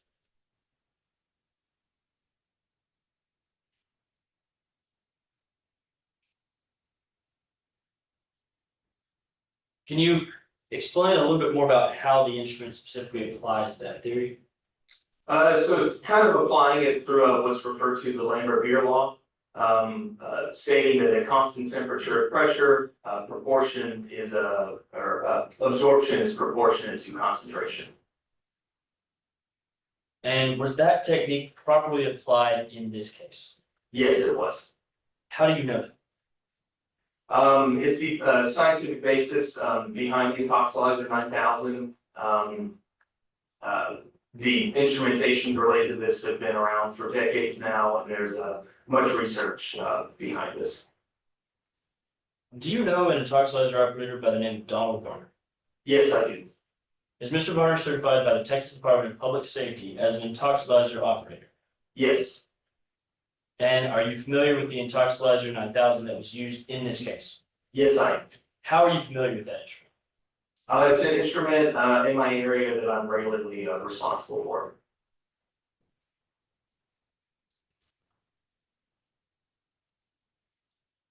And has the Toxolizer instrument model 9000 been approved and or certified by the Texas Department of Public Safety? Yes, it has. Was this particular instrument certified and operated as part of the breath alcohol testing program? Yes, it was. And as part of your duties, you stated you're responsible for the maintenance and monitoring of the instruments in your area. Can you describe to the jury what this involves? So one of the first things that it involved was conducting our monthly quality assurance inspections. We travel to each of our locations throughout the Houston, Galveston, and Brazoria County area that are hosted in various courthouses and police departments. The first thing that I do upon getting there is ensure that the instrument is functioning properly. We also have a simulator device attached to the side of the instrument. It contains a known concentration of 0.08 in it, and we replace that on a monthly basis, and then we run a practice test. I also blow into the instrument to ensure that it's reading a 0 for myself. If any maintenance is required of the instrument, I would take care of it, most likely by removing it, replacing it in my lab, or performing some maintenance on site if need be. And what was the closest date before October 6, 2024 that you checked this particular Toxolizer instrument? That would have been September 23rd, 2024. What was the condition of this particular instrument at that time? It was functioning properly at that time after the technical supervisor initially forgot to plug in the simulator cable. She then plugged it in and had a complete test afterwards. And what was the closest date after October 6, 2024 that you checked this particular instrument? That would have been October 22nd, 2024. And was the operational condition of this particular instrument, I'm sorry, excuse me. What was the operational condition of this particular instrument at the time? It was functioning properly at that time as well.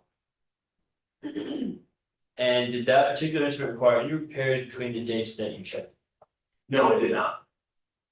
And do you have an opinion based upon your experience and training as to the operational condition of that instrument on on October 6, 2024? Yes, that it was functioning properly at that time.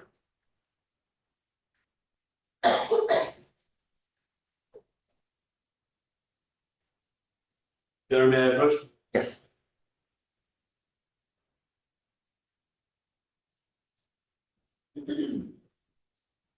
Showing you what's been marked as State's Exhibit number 4. Can you tell me what this is? This is a Texas forensic breath alcohol analytical report.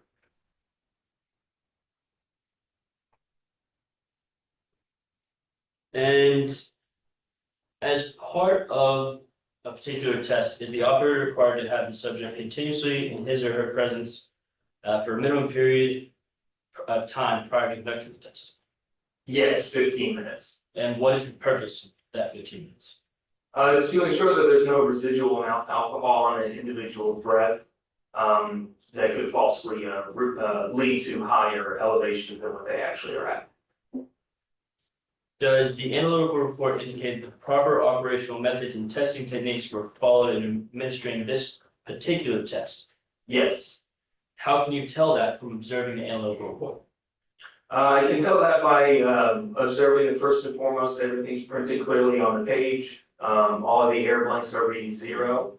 The operator's signature is on the page, as well as an indication that they conducted the 15-minute waiting period. There's a test complete indicated on the page as well as no incomplete test messages either. What is the calibrated verification solution? So that Yeah, I'm sorry, what was that? What is the calibrated verification solution? So that would be the simulator that I alluded to earlier. It is the reference device containing our known concentration. The instrument reads this twice during every subject test. Who prepares the calibrated verification solutions for use with intoxilizer instruments? That would be myself and my coworkers. How do you prepare these solutions? We typically will travel to Austin and create them in a large batch. We have a large container containing several hundred gallons of water that we fill up. We add ethanol to create roughly 500 bottles of 500 milliliters. And it contains our known concentration of 0.08. And then we label them, seal them, and then we use them on a monthly basis. And are those solutions periodically checked? Yes, monthly. And how is that done? That is done at our monthly inspections. We use a new bottle every single time, and then we conduct a practice test with it. How is the predicted value entered into the Intoxilizer 9000? So there is no predicted value entered into the Intoxilizer. The instruments are calibrated in our lab, and then the calibration is verified using these simulators with the reference device, with the reference samples in them, sorry. And that's done just to verify the instrument is calibrated properly. And then when an individual blows into the instrument, it uses its calibration to essentially analyze the individual's breath at that point. Does the analytical report that's marked as State's Exhibit 4 reflect that the result of the calibrated verification system was within the tolerance level of the analytical report value? Yes, it does. And what happens if it's out of tolerance? So if the instrument reads its calibration verification outside of the acceptable range of 0.07 to 0.09, then the instrument will flag an incomplete test with an exception message stating cal verification out of tolerance. And what happens if it is out of tolerance? Or, I'm sorry, excuse me. No. What does alcohol concentration mean? In regards to what? The analytical report says alcohol concentration. What does that mean? Are you referring to the subject results? Yes. So that would be the 2 breath samples that each subject administers throughout the breath test. They provide the first one, and then they provide the second one approximately 2 minutes later.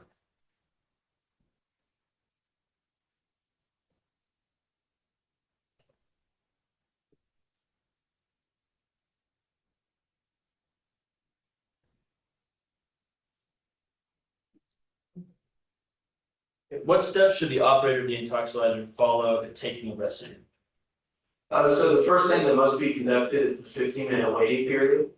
Then at that time, the operator will then input the subject's information into the instrument through either scanning, typing, or swiping their driver's license. They then confirm that they conducted the 15-minute waiting period along with their signature, and then they can start the test at that point. And then can you please describe for the jury the steps the instrument automatically? Sure. So the first thing that occurs during this sequence of analysis is the operational system check. It's when the instrument performs an electronic check on itself to confirm that everything's functioning properly. There is then a 30-second air blend conducted. This is the instrument purging the testing chamber to ensure that there are no foreign contaminants or residual alcohol left behind. The instrument then goes through its first calibration verification check where it checks that known solution that we have attached to it. The instrument will then go through a second air blank to again purge the sample chamber. At that point, the subject then provides their first breath test sample. There is then a third air blank followed by a 1-minute waiting period. And then at that point, it's just a mirror image from what I just went through, ending on the second final operational system checks. And what were the results of the 2 breath samples of the subject in this case? I'm going to object, Your Honor, that has not been entered into evidence yet. What was your question?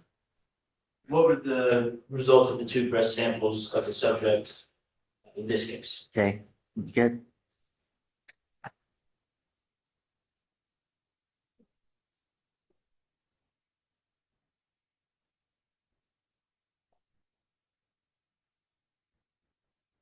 And just again, you verified that this is the analytical report that was used for this test, right? Yes. And it's a true and accurate depiction of that analytical report? Yes. I'm tendering State's Exhibit 4 for defense inspection. Improper predicate, Judge.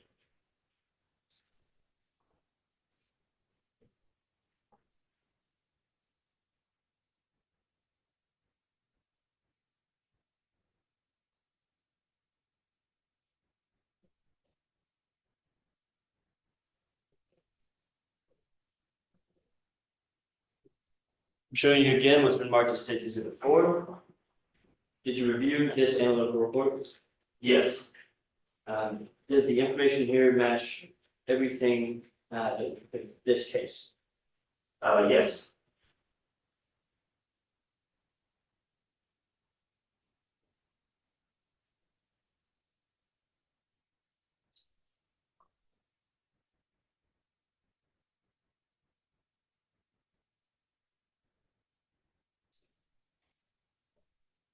And this is a fair and accurate copy of that report? Yes. Your Honor, I'm tendering State's Exhibit 4 to defense counsel for inspection. Still believe it's improper predicate, Judge. Say it again? I believe it's still improper predicate. One more.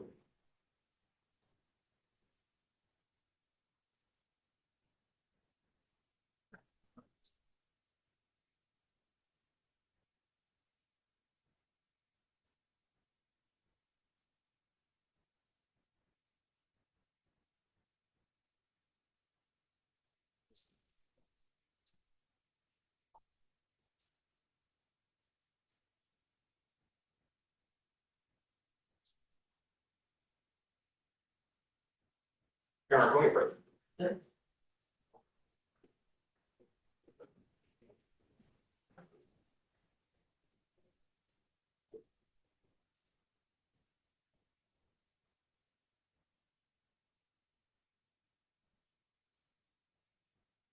I can't hear you. Just put on.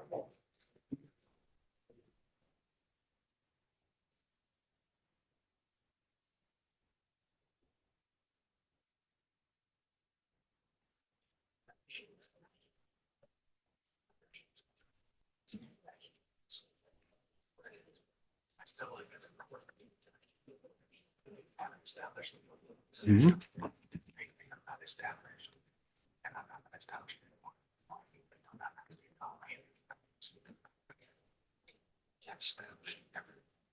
Well, the only thing I would think that is it has been altered in any way, you know? That's fine.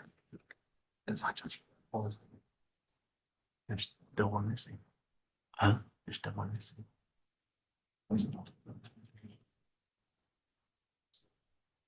I don't know. I mean, I can't think of what you're. I was gonna say, but if you have an objection.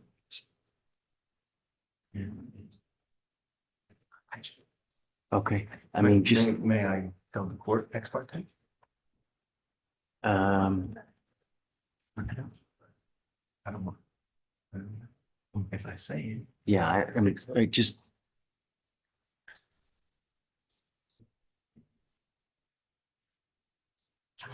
She lost her question. okay. Oh, what do you? Yeah, that's that. Hmm?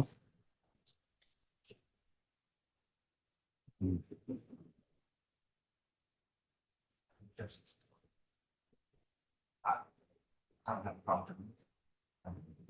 But go, but it's.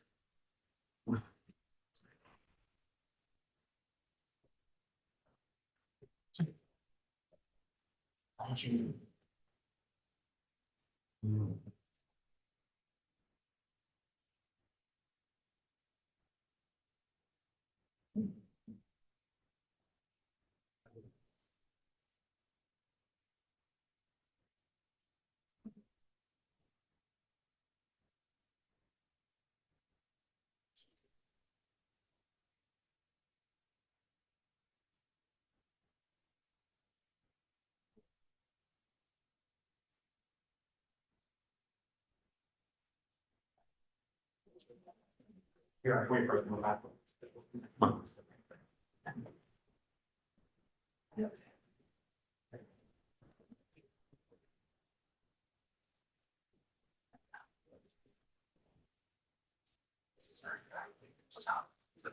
So this is not in preparation, I'm letting you God, but it's on. God, but it's a record of it. Context now, which this is some conflict making. I did it. Without me. So the rest of you still have destination.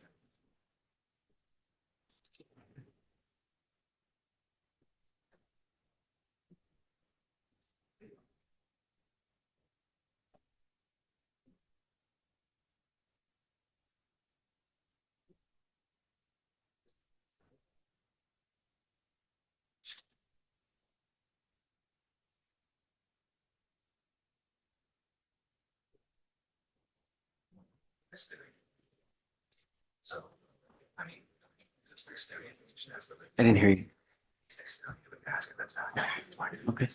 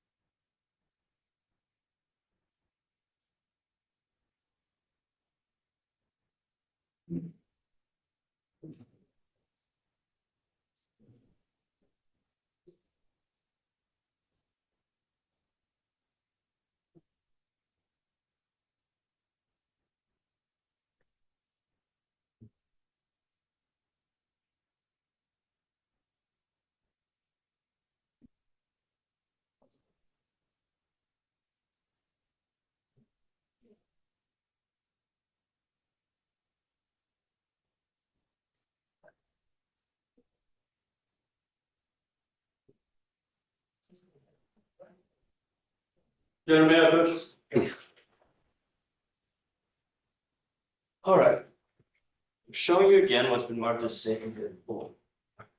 Are you the custodian of records for these types of things? Yes, For this particular one? yes, Is this the type of record that's kept in the normal course of business for the Department of Public Safety? yes, Has it been altered in any way? No. United States is tendering to defense counsel for inspection. Objection? No objections, Your Honor. All right, it'll be a minute.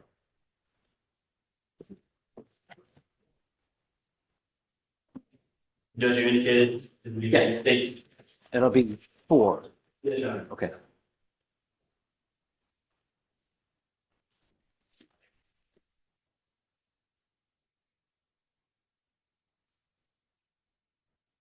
Your Honor, may I publish for the jury? Please.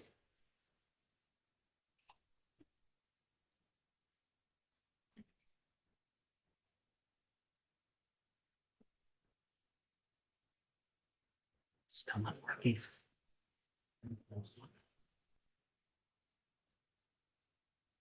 Nothing's working.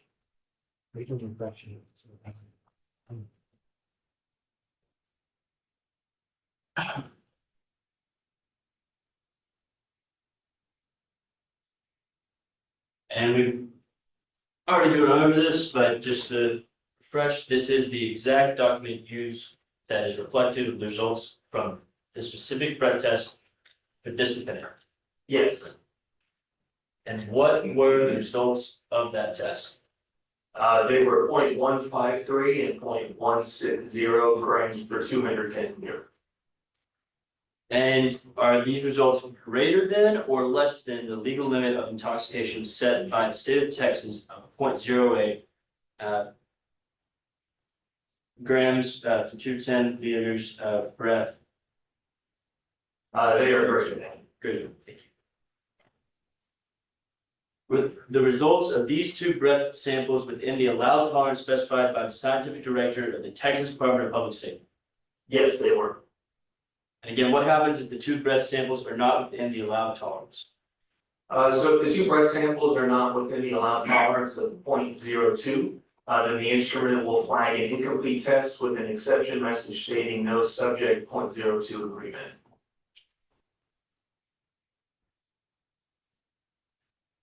During the course of your training, did you learn about the effects of alcohol upon a person's mental and physical faculties? Yes, I did. Based on your training and experience, how can alcohol affect a person's mental faculties?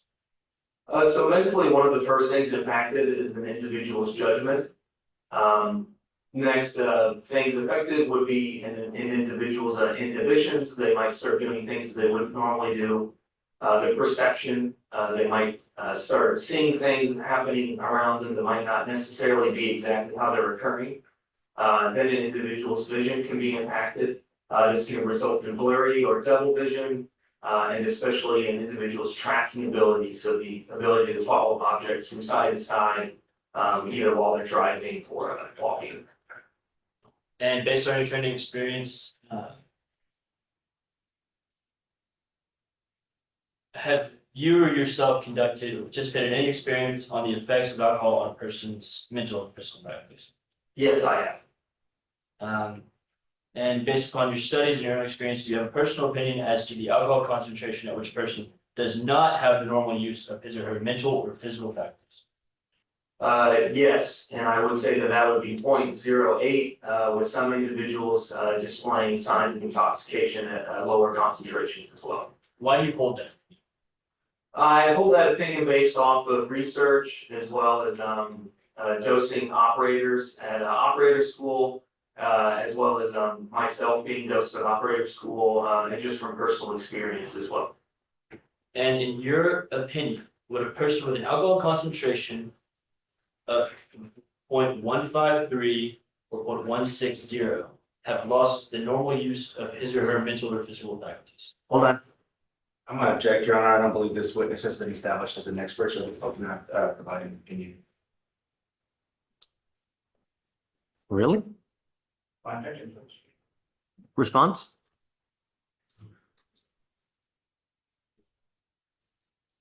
Your Honor, based on the witness's educational background that he provided, his training and experience which he provided, the extensive training that he provided, Yeah, I'm gonna overrule the objection. Sorry. Okay. In your opinion, would a person with an alcohol concentration of 0.153 or 0.160 have lost the normal use of his or her mental or physical faculties? Yes. And why do you hold that opinion? I hold that opinion based off of my training, personal experience, and as well as research as well.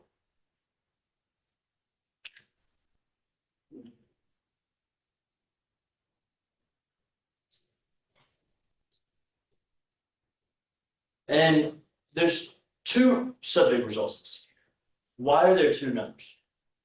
That is because each individual that has the test administered on them, they provide 2 breath samples. And usually in terms of calculations, we typically will go with the lowest of the 2 to give the benefit of the doubt to the subject.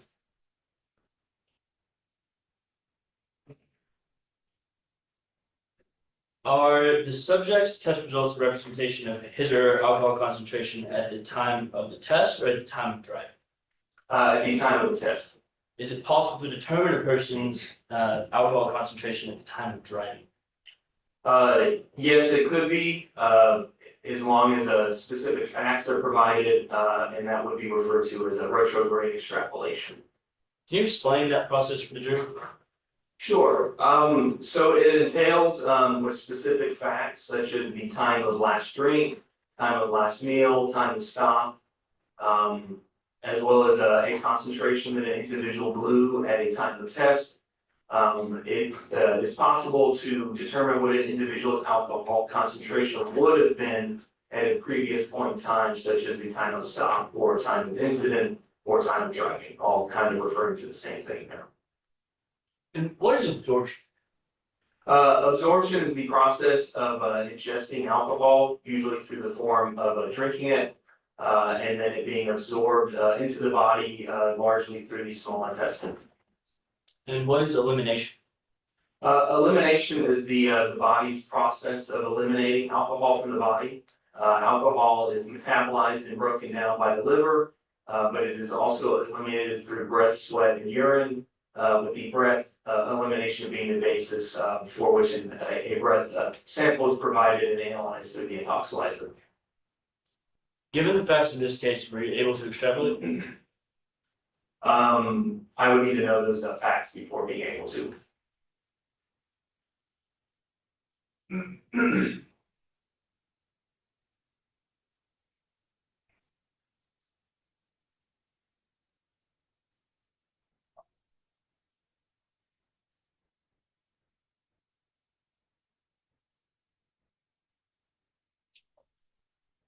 State passes the witness, Your Honor. Okay. There you are. Yeah. All right, Mr. Cooper, is it Dr. Cooper? Just Mr. Cooper. Okay. I don't want to be disrespectful or anything. Oh, no, you're fine. Okay, so your state just finished up their questioning with extrapolation, is that correct? Yes. Okay, so you would need a specific set of facts to make that determination, correct? Correct. And if you don't have the specific set of facts, you cannot extrapolate back, is that correct? That is correct. So again, it's 0.153, 0.160, that's at the time he blew, but not necessarily at the time he was driving, correct? Correct.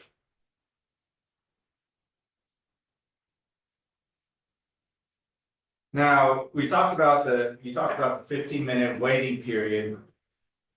What was the or what's the importance of that 15-minute waiting period? It's to ensure that there's no residual amount of alcohol in an individual's breath that could be leading to a false elevation of test reading, such as if you were to take a shot of liquor and then immediately blow into the instrument, the excess alcohol in your mouth would read exceedingly higher than what your actual blood concentrations. Okay, and if the 15-minute period is not observed, would that be a problem? If it was not properly observed, it would be a breach in our procedures.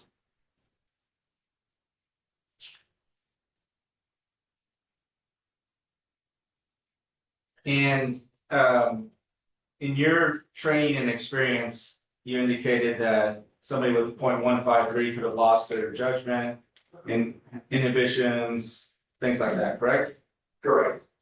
Also in your training and experience, is it possible for somebody to be below 0.153 and not have lost all of their faculties? As far as what concentration? We don't know, but let's say if they're below, because you talk about the body absorbing, right? Correct. So your body has to absorb alcohol first, correct, before it can eliminate? Yes. And that's a process that takes some time, correct? Elimination begins at the same moment that absorption would begin. Okay, but that doesn't happen like immediately, like you don't take a shot and it immediately starts absorbing and eliminating, correct? A small amount is absorbed in the mouth and the stomach lining, with the majority being in the small intestine. Okay, but in the mouth and stomach lining, that would not register on this machine, correct? It depends on how much is absorbed. I would assume that it would not lead to a very high reading at all. Okay. So again, if somebody was below this amount, would they lose their mental and physical faculties? Or would it depend on their tolerance? I would say that all mental faculties are for sure lost at a 0.08. Tolerance that an individual has displayed could affect the outward signs of their physical faculties being impaired. Okay, so you're saying all mental faculties would be lost? At a 0.08, yes. Okay, so a mental faculty would be the ability to drive a vehicle, correct? Yes, I would say that that is utilized in that. Okay, so if somebody's still able to drive a vehicle, based on what you just said, that means they would be below a 0.08, correct? I would say the ability to drive is largely impacted by how well they're driving, impaired versus not impaired. Okay. So you would expect to see swerving? Potentially. You would expect to see maybe an accident? That could be a possibility, yes. Okay. You would expect to see possibly erratic driving, kind of all over the road, maybe hitting another car or coming close to hitting another car, things like that? That could be a possibility as well, yes. Okay. What about speeding? Yes, I would say that could be an indication as well. Okay, but have you ever received a speeding ticket? Yes, I have. And were you intoxicated when you received that speeding ticket? No, I was not. So it's possible to speed even though you have all of your mental faculties, correct? That is correct. So speeding is not by itself indicative of intoxicated driving, correct? No, it could be still a sign of intoxication. Would you expect to see others? Potentially.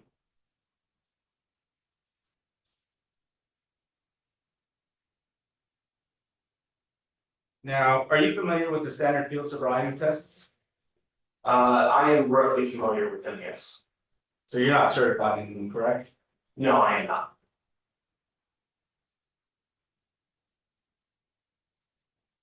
Now, this machine you said was last tested on 9/23/24, correct?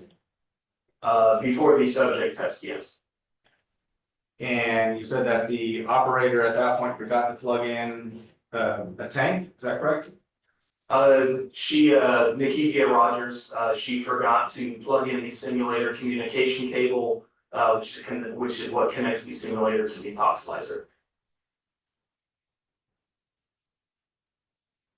Was that the case when this breath test was taken? No, that was during her QA inspection.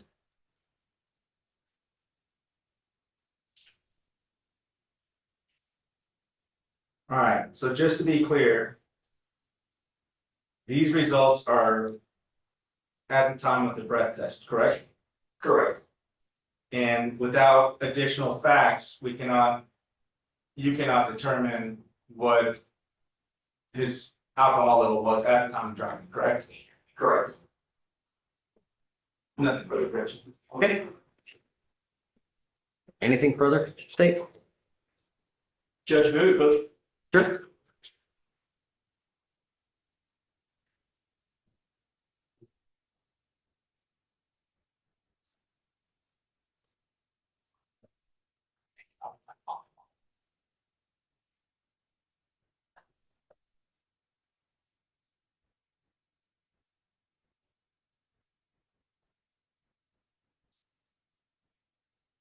You scoot on. Scoot on. I know. Yeah, that's what they presented. No, he has done.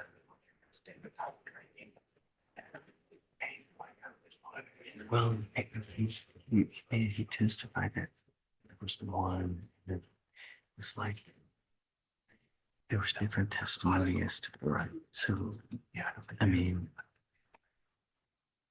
what are you trying to do? How? Not through him. No, not to him. It would have to be prior. But You can't use him. no, I can. Right. Okay, let's continue. Okay, thank you.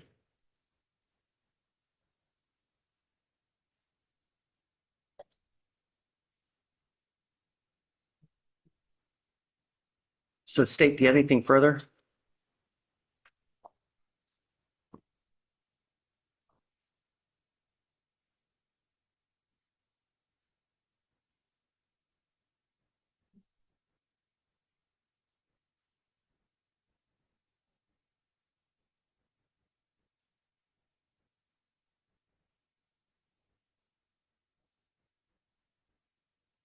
Yes, Your Honor.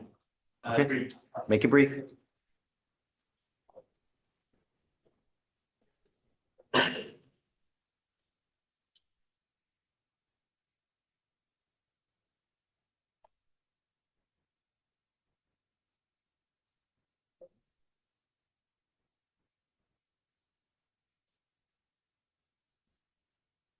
Outside the .08 number, are there other factors to be considered when determining if an individual is intoxicated? In regards to mental and physical faculties, Yes. some individuals could display signs of intoxication even after their first drink of alcohol. Tolerance also plays a factor as well. But tolerance is only the outward display of being able to mask your physical signs of intoxication, and it has no impact on your mental signs of intoxication. So it isn't just one specific thing that tells you whether an individual is intoxicated or not. I'm not really sure what you're asking.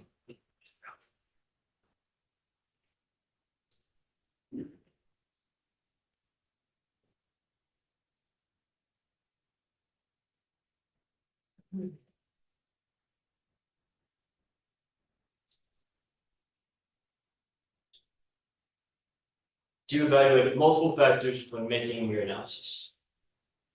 I'm gonna object, Judge. I don't know exactly what he's asking. If there's multiple factors as to this breath test, He's right. Yes, Your Honor. I'll rephrase. Okay. I'll move on. Okay. Was everything for this breath test done in accordance with standard policy? Procedures? As far as what I've observed on the breath records, yes. Nothing further than stated. Okay. No, Your Honor. All right. You may step down. Thank you.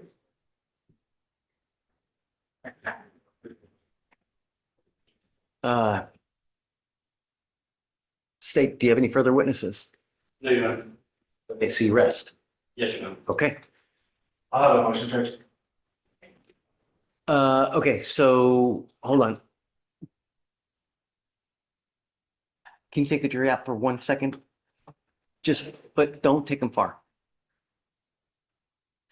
Yeah, but just don't take them far. All right, for the jury.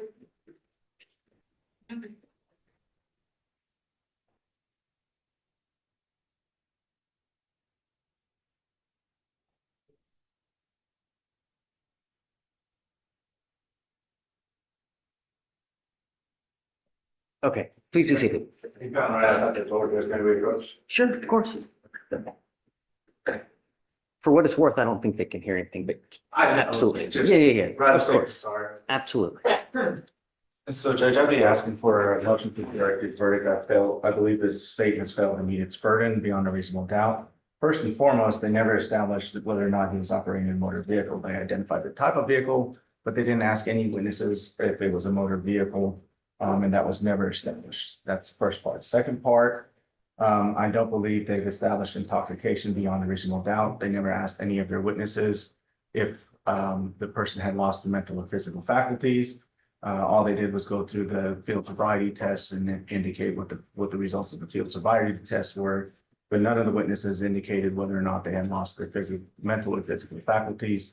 And on top of that, finally, Judge, with this witness, the breath test, he was able to establish that the breath test was done at the time of, or that was his blood alcohol concentration at the time of the test, not at the time of driving. Without any additional information, there's no indication what his blood alcohol was at the time of driving.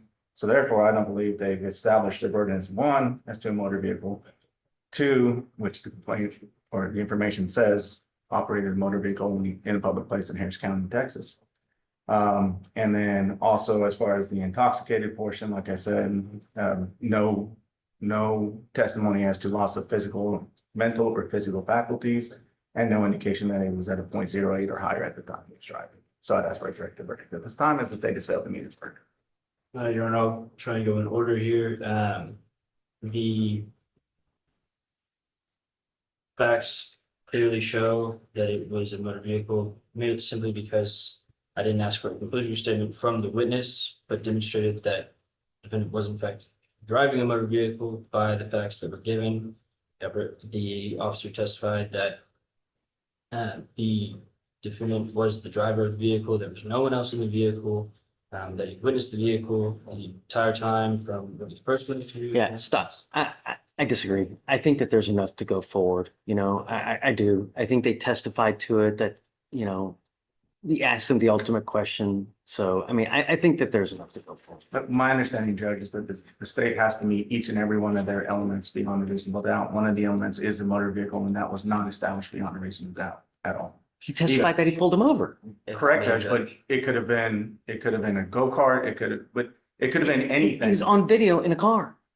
Your Honor, the state still has Okay, to no. establish. I disagree. I think that they've met it. Let's go for it. We can complete on. No, I've got a jury coming in. Give me 5 minutes. I get.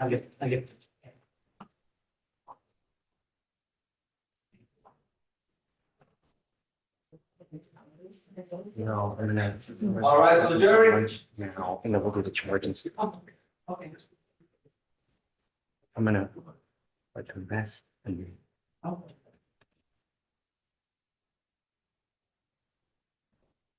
All right, everybody, please be seated. Okay, so you have rested. Defense, do you have any witnesses? We do not have any witnesses, Your Honor. Okay, so defense rests. Okay, so now we have some business matters to attend to prior to closing. So what I'm gonna do is I'm gonna feed you guys now. I know that you're probably pretty hungry, so I have lunch for you now. We're gonna try to, like I said, be as efficient as possible. So eat. I'm gonna bring you back probably 15 minutes, you know, so we can just get started and keep moving, okay? We're close though, all right? Please.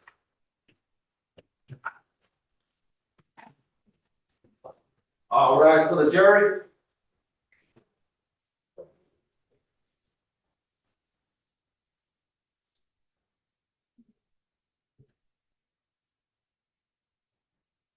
Okay, be seated. You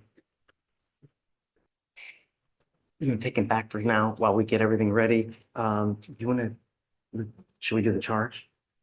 The little printed, you want to take a plea and then. Yeah. Okay, all right, Michael, you ready?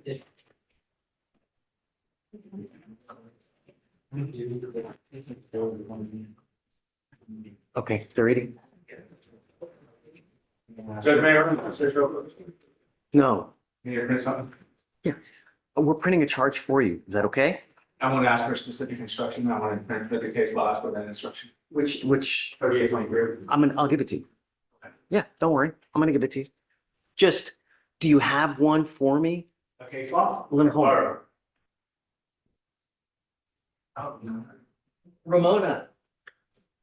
You have a 3821.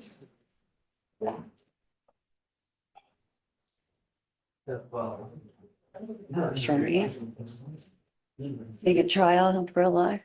Hey, Oh, so. Thanks. You can stay. Yes, so you're not. I just. Give me 2 seconds. 2 seconds.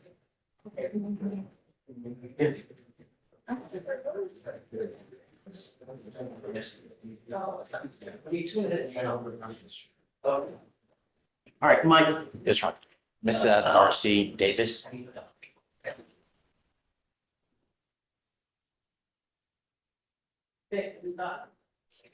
You're probably hungry too. I know, I'm not done. I got the family corner. How do you do it? Thank you so very much for being patient. I really appreciate it. Yeah. Yes, sir. Mike, thank you for coming. Thank you. Okay, so Ms. Davis, I guess you've had all the discussions, decisions, you know what you're doing. We've given you sufficient amount of time. You've now accepting this agreement where they've charged you with assault. You are pleading guilty to this offense. It's going to go on your record. It will be there for the rest of your life. You can never take it off. Like I said, from now on, you pick up any cases, you're likely to be looking at a minimum of 90 days in jail. You understand? You're giving up the right to a trial, right to compel witnesses to testify on behalf, confront and cross-examine your accusers. If you're not a citizen, there are possible immigration consequences. You can be deported, excluded from the country, denied naturalization. You give up the right to appeal. So once you accept this agreement, there's no turning back. Is this what you want to do? Yes, sir. How do you plead to the offense of assault? We'll see, sir. I'm going to find you guilty. I'm going to sentence you to 3 days in jail, give you credit for the 1 day that you've done. I'm going to roll your court costs so you won't owe anything, and good luck to you. Thank you. Thank you, Mike. Okay. Thank you. Yes, ma'am. That's a bad one of that. No one else aside other than him, right? Yeah, we don't have, yeah, these are all. Okay. The last one that we have. Oh, we still have someone else. Told Victoria, she said they needs to file something for. That's Moreno? Rodriguez. I don't even know. It's a collection. It's the last one. If you get lost, you got a question with the section. Are you Brianna? Yes, you do. Maybe a supervision order. No, we don't sign anything. Oh. No, I'm standing here. You've already signed. Oh, okay. So you're just gonna take that down, go to the floor, behind the edit.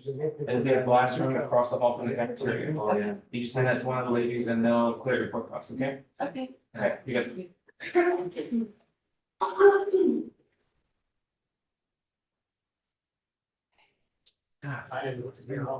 What's that? I know. Those interesting French trial. Thank you. Have a good one.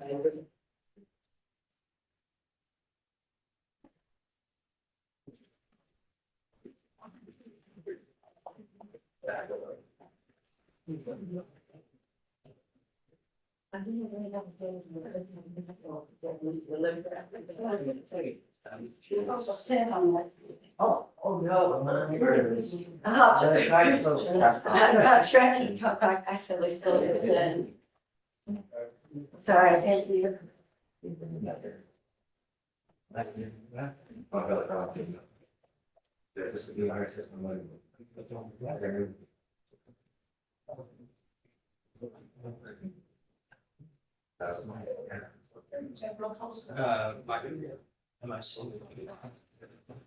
mean, I can't sign anything. I know, it's. I can't even sign up this PR. Do entries and push stuff in your queue, but it's. What the hell? It's like everything is slow. One side is. Vic. This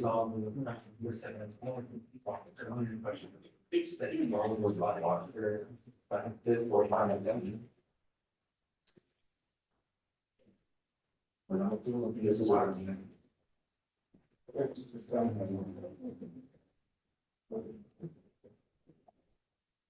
This is also the sort of added to, I think this is what happened during the code. Here. Our system is down. That enables us to sign stuff, and it's been down for like 45 minutes. So that's why I've not been able to sign your PR bond. I still can't sign it. That's what I'm waiting on. Yes, Judge. Yeah, Vic, Deeds is completely down. I can't sign anything. Yes, Judge. It's been down for a minute. They've already submitted a ticket. So we're just waiting. Do another damn ticket, man. Will do. I just found that this was one. Issue a warrant. I'll do one on you. They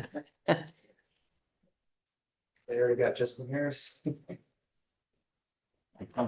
you want to print it out? I can sign it. Maybe we can do that. The PR bonds are ones that we have to like, that's like a fruit shop thing, but I have to do runs. So it's better if we get it online because it virtually just goes over there. I'm not sure how comfortable they are. You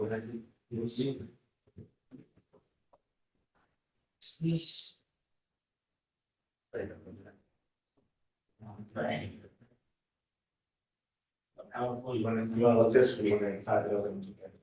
Let's type it open. Yeah, it's already For, what was the name on? The Shreya approached on for the admin. Oh, I need to undo that. So we're not gonna edit that. I want to sign it as I'm denying it. Okay, yeah, it's already signed. I can just check the boxes denying. Check denied. I'm denying the withdrawal. That way they could take it back. There was actually, they were with my peer trying to get it. Gotcha.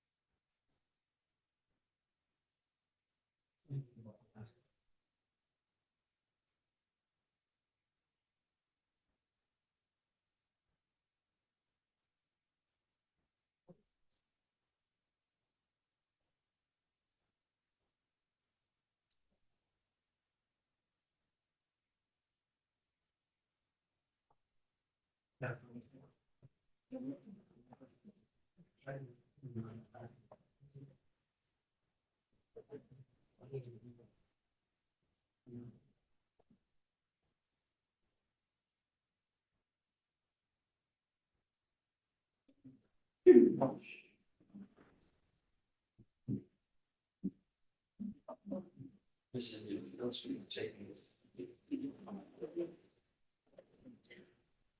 Let me just, I don't think anything's on here. Let me just make sure. I don't know if it's anymore. I guess I can just read that the whole thing. Yeah. The whole thing. You know how to do that? Yeah, no, I don't get it. I don't know. I wonder how we get it straight. You have your proposed cherry, sure. She's working on it. Whether they instruct the 38.3 instruction you want, yeah, that's just start practice.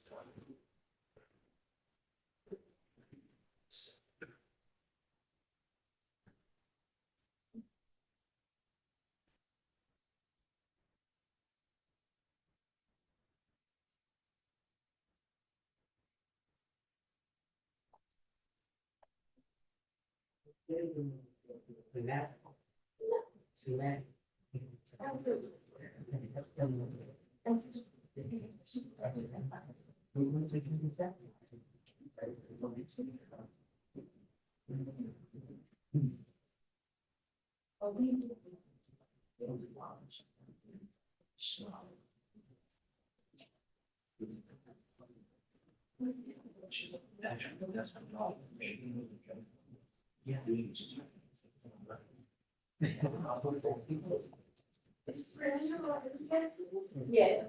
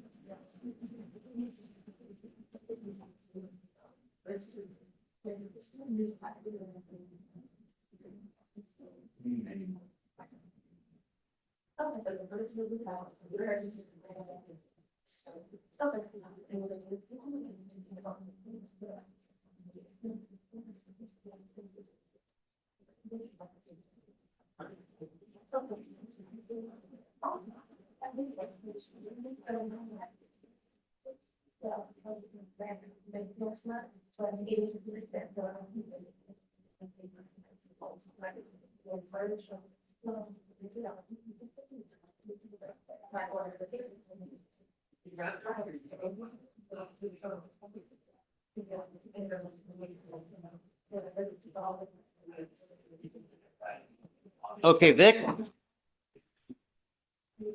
Yes, Judge, you ready? who's first? Page 7, Chan, set for arraignment failed to appear, first time. 2501. Page 18, Holman, set for arraignment, 2 bonds posted, failed to appear.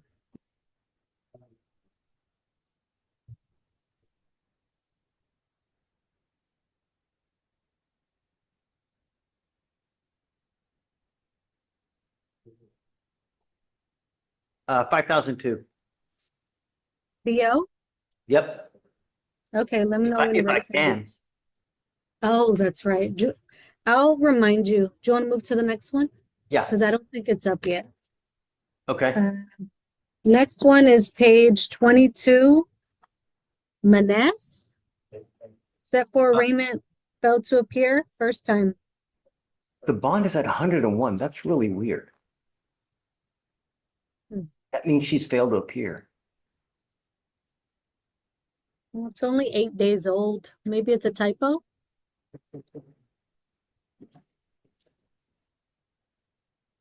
No, it's from 22. This is from 11, 28, 22. Let me see.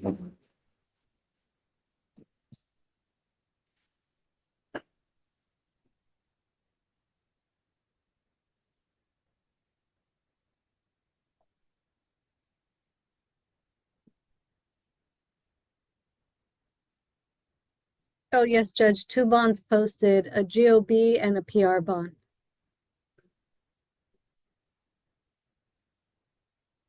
When was the GOB done? March, let's see. September of 2022. Huh, I'm not even seeing that.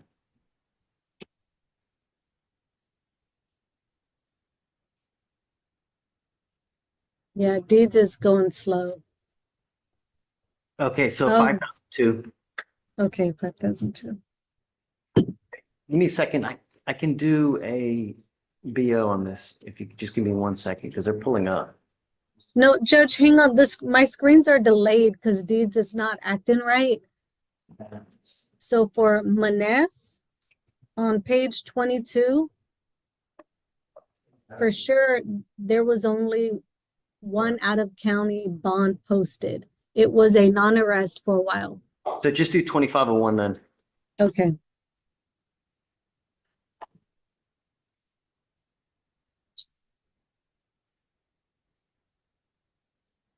Next is page 27, Parks. She checked in and left. Okay, 5002. Okay, And let me try to do a mail order real quick. okay.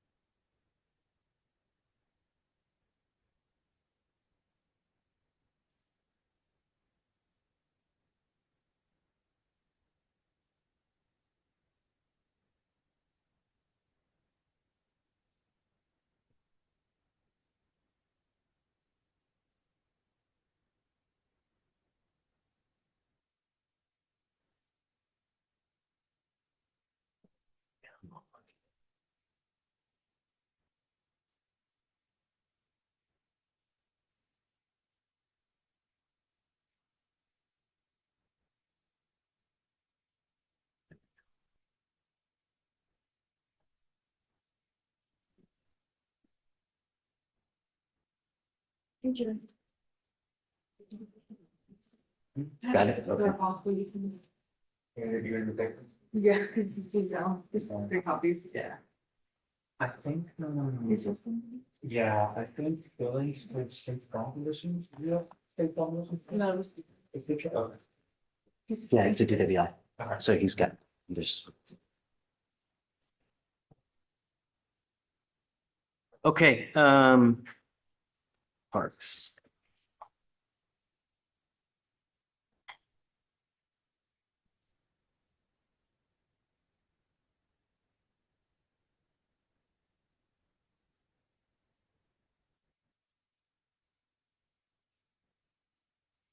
This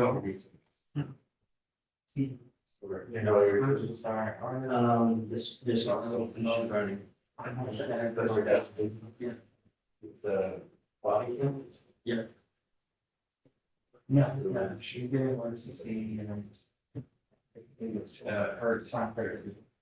0 right now. All right. You expect anything different from that? Oh, no, shouldn't. No.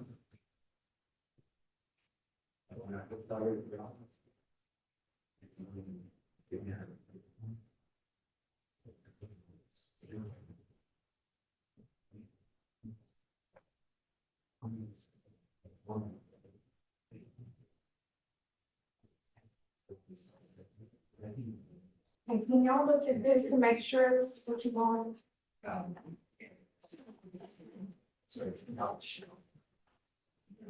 Thank you.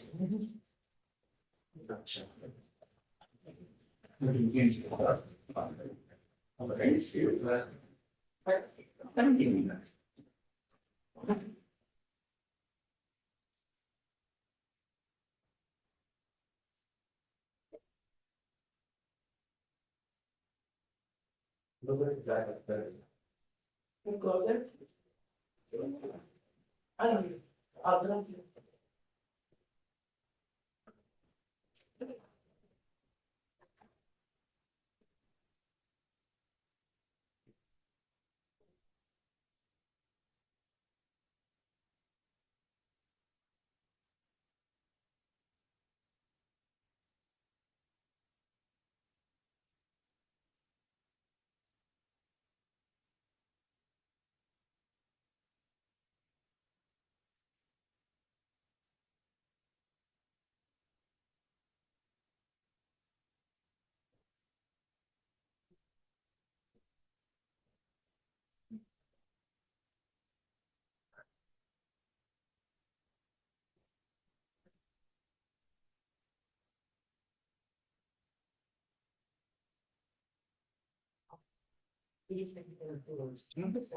Judge, you have a very important phone call.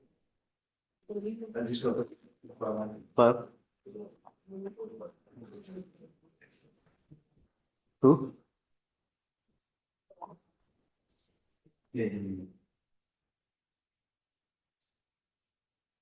Okay, well, you want to reach out to him? I can let him do it through Zoom. Bye. Ma'am, I just issued a warrant for your arrest. Yeah, you come whenever you want to come. You don't come when you're required to come. I told you to be here at 8:30 today. You arrive at what time? Or, okay, 9. You came in?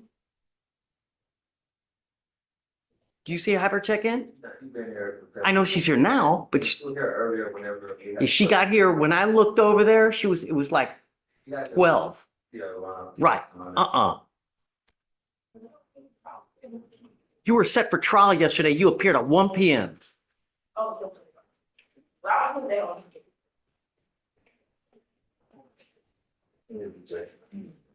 Just, you're not allowed to leave. We're trying to find your lawyer.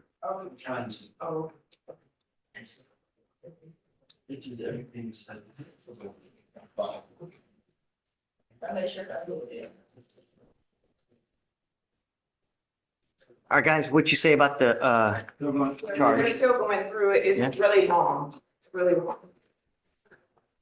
Imagine a felony case. Like 80 pages. I think my last one was 10. Right. In a felony case? Right. That's short.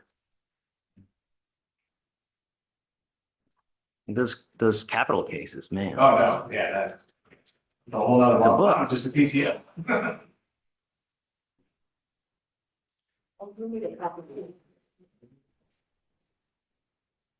I'll print you a copy, just let me figure out what they have is the, like that.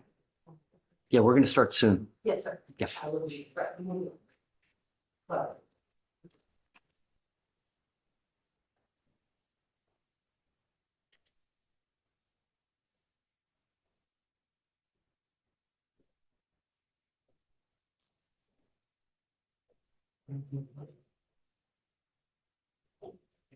Is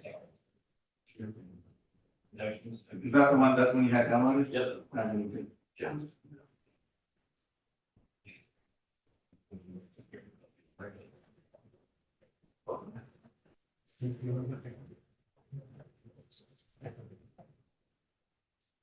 Yeah. That's okay.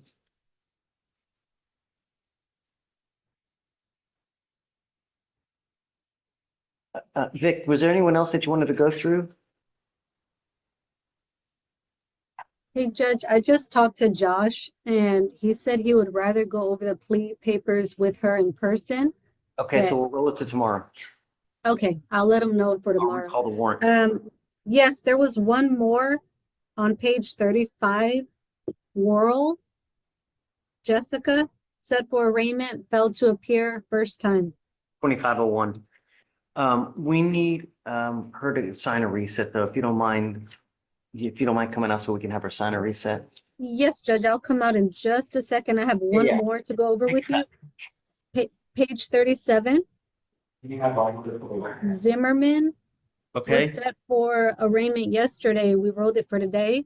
I did reach out to counsel multiple times via email and called and No, no I didn't talk to her response. about this. Yeah.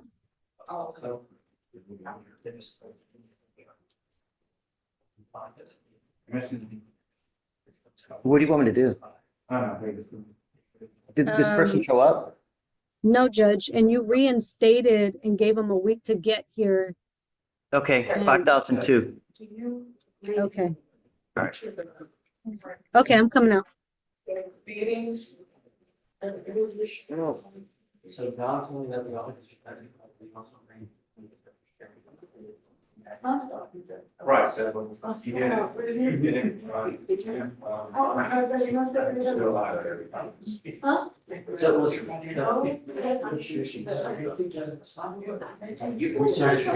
saw it. Why did I? Yeah, because I mean, I would object to just the acting truck. Pictures. I don't approve that. Which Fleischer dropped us off again. Oh, Finn.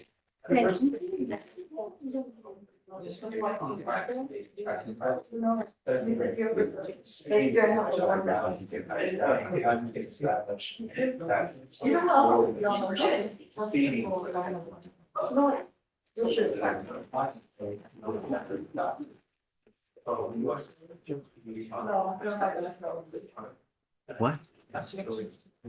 Okay.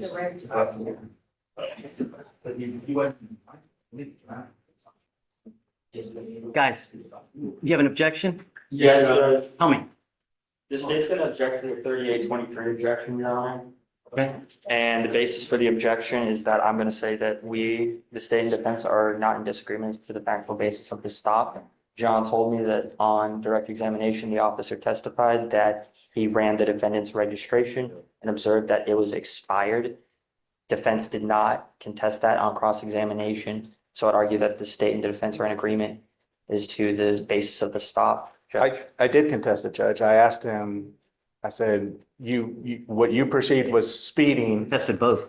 Correct. Yeah. You perceived the speeding led you to running his plate, correct? Yes, I said, but if you hadn't perceived him as speeding, you would have not run his I mean, he plate, correct? contested damn near everything. He did. Okay. Yeah. Judge. I'm gonna overrule your objection. I'm gonna allow it. I understood the court's made its ruling. I would like to have that language reflected in the jury charge of those two areas for the basis of the traffic stop. The speeding and the expired registration, Your Honor.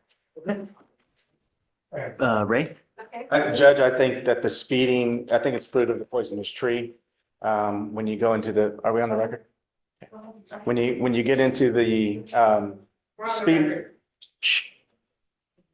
When you get into the speeding aspect of it, again, the officer testified that if he hadn't perceived him to be speeding, he would have never run his plate. So therefore, I think that just the speeding alone is sufficient to say he didn't have probable cause to do either one. Either he didn't have probable cause to. So why do you have a problem if they put both?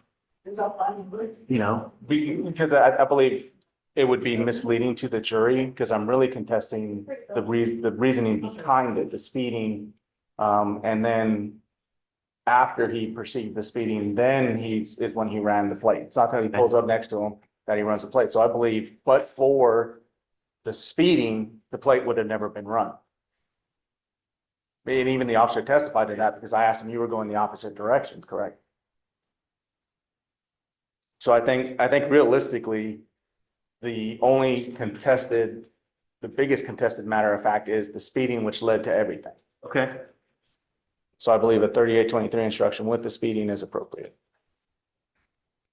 And I do have a response, Judge. Sure. So yes, the fence is mentioned as fruit of the poisonous tree. I don't see any indication of how getting behind a vehicle that you think is speeding is any sort of search or any sort of privacy interest that exists in that mere fact alone. While he was contesting the stop. He's contesting the stop. Yes, correct, Judge. And if I may, counsel, if there's two bases for the stop, then that should be reflected in the jury charge. It's What's the 3823 just on the speeding? Just on the speeding. Am I right? That's correct. Okay, so I'm going to give you just that, what you're asking for, right? Judge, I believe the way it's currently reflected in the instruction would be misleading to the jury, because it says, before you may consider the evidence obtained as a result of Officer Metter's stop and detention, you must all agree that the state has proven beyond all reasonable doubt that Officer Metter reasonably believed that the defendant was speeding before Officer Metter stopped him. The state's arguing that it's not that he has to show that he was speeding and that's why he stopped him. The state's arguing that that's misleading because he can get behind him even if he thinks he's speeding. And then if he happens to run the registration before he initiates the traffic stop, which he did in this case, and it was expired, that is sufficient for reasonable suspicion and probable cause to initiate the traffic stop on its face. The way this instruction is currently written, Judge, it's asking like, well, if he wasn't speeding, then you suppress all evidence. That is correct, Judge. I mean, I think I agree with that too, you know, because they do, if he wants to run the plate just because he wants to run it, he can do that. There's no law that prevents him from doing that. Correct, Your Honor, and I can see that argument, which is why I specifically asked him, if you hadn't perceived my client to be speeding, would you have ever run his plate? And he said, well, I can run plates whenever. I said, in this particular instance, would you have ever run his plate? And I believe he said no. So if the court recalls on Dashcam. I understand it. I get it. I get it. If my client had just Still. followed through the intersection, he would have, Officer Metter would have continued straight. He was going to go straight. How do we appease both of you in this situation? Judge, let me tell you how this can happen. In the second paragraph on page 5 of the jury charge, it says you may consider this evidence, referring to the evidence that comes from. Wait, where are you? I'm on page 5 of the jury charge. There's no number. Oh, sorry. It is under disregard evidence if unlawfully obtained. The second paragraph is just one sentence, Your Honor. You may consider this evidence only if you resolve a preliminary question in favor of the state. It then goes on to say that you need to address the issue of if they're speeding. That is going to inform the jury that they need to only consider the speeding and just disregard the other lawful basis of the stop. You talking about the third paragraph? The second. No, it's where it says, before you consider evidence obtained as a result of Officer Micah Matter's stop, you must all agree that the state has proven beyond a reasonable doubt the officer reasonably believed that O'Dear was speeding before Micah Matter stopped him, right? So, but there are other ways, right? Because he used in his testimony 2 ways. He also said that I did both. It's fair. I can see that argument, Judge, but my position is still the same. I get it. Yeah. So how do we put that in the language? Judge, the easiest way to do that would be to say that, I'm looking at the bottom paragraph of that page, Your Honor. You must all agree that state is proven beyond a reasonable doubt that Officer Mike Metter reasonably believed that the defendant was speeding or had expired registration. Right? I would still object for the same reason, Judge. I believe that the order expired registration is. Okay, for the I guess I'm case. gonna overrule your objection because we'll just put or registration, you know? I mean, unless you have a better wording for it. And or? And or. Are you happy with that? Mhm. Yeah, because it's and or. It could be or, it could be both. Yes. Are you happy with that? That's fine. Okay, done. So just put and or and then after that, no objections from the state? I saw, no, never mind. Just a moment, Judge. I haven't read the last page here of the jury charge.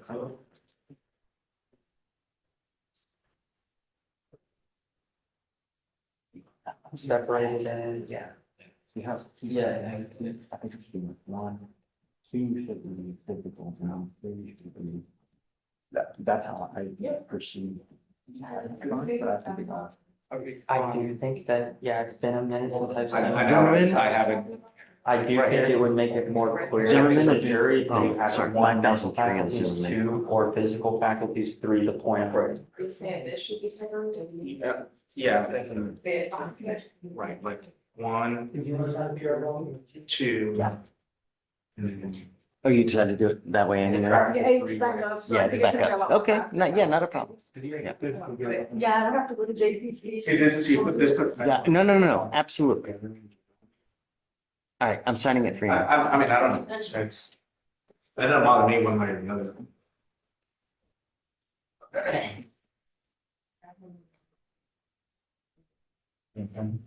Is there another issue? I don't think it's a huge problem, but if the state wants to address it, I have no problem fixing it. I agree with defense judge. I don't see it's much of an issue. It's just that on the page. On the definition of intoxication, Judge. What about it? I think, I would like to. Okay. Yeah. Oh, yeah. We would just like to clarify that to number it as 1, 2, and 3, 1 being not having the normal use of mental faculties, 2 being not having the normal use Yes, of no, that's physical. right. It's gotta be 1, 2, and 3. Right. Yeah. That's okay. All right. Yeah. I have no issues with that, Judge. Okay. So we'll fix those and then no objection, we get them in here.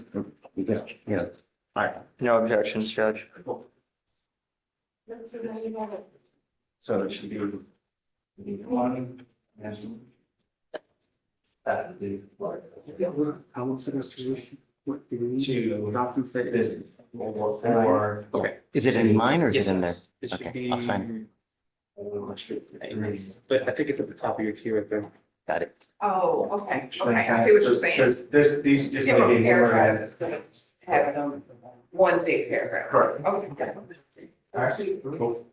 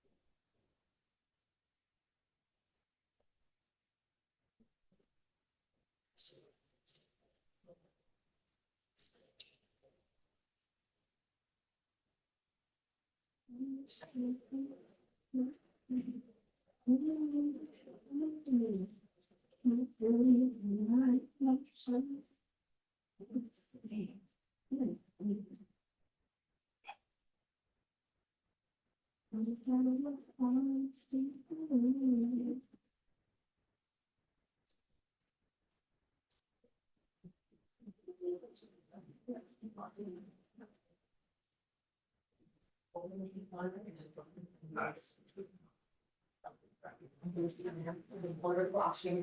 That's awesome.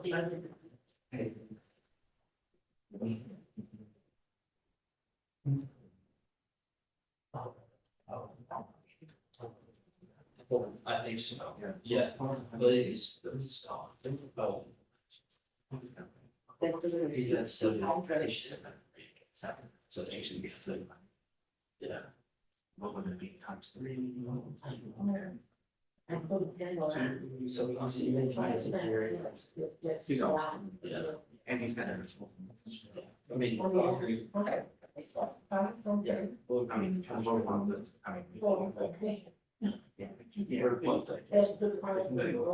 Well, they come back on the next. Yeah, that's out. You didn't ask my best confirms. Was it? Standing structures and then, yeah, but it doesn't. Oh, yeah, there it is. So, I think about it, you didn't ask for it. It's got a nice hole. Well, it's, yeah. It was there. So,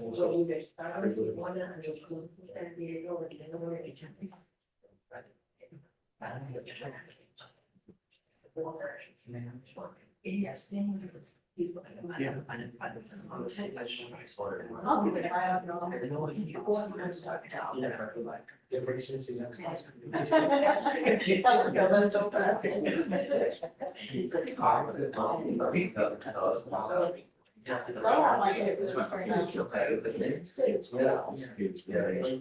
don't know.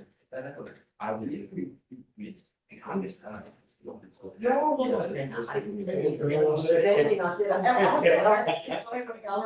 So I can like pass by on just so it may get. So now if anything happens, you know who did it. Was that like I have to? My treat, by the way. Okay, well, You think I'm serious? When y'all are being. I'm not serious. You think I'm kidding? I don't know. I mean, I had to go this summer and I had to have, but also Blaze was here for the trial, so I feel like you on. Yeah. Yeah. Where you go?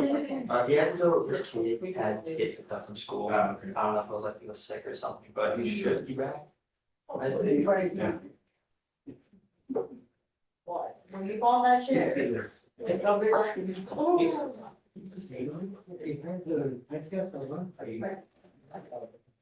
So you should know what kind of sense that is.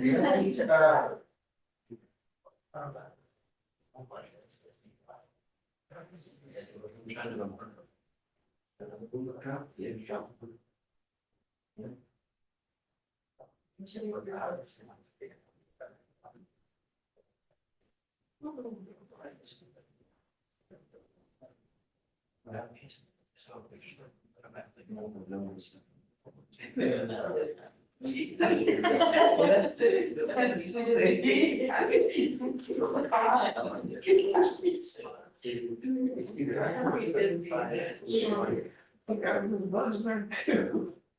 Sorry, two of my license. Oh, I just said, What you said, I keep your understand. I was somebody come out. Because we're trying to get it.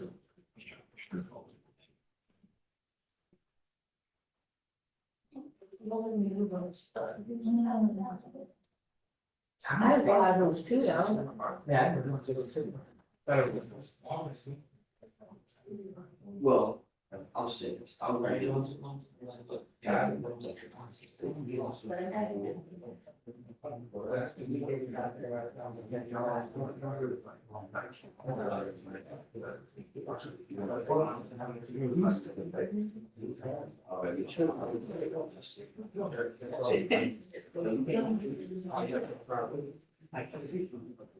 I know that.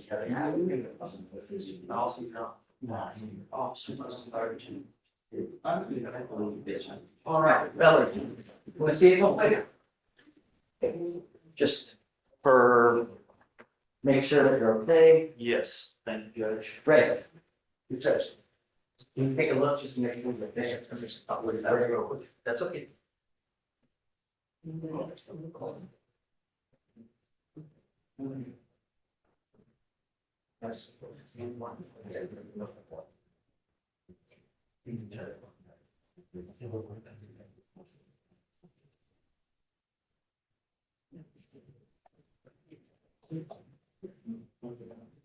Thank you. Tony Romo. Yes. Judge. Did you hear Santana back to it? No. Well, he didn't die. He passed out on stage. And they took him to the hospital. No, I'm sorry, that was me. She killing people all over the building. Yeah. Oh my goodness, yeah. I said he passed away, I mean, passed out. I meant passed out, not passed away. I'm so upset about the whole thing. You know what's even sadder is that people. And I want to know like that. Yeah, that is pretty sad. Okay, guys, what say you? You okay? Yes, Judge, just, I put something here on the intoxication definition. On the definition for mental faculties, I'm showing that faculty is missing. It reads, one, not having the normal use of mental by the reason of introduction. And then also. Oh, yeah, okay. On. Which one? Right here. Oh, mental. Okay, well, that's good for him. It's because you had it as an or before and it was Yeah. afterwards, so you Yeah. just, yeah, it just needs to go in there. So here, I wrote. Anything else? And as well as the Is it- language for physical faculties, Okay. not having I see what the you're saying. normal use of physical faculties as well. This just goes See right. that? Mental faculties and then physical faculties. Yes, Not- as well as, Not having the normal, so paragraphs 1 and 2 should read exactly the same, except for normal and physical. One should be normal, I'm sorry, mental, thank you. And one should be physical, but they should be exactly the same, yeah, except for mental and physical. Anything else?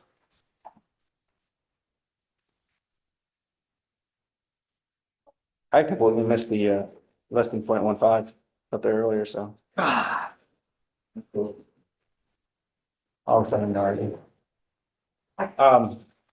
While we're here, the state and I have, if we want to talk about it, so we can move stuff along.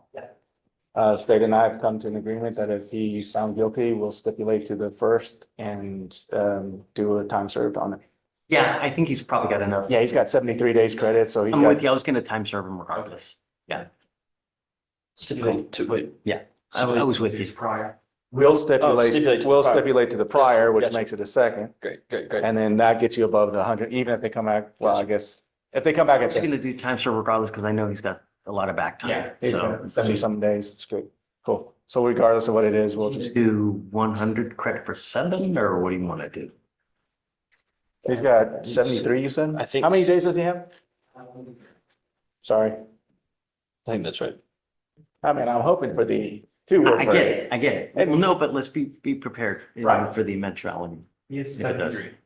Yeah, 73. So I don't, It's 219. So let's do like 210, just to make it clean, 210, yeah. so then if it's, then that's just to make it clean. Yeah, it's good. And then I've already explained to him and his family, I'm like, regardless of what the verdict is, you're going uptown or up north.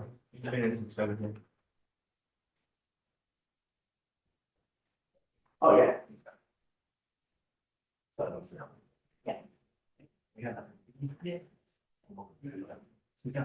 Hey, did Charles see it? So not having a normal use of mental faculties. Not having a normal use of physical faculty. That's all I need to- Correct. Is that it? Yes. Correct. Yeah, he's gonna have, he'll have a better shot finding it.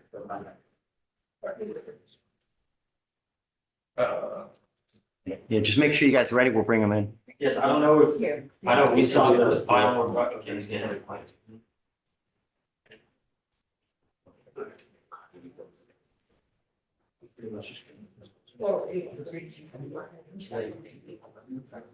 Okay. Oh, Tony, you want to use this one? I got it. Okay. Yeah, that one was. Thank you. The one that's-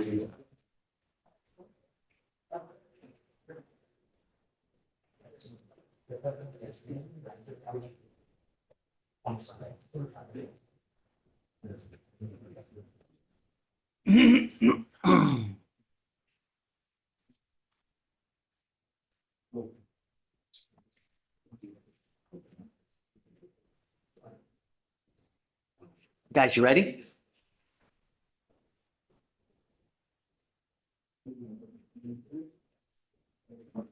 Yeah.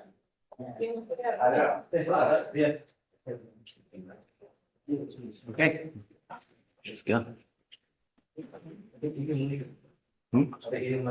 No, they should be done. They've been eating lunch for at least an hour. Yeah. So 20 minutes, guys? 20 minutes? It's good, Jason.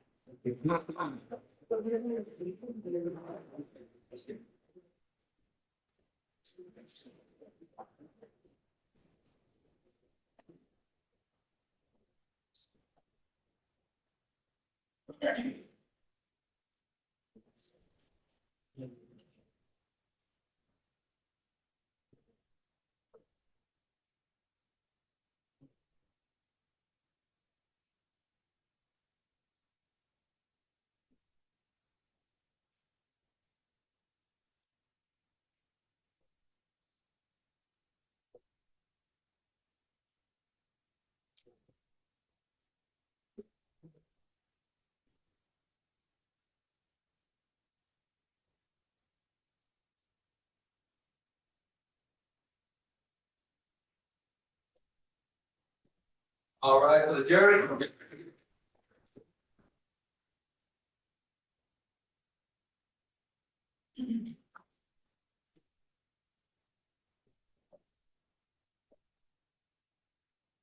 All right, please be seated. Okay, filet and lobster good?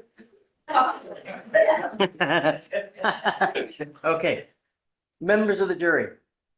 The defendant, Odir Alberto Gamez Santamaria, stands charged by information with the offense of driving while intoxicated in Harris County on or about October 6, 2024.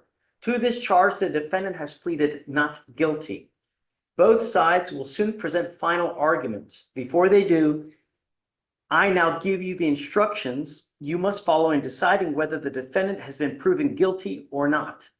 You will receive a written copy of these instructions to take with you and to use during your deliberations. Both sides will soon present final arguments. Before they do, I now give you the instructions you must follow in deciding whether the defendant has been proven guilty or not. You will receive a written copy of these instructions to take and use during your deliberations. First, I will give you some general principles of law that you must follow in deciding this case. Then I will instruct you on rules that control your deliberations. Finally, I will tell you about the specific law that applies to this case. The information. The information is not evidence of guilt. It is the name of a document required to bring the case before you. The information cannot be considered in any way by the jury. Do not consider the fact that the defendant has been arrested, confined, or otherwise charged. You may not draw inference of guilt from any of these circumstances. Presumption of innocence. The defendant is presumed innocent of the charge. All persons are presumed to be innocent, and no person may be convicted of an offense unless each element of the offense is proven beyond a reasonable doubt. The law does not require a defendant to prove his or her innocence or to produce any evidence at all. Unless the jurors are satisfied beyond a reasonable doubt of the defendant's guilt after careful and impartial consideration of all the evidence in the case, the presumption of innocence alone is sufficient to acquit the defendant. The burden of proof throughout the trial is always on the state. The defendant does not have the burden to prove anything. The state must prove every element of the offense beyond a reasonable doubt to establish guilt of the for the offense. If the state proves every element of the offense beyond a reasonable doubt, then you must find the defendant guilty. If it is not required that the state proves the defendant's guilt beyond all possible doubt, it is required that the state's proof exclude any and all reasonable doubt concerning the defendant's guilt. If the state does not prove every element of the offense beyond a reasonable doubt, then you must find the defendant not guilty. If after you've considered all the evidence and these instructions, you have a reasonable doubt about whether the defendant is guilty, you must find the defendant not guilty. As the jurors, you review the evidence and determine the facts and what they prove. You judge the believability of the witnesses and what weight to give their testimony. In judging the facts and the believability of the witnesses, you must apply the law provided in these instructions. The evidence consists of testimony and exhibits admitted in the trial. You must consider only evidence to reach your decision. You must not consider, discuss, or mention anything that is not in evidence in the trial. You must not consider or mention any personal knowledge or information you may have about any fact or person connected with this case that is not in evidence in the trial. Statements made by the lawyers are not evidence. The questions asked by the attorneys are not evidence. Evidence consists of testimony of the witnesses and materials admitted into evidence. Nothing I have said or done in this case should be considered by you as an opinion about the facts of this case or influence you to vote one way or the other. You should give terms their common meanings.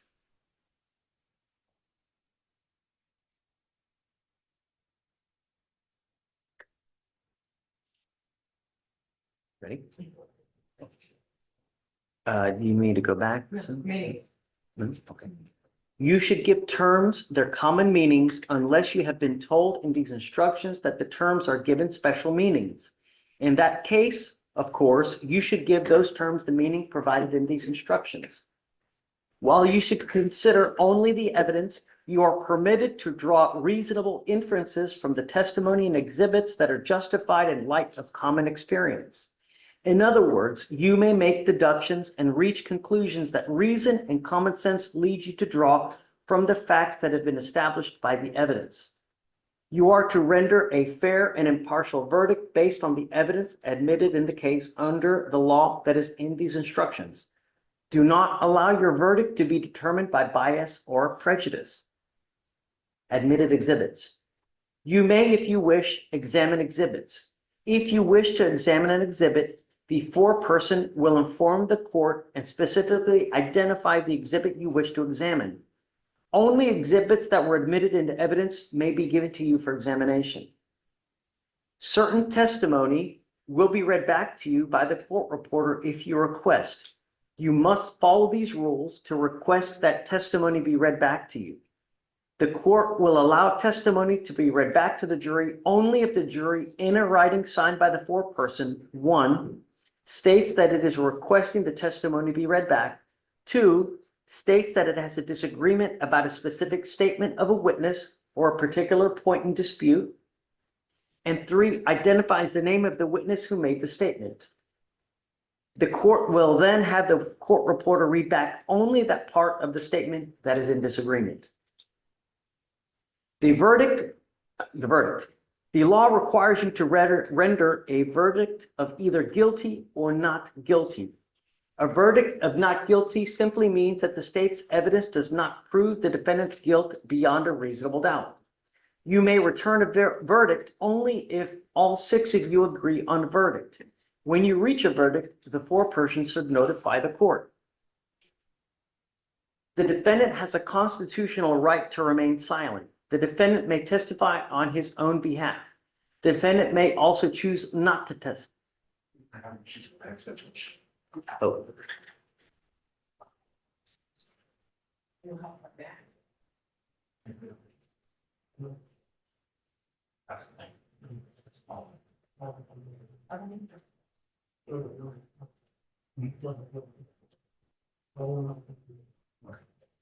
We go about 30 seconds back, Judge. Sure. Sorry.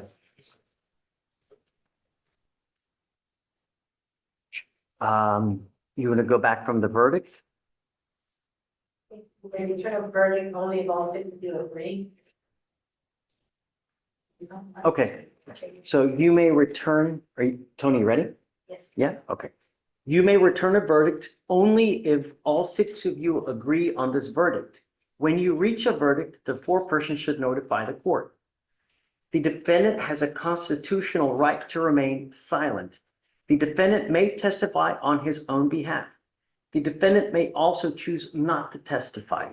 The defendant's decision not to testify cannot be held against him and is not evidence of guilt.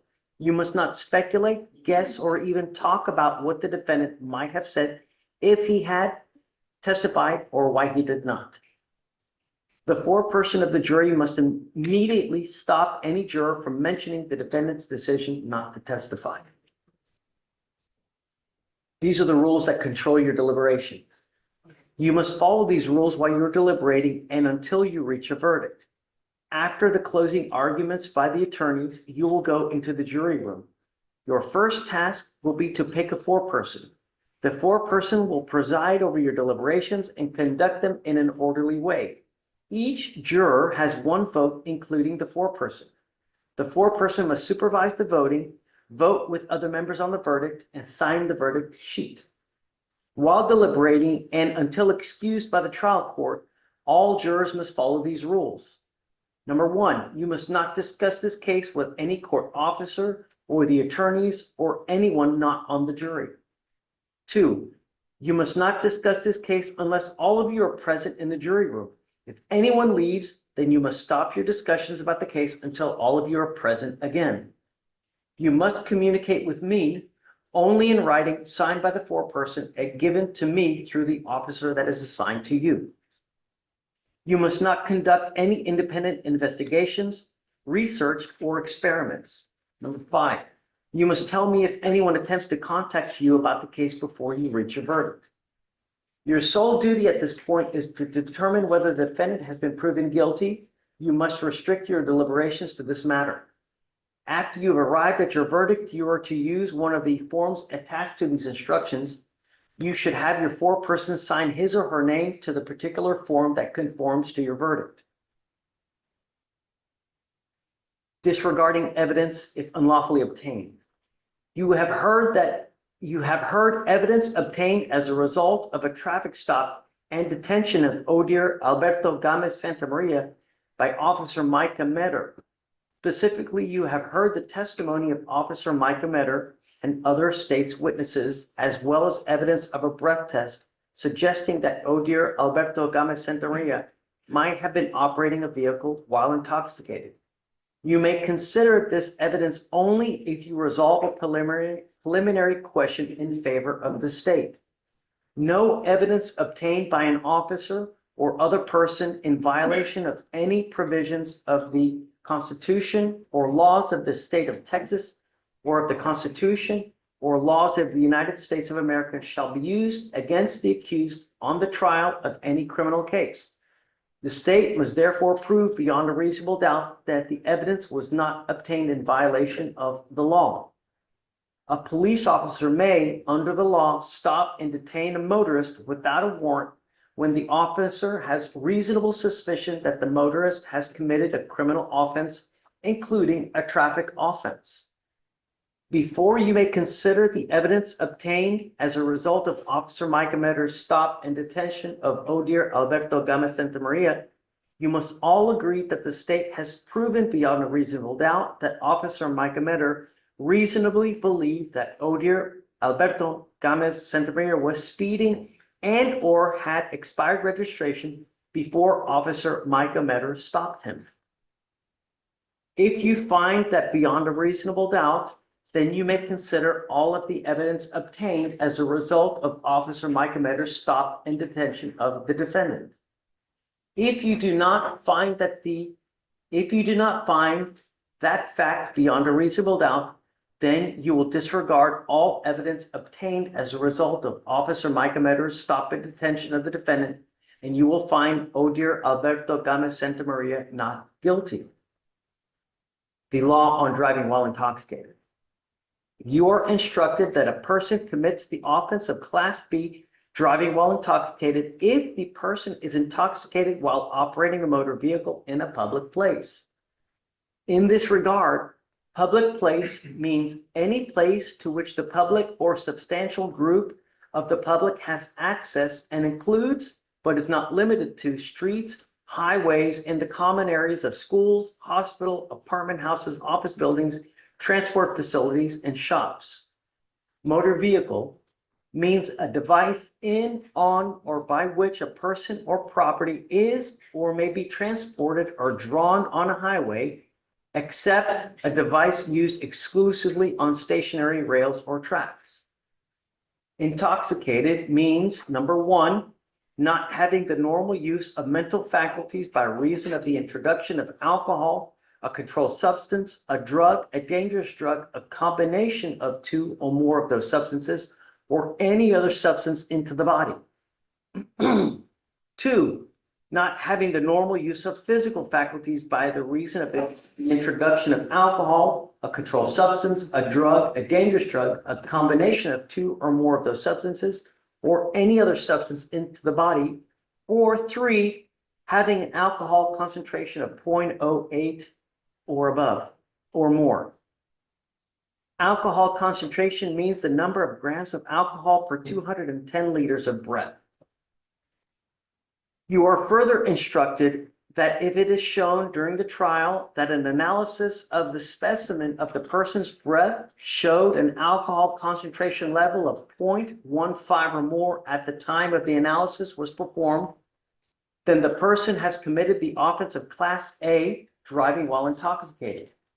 Or you are instructed that if you believe beyond a reasonable doubt that Odier Alberto Gama Santamaria breath showed an alcohol concentration level of 0.15 or more at the time the analysis was performed, you will find the defendant guilty of the offense of DWI misdemeanor 0.15 or greater and say so by your verdict.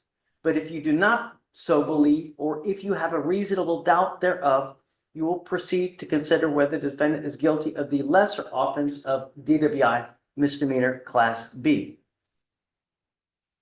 Class A, driving while intoxicated. Now, therefore, if you believe from the evidence beyond a reasonable doubt that the defendant, Odier Alberto Gama Santamaria, on or about October 6, 2024 in Harris County, Texas, did then and there unlawfully operate a motor vehicle in a public place while intoxicated, and you further believe from the evidence beyond a reasonable doubt that an analysis of Odier Alberto Gama Santamaria's breath showed an alcohol concentration level of 0.15 or more at the time the analysis was performed, then you will stop your deliberations and find the defendant guilty of Class A, driving while intoxicated. If you do not so believe, or if you have a reasonable doubt thereof, then you will consider whether the defendant has been proven guilty of Class B, driving while intoxicated, as instructed below.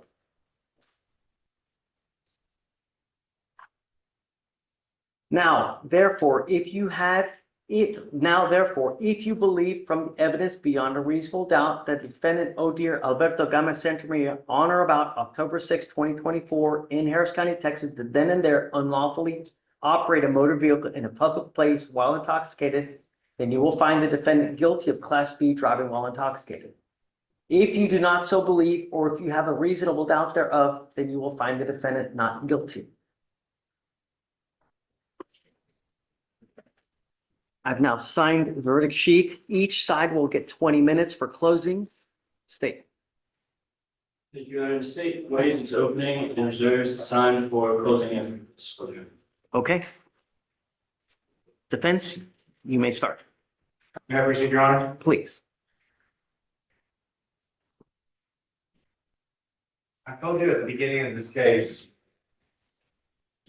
in my opening, of the things you would not hear. I told you would not hear what his exact speed was. And I told you would not hear what his blood alcohol content was at the time he was driving.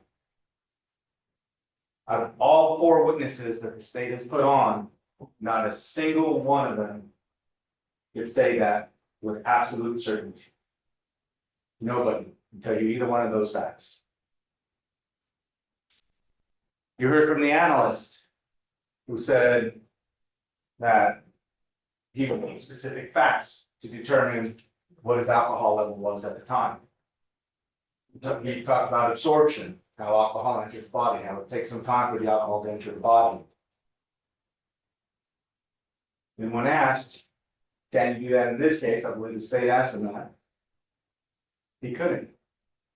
So we don't know what his blood alcohol content was at the time of driving. We know what they claim it was, or what the sheet shows it was at the time that he blew. That doesn't mean that's what it was when he was driving, right? Then he talked about the mental faculties and physical faculties. And the analyst told you that he believes somebody with a 0.08 loses all faculties, right? And I asked him, does that include driving? He said, yes, I believe it includes driving. I said, would you expect to see other driving patterns? Would you expect to see swerving? Yes. Would you expect to see an accident? Yes. None of that happened here. It was supposedly speeding was the only issue, right? Now let's talk about the speeding. Officer Metter driving northbound on South Chestnut. He says he knows that intersection well because the station is not far from there. And he knows how fast somebody's going because of the flow of traffic that goes from there. There was not a single car on that road, not one. He admitted it. My client had the green light. He didn't run a red light. In fact, we see him stop at the appropriate place at the next intersection. So it doesn't run a red light. There's no traffic to compare his speed to. Metter waits 10 seconds before even pulling out, or 8 seconds before even pulling out to go after him. And then when he does go after him, he claims he hit 64. He says that you can see that on the video. We didn't see that on the video. There's nowhere on that video does it show what his speed was. Why? Because we don't know what his speed was. That's just what he said it was. Right? The evidence speaks for itself, ladies and gentlemen. Evidence speaks for itself. So then he says it's about a quarter mile to the next stop. So if he's doing 65, and my client's doing 65, he even admitted to you, Metter admitted to you, that my client would have been long through that next light before Officer Metter even hit it at a quarter mile. He was not doing 65, ladies and gentlemen. In fact, we don't know how fast he was going. Why don't we know how fast he was going? Because Metter didn't try to put a radar on him. He didn't try to do anything except pull out and say, I'm going to go stop this guy. And then when he gets up there, here's where the state wants you to say, oh, this is the problem. This is a reasonable cause or a probable cause for the stop. He runs his plate and finds out the registration was expired. Okay. I asked Metter specifically, is expired registration indicative of intoxicated driving? Of course not, right? It's a fix-it ticket. That's what you get. You gotta get registration, pay the ticket, case gets dismissed. So, and I asked him, but for the fact that you perceive my client to be speeding, would you ever run his plate? He said no. Why? Because he was going the opposite direction. He was going northbound, the client was going eastbound. What's that? How to do the never eat soggy Wheaties? Yeah. So client was going westbound, complete opposite direction. So, but for Metter thinking that he was speeding, he would never pull up behind him. He never pulled up behind him. He would never run his plates. He never run his plates. He would never have seen the registration was expired, and therefore my client would never have been pulled over.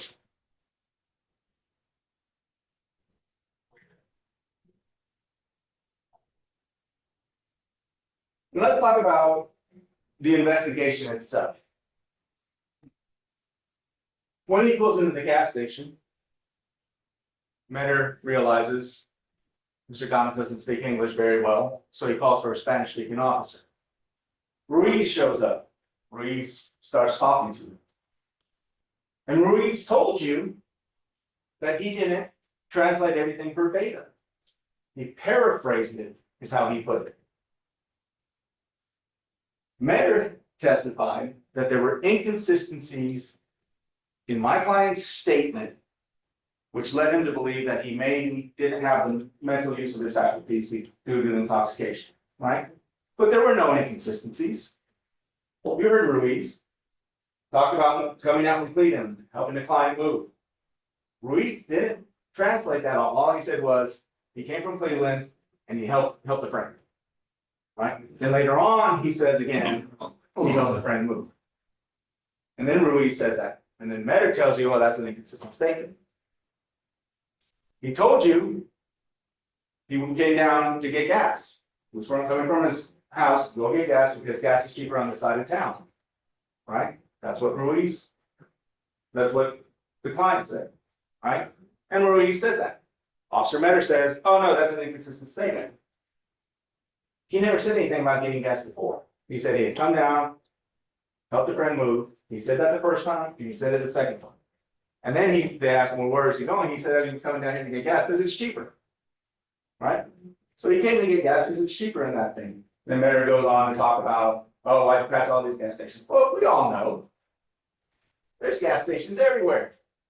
Every single gas station has a different price. I know I've got my favorite one I always go to, and I will pass a dozen other stations to get to that one to get the cheapest price on gas, especially nowadays, and especially coming into the summer months. We all know that. So everything that Metter told you or used in the totality of circumstances is perfectly reasonable. Now let's talk about the field sobriety tests. They want you to start right here, like this, right? I'm struggling to do that, and I have perfectly good balance. You start here, and then you've got to do heel to toe for 9 steps, and then a series of small turns. I know the SFSTs inside and out. I was a prosecutor, I was a police officer, a prosecutor, and now a defense attorney. I've done these thousands of times. And I've seen them thousands of times. All right? So I can do them. My client got 1 time on the instructions. Metter claims he took 8 steps instead of 9. Okay, maybe he miscounted. All right. And then a series of small turns. They expect somebody to do this to turn around. All right? That's not a natural movement. Everybody, when you turn around, when you're just thinking, I got to turn around and go back, you get to the end, you turn around, and you go back. No falling over, no stumbling, nothing. Just an unreasonable test that is perfectly unnatural for a human body to perform. And he claims that the National Highway Safety and Transportation Committee established these so that it would be difficult. Sure, maybe that's the case.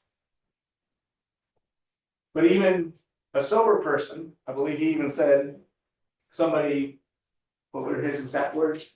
It was relatively easy for somebody who is not intoxicated. Not completely easy, Not perfectly easy, not easy at all. Right? Relatively easy for somebody who's not intoxicated.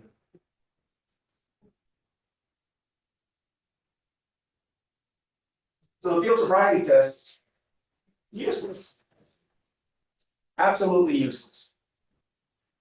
And then he talked about, him and Ruiz both said, there's a strong odor of alcohol on his breath. Right? But then I asked, if you have one, maybe 2 beers and have a strong odor of alcohol on your breath. Yes. I asked Metter, if you have 2 beers, are you intoxicated? No. And then we get to Varner, and Varner says it was a moderate to mild odor of alcohol on his breath. Which one's the truth? We don't know. We weren't there. But that's completely unreliable as well, because there's inconsistent statements. If Metter wants to use the inconsistent statements, that's an inconsistent statement amongst the state. These are the people that work for the prosecutors. This is their job. Their job is to find people guilty, for the state, not prosecution. Their job is to look for things to find people guilty. Right? That's what they try to do. So they're going to say what they want to say to get to that point. Now,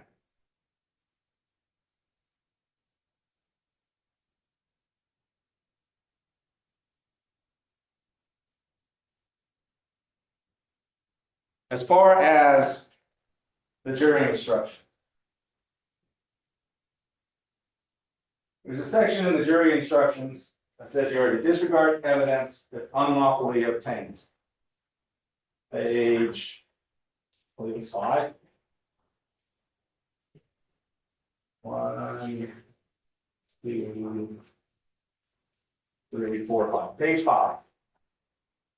An entire section talks about evidence unlawfully obtained. I've already explained this to you, but I'm going to go over it again. Metter says he knows that intersection. Based on the flow of traffic, he believed my client was speeding. There wasn't traffic. He couldn't go after him. He couldn't tell how fast he was going. And he goes out after him. A quarter mile later, he catches up to him and runs his plate. That is, without him thinking that my client was speeding, he would never run that plate. That's unlawfully obtained evidence. He just looked for something to find. Objection, Your Honor. May we approach?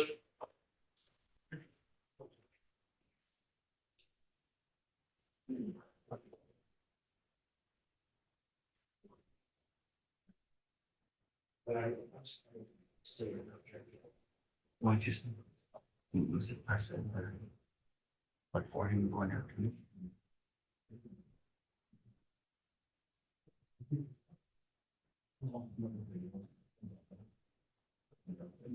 Or so. Okay, at the end of it. Right. And so so you can as well. All right. Come on. Get 3 minutes.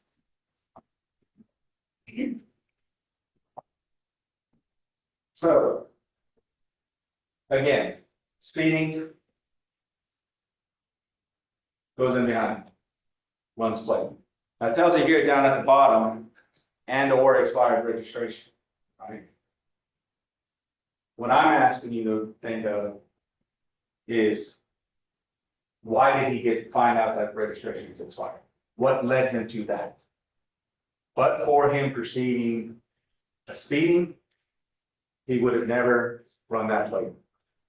And if you find that probable cause did not exist, or as well as you don't believe that he lost his mental faculties, we didn't see him fumbling, we didn't see him walk,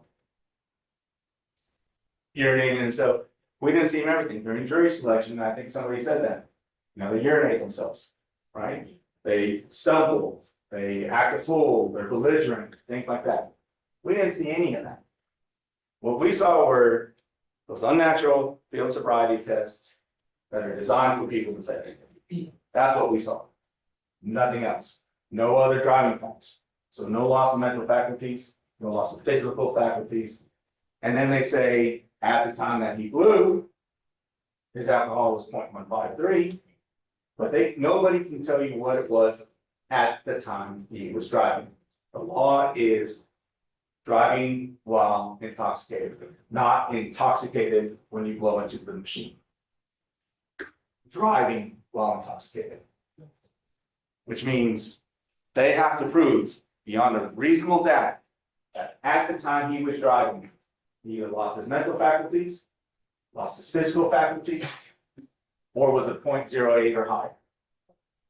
They have proven absolutely none of that. So ladies and gentlemen of the jury, you have one verdict and one verdict only. It's at the very top right there for you. We, the jury, find the defendant, Fugitive Alberto Gomez Santa Maria, not guilty. Thank you very much for your time. Okay, thank you. All right, state. Thank you, Judge. Judge, may I publish a PowerPoint for the jury? May I publish a PowerPoint for the jury? Sure.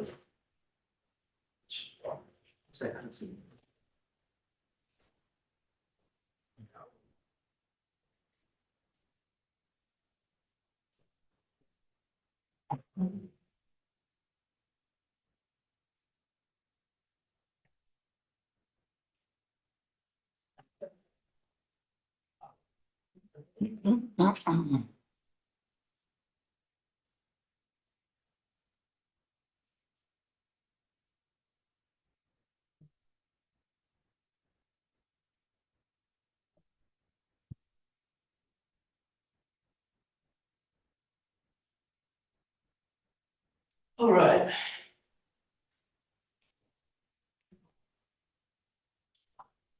Defense said a lot of things. Some of it confusing. Some of it, right? Let's start with the jury questions. This piece he pointed out to you said disregard evidence if unlawfully obtained. There's a piece I want to circle here. It does not say if you that you must all agree the state has proven beyond a reasonable doubt that Officer Metter reasonably believed that the defendant was speeding. It says was speeding and or had expired registration. Ladies and gentlemen, it isn't hard. The officer thought he was speeding. He goes to the light, the officer sees him, he follows him, he tracks him, he pays him. Was it perfect? No.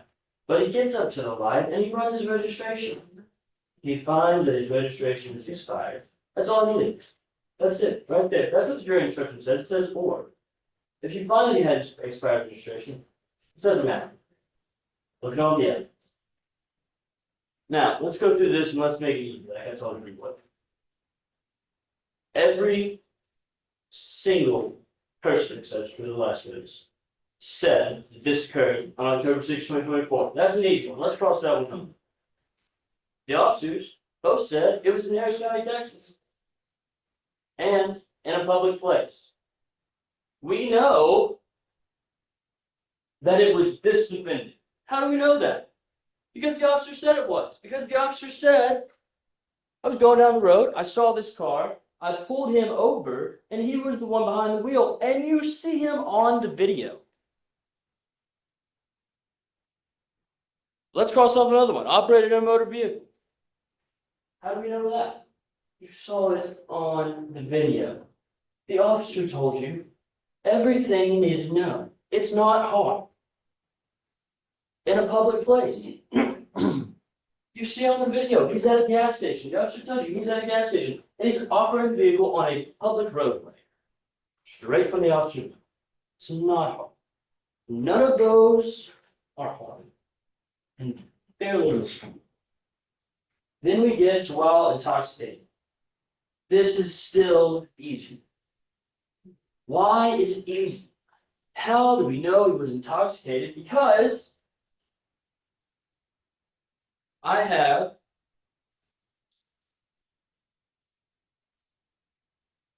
this piece of paper that says subject name, that has the operator that you heard from, his signature on it. And it says what his DNC was when he blew. Now, this is important. What does it say? Let's use the low one, 0.153. This is a smaller detail that you may not have caught, but you have to use your memory, think back. When the officer was telling you about the HGN, you remember there was a small part at the end of the HGN where he said, onset, he was talking about the onset prior to 45. And it's what the officers used to calculate about where the defendant is on the scale. He told you what he thought the defendant was at that point in time was what? It was around 0.15. And then he went and got a breath test and he confirmed it.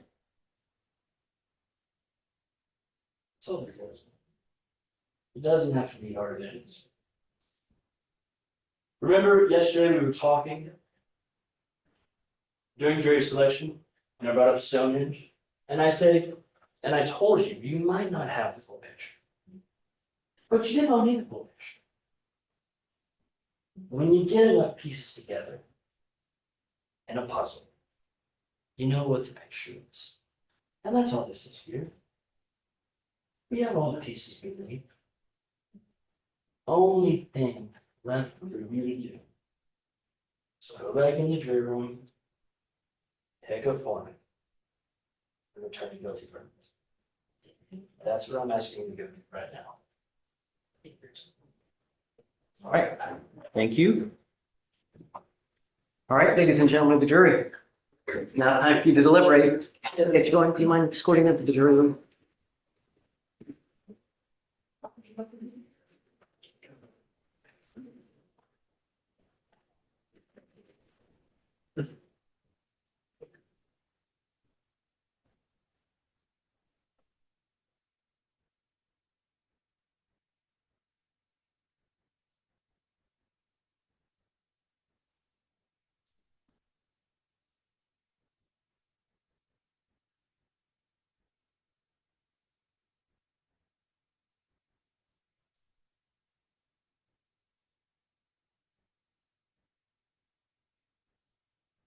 Okay, all right, so, good luck.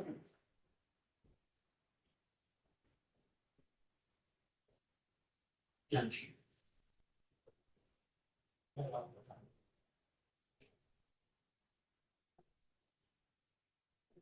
Okay, we're in recess.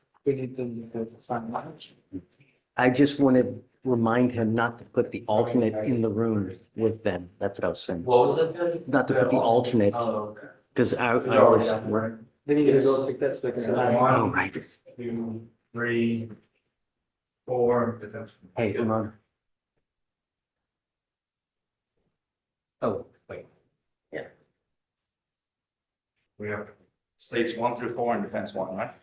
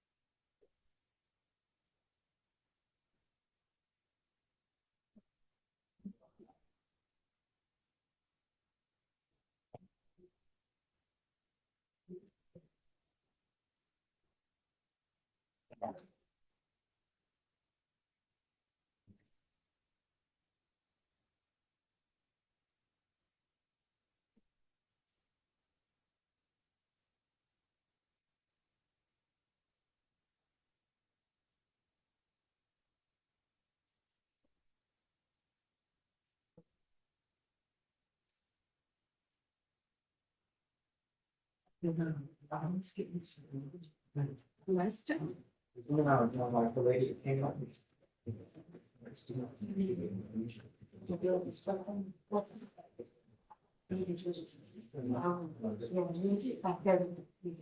They should come in tomorrow, but she's seeing the back of it tomorrow. What is what? It's because Judge signed the meeting from bail around. No, we already told her she can come back, the Okay. tutorial told her, yeah, the 22nd of next year. No, she don't come back. No. So, yeah, talk to her. Oh, I thought you was talking about the. No, I'm looking at Parks. Probably Parks. He was hollering. Parks? Yeah, she gotta come back tomorrow. Okay, you signed the bill, and I'm gonna have you. Yeah, unsigned. He ended up not resolving it, she finally came back. Okay. He filed a supervision for problems too. Yeah, fine. Minor. Jen signed it. Oh, nice. Yeah. Thank you. He was, he, the thing that he was awesome, and we all knew him from the gossip. Because he was joined. What was it? Still Stevens. Federal or No, state? state, the two lead. But that good, starting. No, I think the last year for the HPD. Like Gerald, Jerry Montcalm.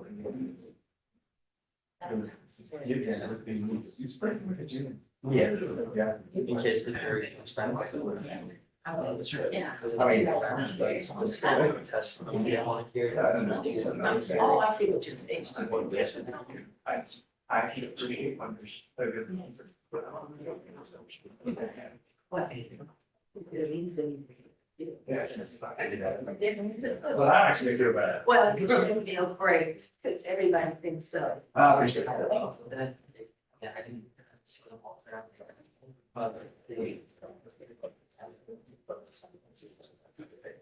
always take care of a lot of juries, like some area of the county. It was like, screw this, let's get out of here. Now I'm getting to you. So that's good. Thank you.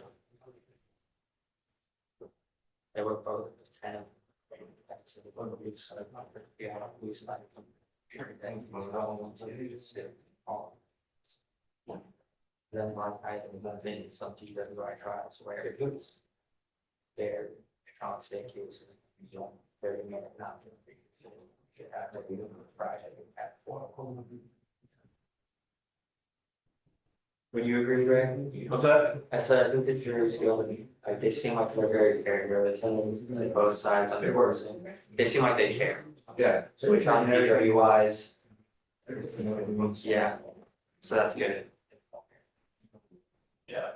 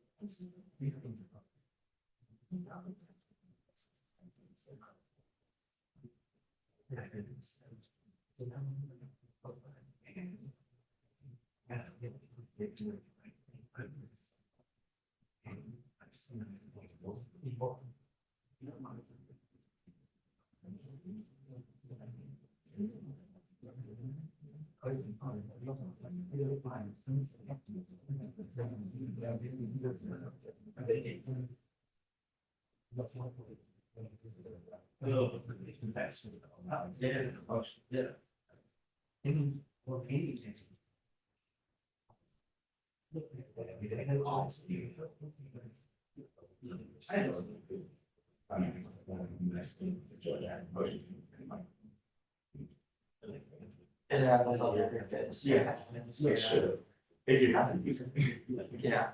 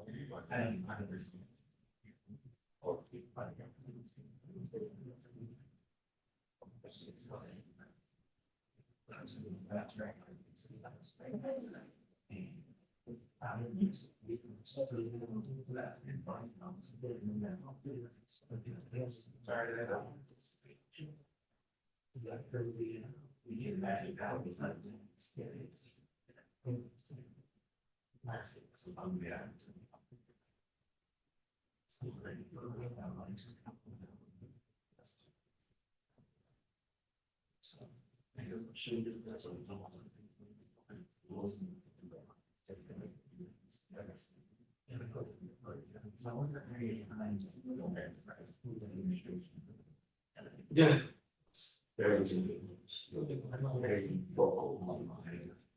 Who was the DA at the time? Your previous. Come on. Right after, shortly after Hartman. Yeah. I think like 5 minutes. Right. No, I mean,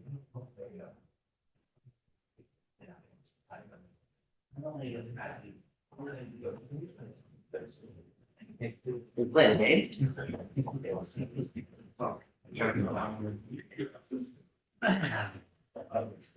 What time do you leave? You leave at 5 or 4? 4:30.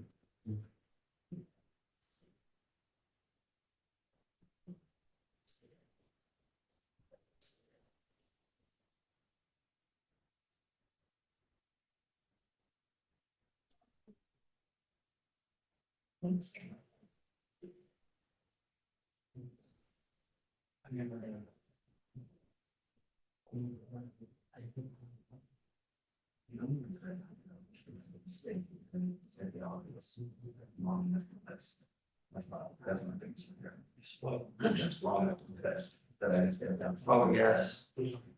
But the way I look at it is. Your contributions while, but, oh, yeah, while you're in civil defense. You know, from. So I said, I just doubled up over here and so okay. Yeah. So I didn't think about it. Yeah, I don't mind staying with you. With stuff. I'm better. I'm like.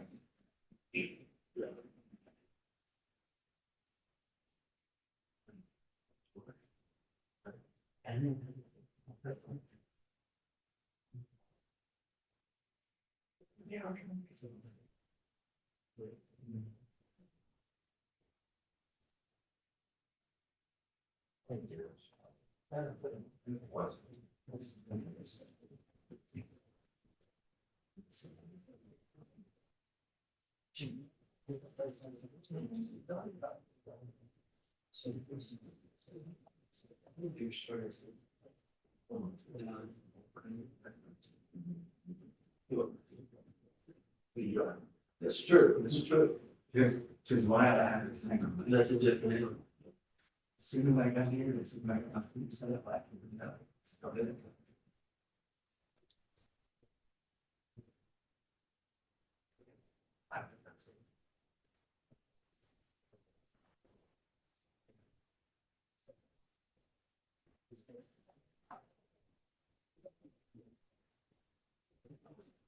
So. You never needs. Always been doing all that. I know it's something.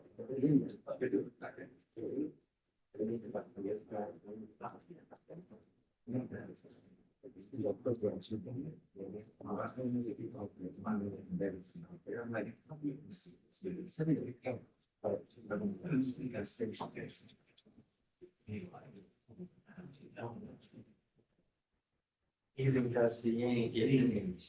He's bonded out first before he pays the trial.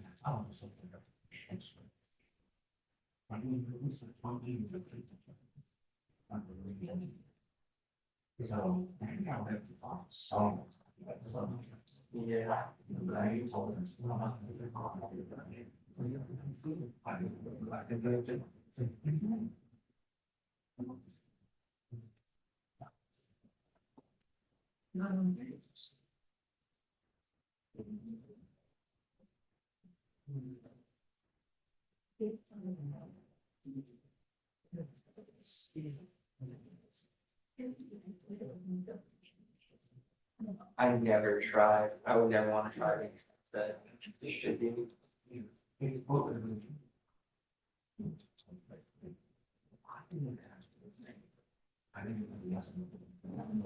Was he actually prior penetration? Why? And just drop to a PCS on track of regard. Why move your burger? Right. Yeah. And you did it. So it's like, hey, whatever. That's a harder thing, another thing to do with trial.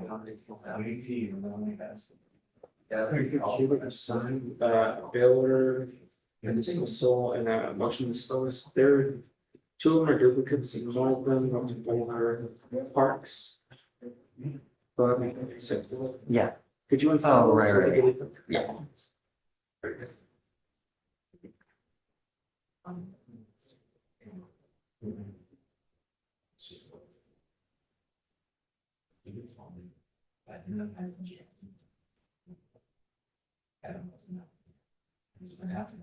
On Parks, is there anything else? Parks, there's the king, there's a note under the motion dispose. Yeah.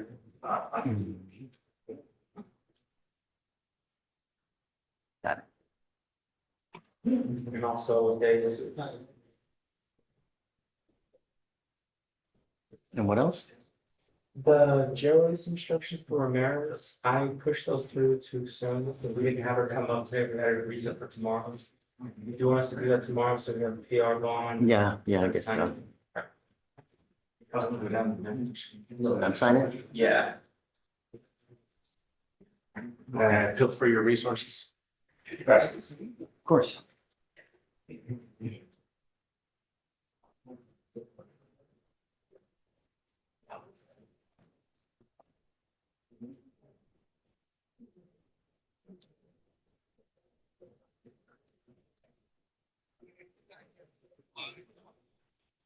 It's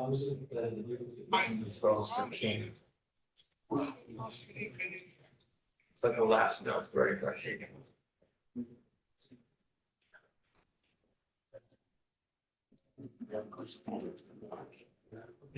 Probably want the exhibits. Question? Yes. Verdict. I'm assuming it was one. Think it's a question? Yeah, one question. Yeah, but they always hit just one. They never did two. Oh, Mm. You got a question? Question? Or with the, we heard a ding. I don't know. Hey, you guys? You guys? Let me just see what they, if it's a question. Okay, yeah. Give me one second. Yeah. I just want to keep on. We're still live? Yes.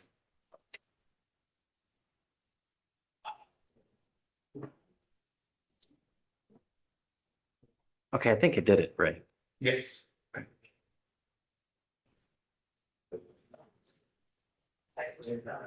Verdict.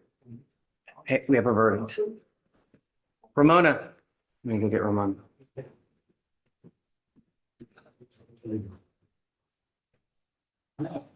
Ramona states.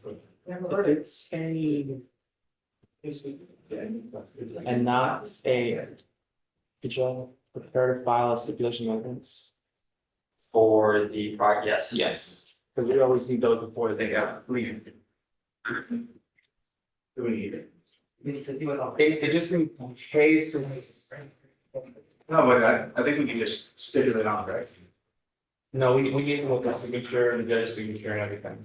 For the jury. Judgment. Oh, that part. Yeah, So let like- me like get him in we- first to sit. Yeah. Okay. I thought you were talking about first part. No. Okay, you ready? Okay. Yeah. Oh, where's Tony? No.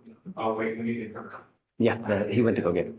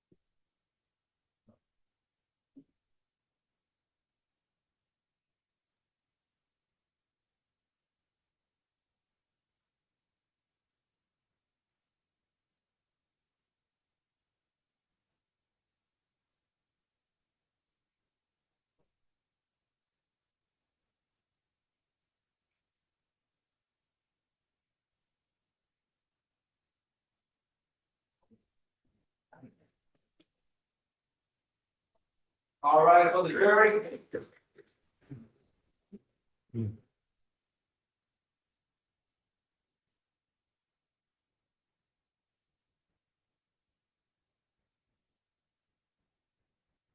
Okay.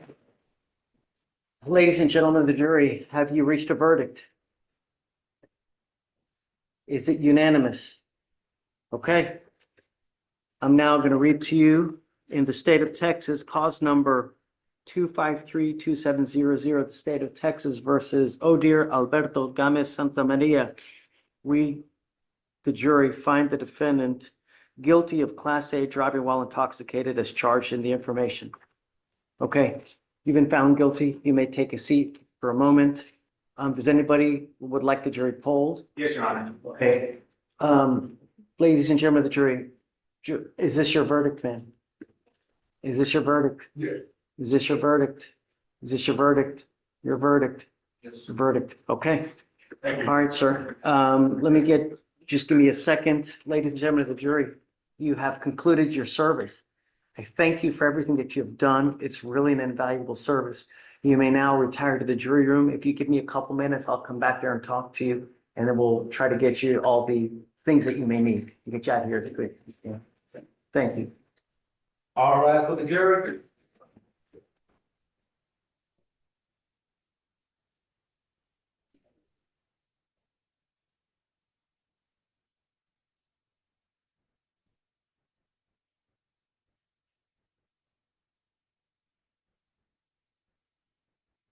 Please be seated. Mr. Gomez, I want you to understand that you do have the right to appeal this verdict. If you decide to do that, there are certain timing requirements that must be fulfilled and documents filed. I can let your attorney explain as much as he knows, if that's something that you want to do, but timing is of the essence if you want to appeal this, but you do have that right. We do have to sentence, and if I'm correct, parties, you have agreed to a sentence. Yes, Your Honor. Okay, and the agreement is 210 days. with credit for the 73 days. Okay. I'm now going to sentence you to 200 days in jail. I will give you credit for 73 days that you have done. Mr. Gomez, you need to understand that this will now reflect as a conviction on your record. This now makes 2. If you ever pick up another DWI, you will be charged with a felony offense, and you will be looking at a minimum of 2 years in prison, a maximum of 10 years in prison. I would never, even if you've had a sip of alcohol, get into a car and drive because you are taking a huge risk. Do you understand? Okay, so you may be seated, and I think that. Are we gonna keep it as a second with the class A? Yeah. 4.5? Yeah. So just making sure, okay. Yes. Well, they found it. Yes. No, they found the 0.15 true. The second is an punishment enhancement, which would need to be found true as well. I thought we were simulating. We. Guilty. Yes, we'll stipulate to the first. Okay. Doesn't really change anything. Right, yeah. Okay, so we need him to sign documents, so just don't send them down until the documents are ready to be signed. I'm gonna suspend the license for a year, okay? Do not drive until you get a license. Otherwise, you'll be right back in custody. Just for the record, Judge, although I've admonished him, the court admonished him that this could have negative effects on his immigration status. Right, okay, yes, that's in fact true, right. You being found guilty of this DWI offense, this can and probably will impact any kind of immigration consequences. You can be deported, excluded from the country, denied naturalization under federal law. You have an ICE hold now, so you know now that there are immigration consequences for future purposes. When you're on bond, don't violate, there are severe consequences, as you now know. Anything else you'd like? State? No fines. Yeah, no fines, nothing else, just, I'll waive any kind of surcharges that will be imposed by the Department of Public Safety. Right, so if you don't mind giving me the motion, and then I'll sign it for you. Thank you, Your Honor. Okay, all right, so just hang tight, but don't send them down just yet. Okay, all right, let me go talk to them real quick, and then I'll let you guys go talk to them as well.